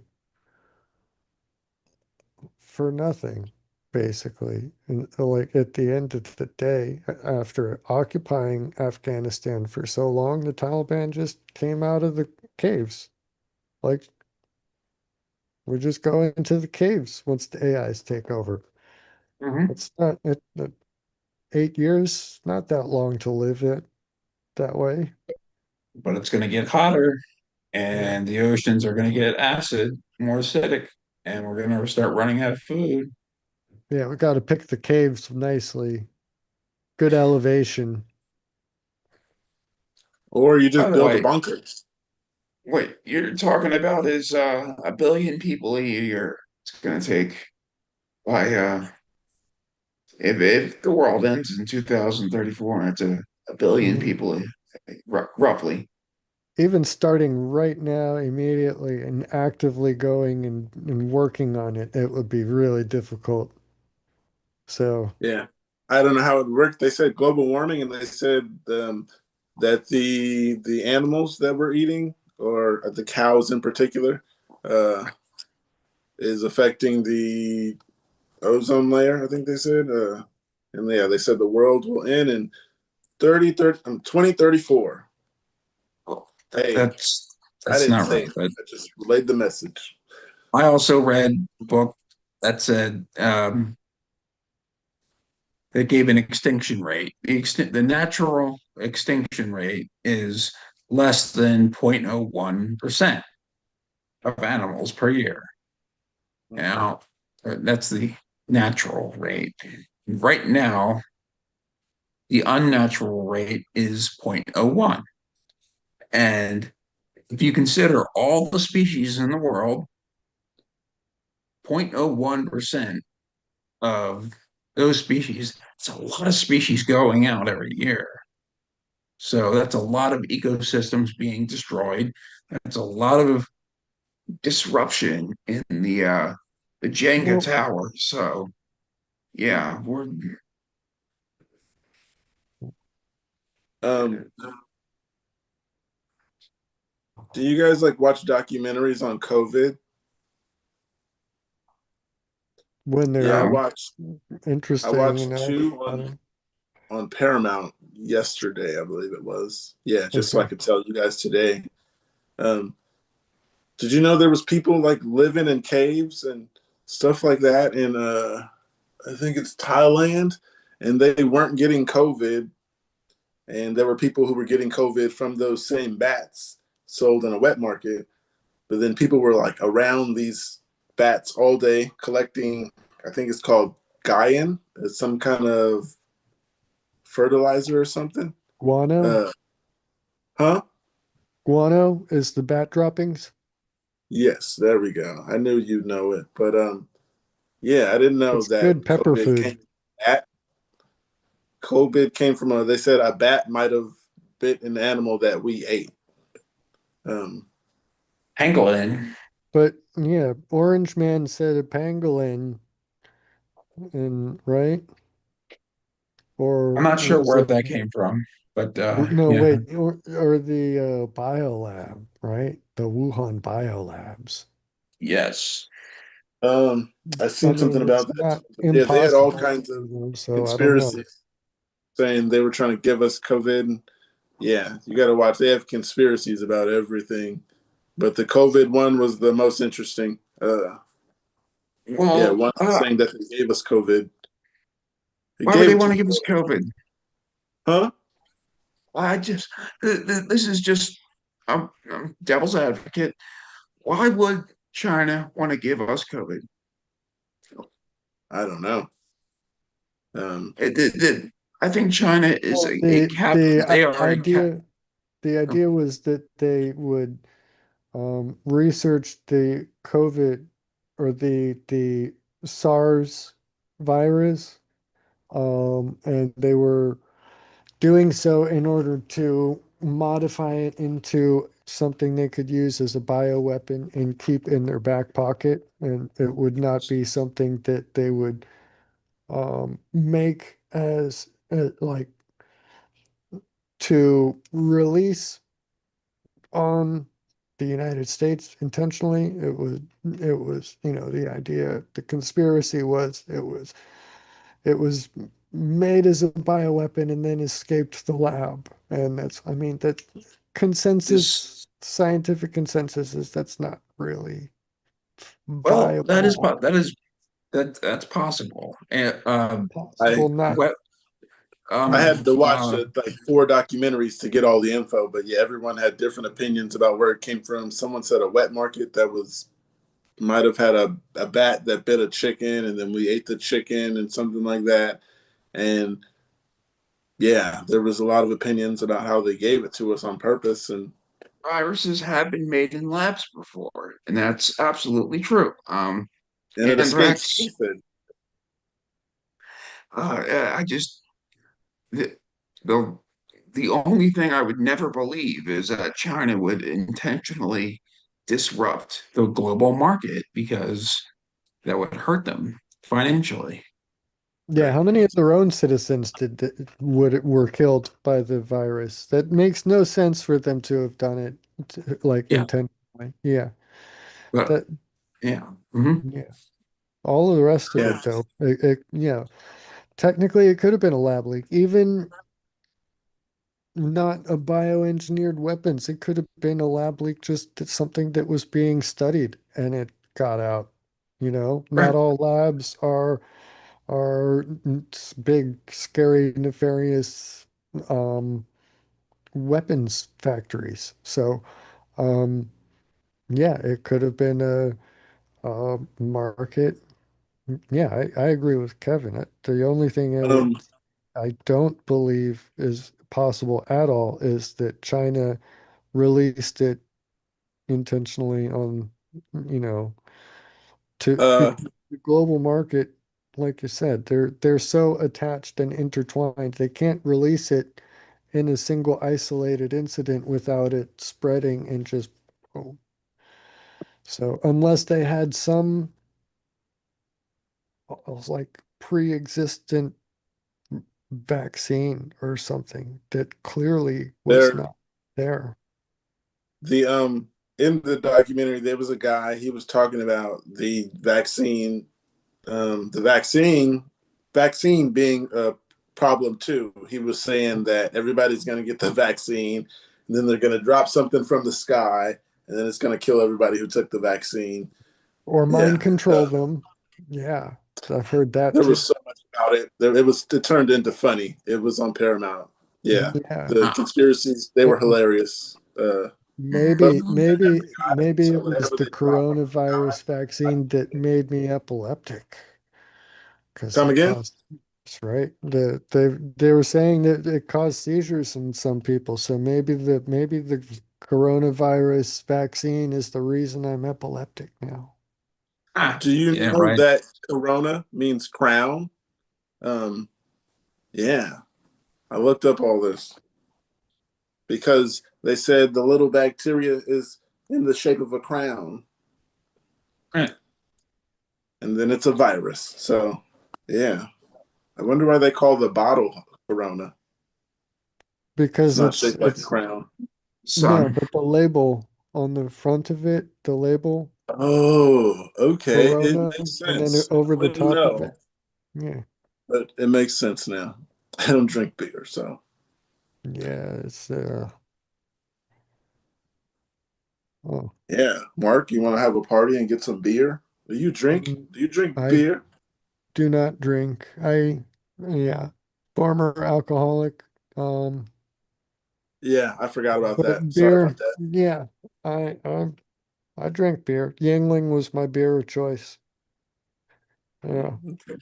made up in Pennsylvania. Is Yeah, Kevin's part of the country, and they it's very also have a popular. big distillery over here, down here in Florida too. That's part of their distribution down here. So it's popular down here also. But um, yeah, I I've never heard was a it's beer almost fan. impossible to find west of the Mississippi, which is a shame. But yeah, America's oldest brewery. Mm. Yeah, Yingling Lager. If you ever have a chance, and if you like beer, you should have a Yingling. Yeah, Mm. it's actually not bad tasting. Just go into a Philly bar and ask for a lager.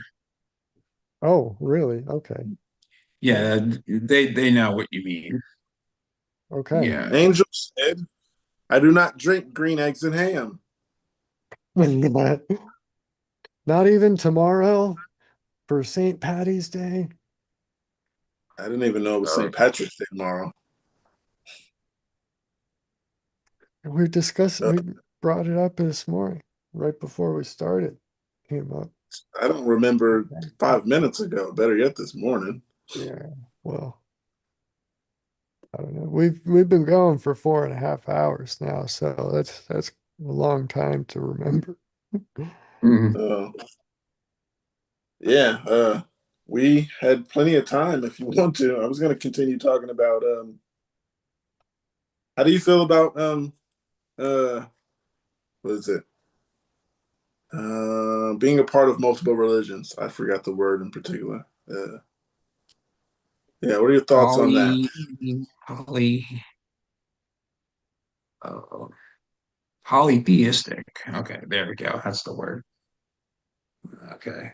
Um, do you want to take this, Mark? Because I gotta go to that one. I mean, my view is that if you, I don't know, Christianity makes a truth claim, and that truth claim is one that exists to the exclusion of all others. If you believe that Christianity is true, then you cannot believe that, the God of Islam is true, or, because the Um, core tenet of Christianity is that Jesus is God as part um, of Trinity. So um, that that is fundamentally incompatible with any other religion. um, So I'm uh, just talking about how do you feel about being part of multiple religions? right, that's what I'm getting to. So the multiple, if you don't take Christianity seriously enough to believe its core statement, its core truth statement, then you are not actually a member of the Christian faith. That is something else. What are your thoughts on being part of multiple religions? It must be serious. But I mean, that's what I'm saying. You can't. Oh, The other okay. So, religions are their own religions. I am not one of them. I will not speak for any religion other than Christianity. But as a Christian, I will say that the core truth claim of Christianity is that Jesus is God as part of the Trinity. And if you do not believe that enough to take that, or if you do not take that seriously enough, believe that seriously enough to hold it to the exclusion of any and all other religions, then you're not following Christianity as it's taught in the Bible.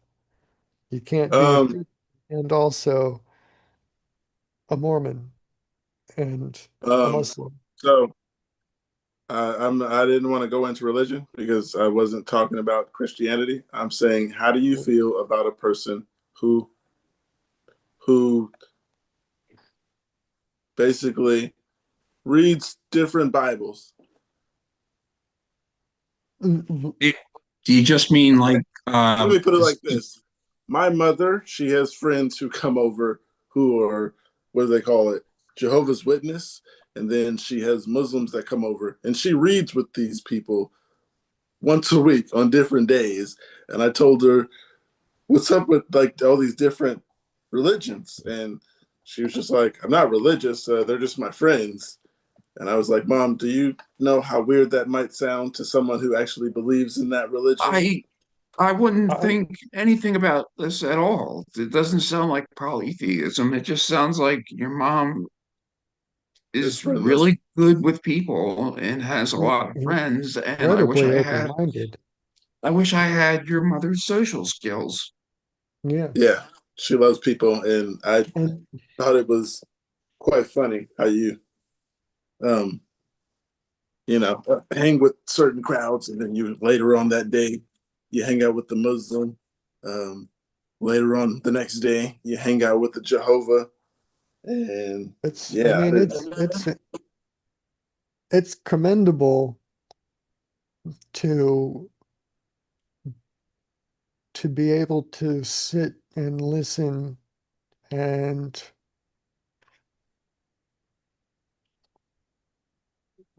yeah, just be friends with such a diverse group.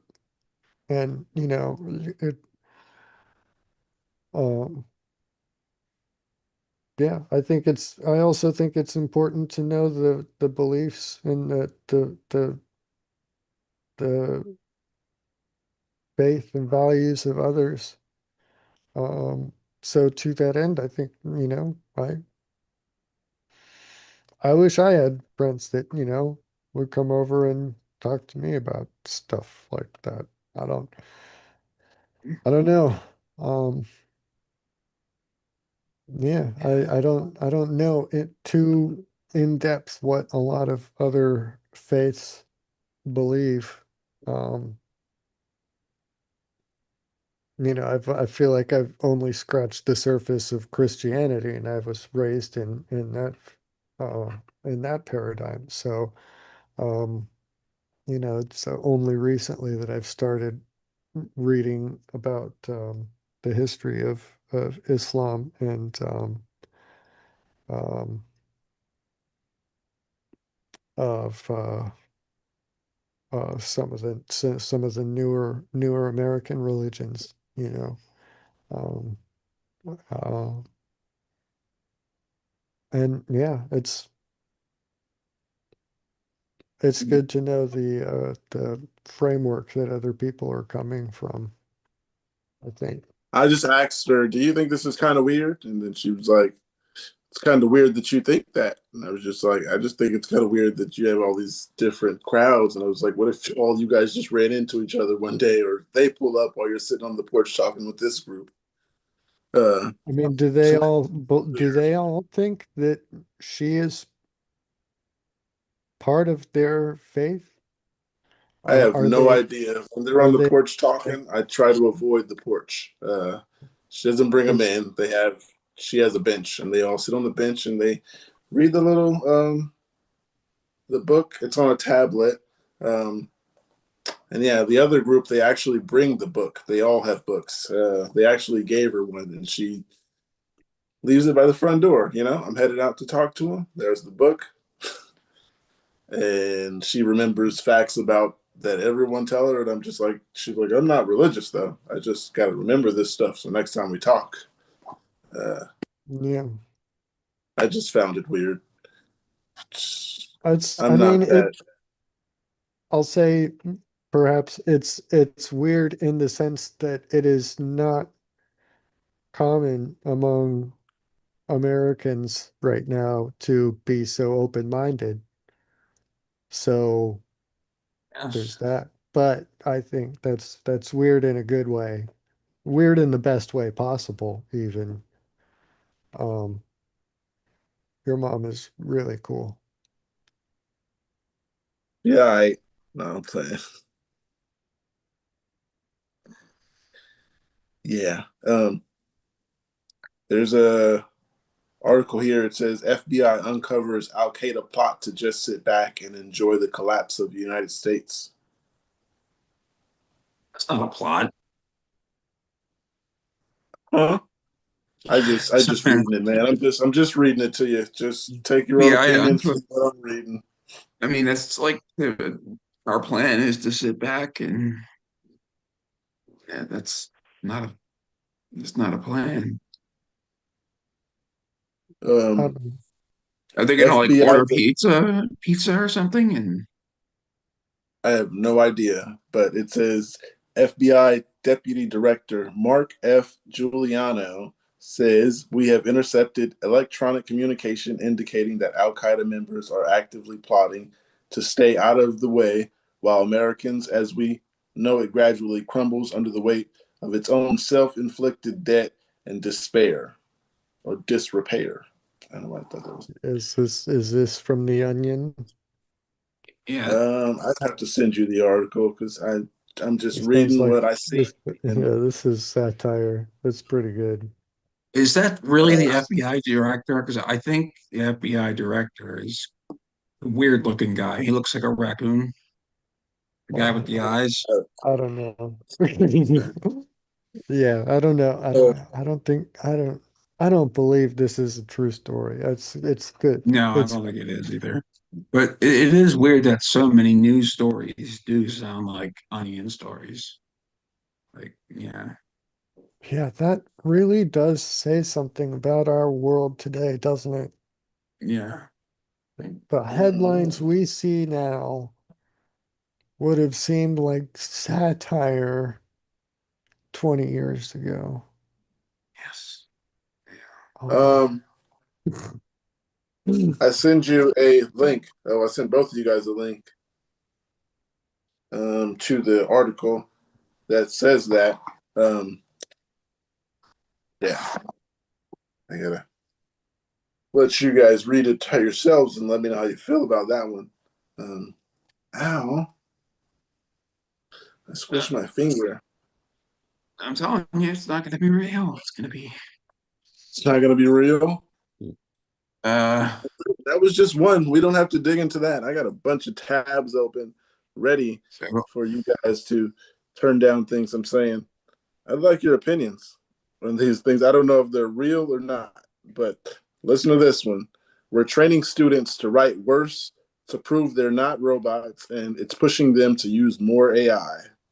Yeah, I've seen there's a problem actually. There were the actually gifted kids, talented writers are actively sabotaging their own writing in school because the teachers are looking at the the quality of their writing and saying this looks like it has to have been spat out by ChatGPT. You know, all of the other kids in your class are making dumb spelling mistakes and grammar and not even bothering to check whatever and stuff. And then you spit out this, perfectly worded, whatever, and they're like, this has to be, and they're getting marked down for it. And then going on the internet and just absolutely screaming. There's a whole bunch of Zoomer kids. Ah, sorry, I dropped my phone. A whole bunch of Zoomer kids on TikTok just melting down because their teachers are flagging them for cheating. So we're teaching our kids to dumb down their own writing in order to not get flagged as AI. I dug more into this article, and there's a girl. The girl, she put what is it called, the comma with the little dot above it in her article, Semicolon. and Yeah, semicolon. If you know how to use a semicolon, you got it. semicolon. And they thought she was using AI to write her essay because she used a semicolon. Yeah, they're teaching our kids to dumb it down a little bit.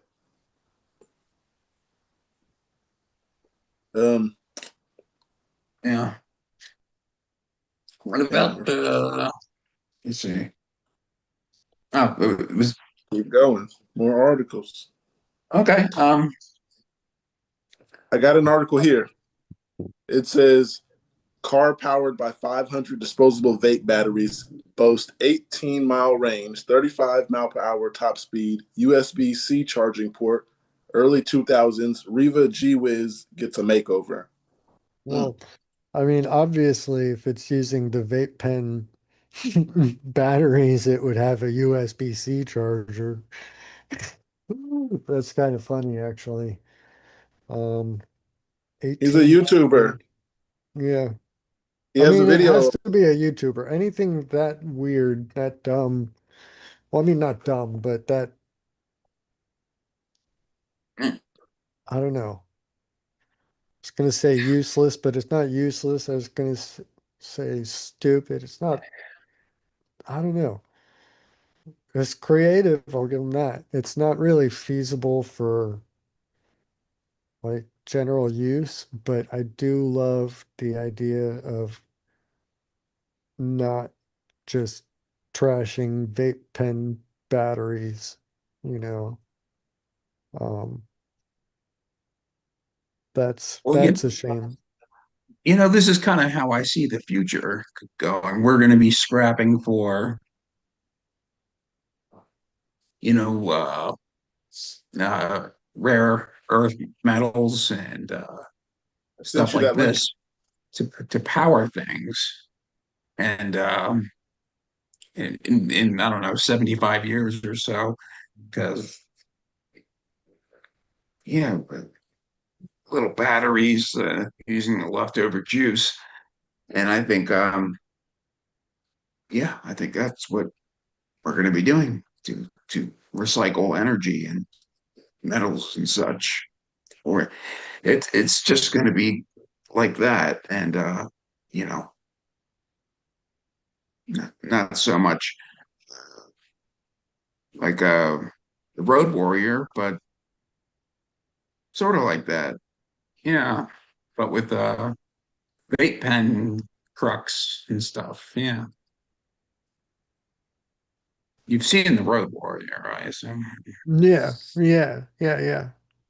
Yeah, but they're Vape all after pen batteries instead of gasoline. yes.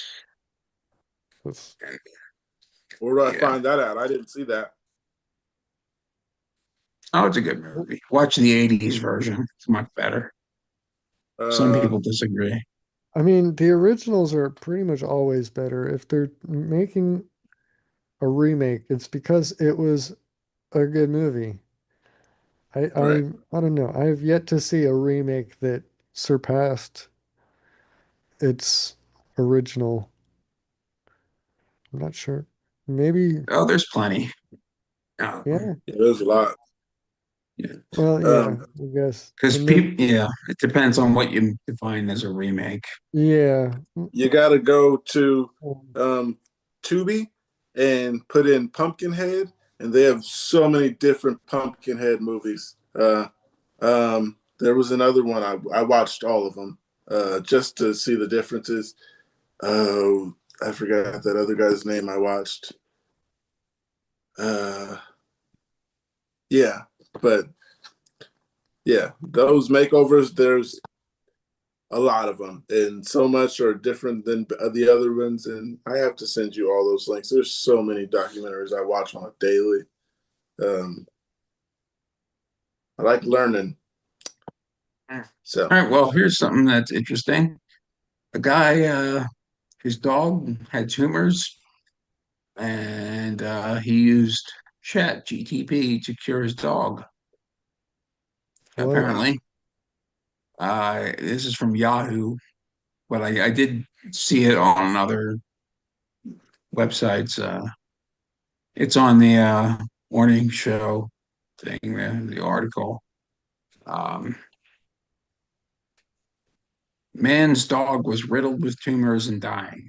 He used ChatGTP to design a custom cancer vaccine, apparently. Now, this sounds like a okay, bro. Junior was 17 years in the turn this jet. Uh, okay, yeah. Now, isn't this a little annoying? Because shouldn't they be using? They're doing all this AI for Bitcoin and missiles and stuff, and this is what I thought it was going to be used for in the beginning. The AI, I thought it was going to be used for curing diseases and stuff. You know, looking at the brain to rewire it, and apparently they can do that. They can cure diseases. They cured this dog, and so what's up? Why ain't you working on neurological diseases? They'll cure the rich guy's dog, but you know, hey, what's up? um, yeah. Also, I had another tab because last time you were talking about like natural disasters and stuff and the fires in California. They just had a fire get out of control, a prescribed burn, which means they did it on purpose and it got out of control and it started a fire. Uh, yeah, that wasn't exactly like the one you said. You were like, how did they start a fire? Yeah, that right there is people doing dumb stuff and now we got a fire. Oh, is it fire now? Okay. Yeah, it was just a fire that they were, they call it a prescribed burn. They burn the area so it doesn't start a fire because it's dry grass, and then one of those little embers flies and it lights the grass, and now you got a fire. Mm. And that's near here, so I just looked up the news near me, and that's what came up. I didn't know we had a fire around here. And we're having tornadoes in Philadelphia. Apparently, yeah, Oh wow! all the buildings in Center City are shut down. I did. They never close, buildings, not even for snow. But I've never been to Philly, but I didn't know it gets tornadoes. they don't. We never get tornadoes. Like rarely. This is like this is stuff we rarely get, like earthquakes or something. Yeah, we get earthquakes all the time. Mm. Yeah. They're not bad though. Not as bad as people make them sound. Uh, wow. A lot of these articles today is about your president. That guy. Yeah. So, you guys want to stop it here? Say goodbye to the people out there. Smash that like button. 4 hours, 5 hours. 5 hours is a Man. good, nice number. I like 5. 5 5 is Alright, one of my favorite primes. yeah. All right, you guys. Thanks for watching. Press the like button, subscribe, do all that good stuff, and we will see everybody. I don't know when we see you, but press the button and it'll let you know when we get live. I don't know when we'll be live again. We're figuring out the days and